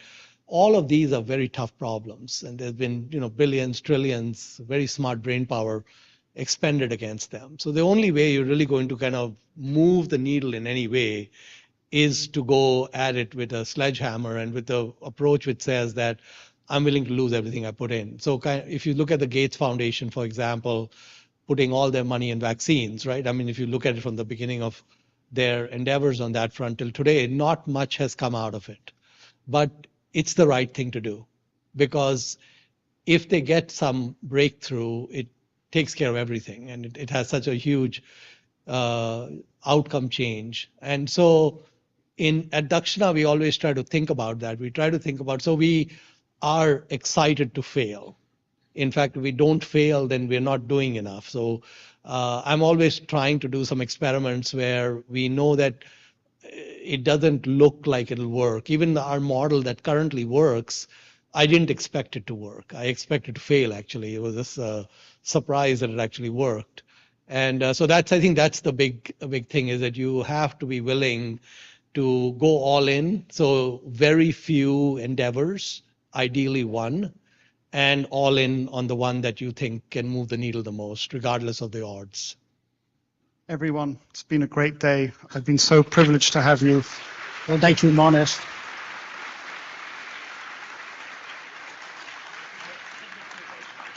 Thank you. So,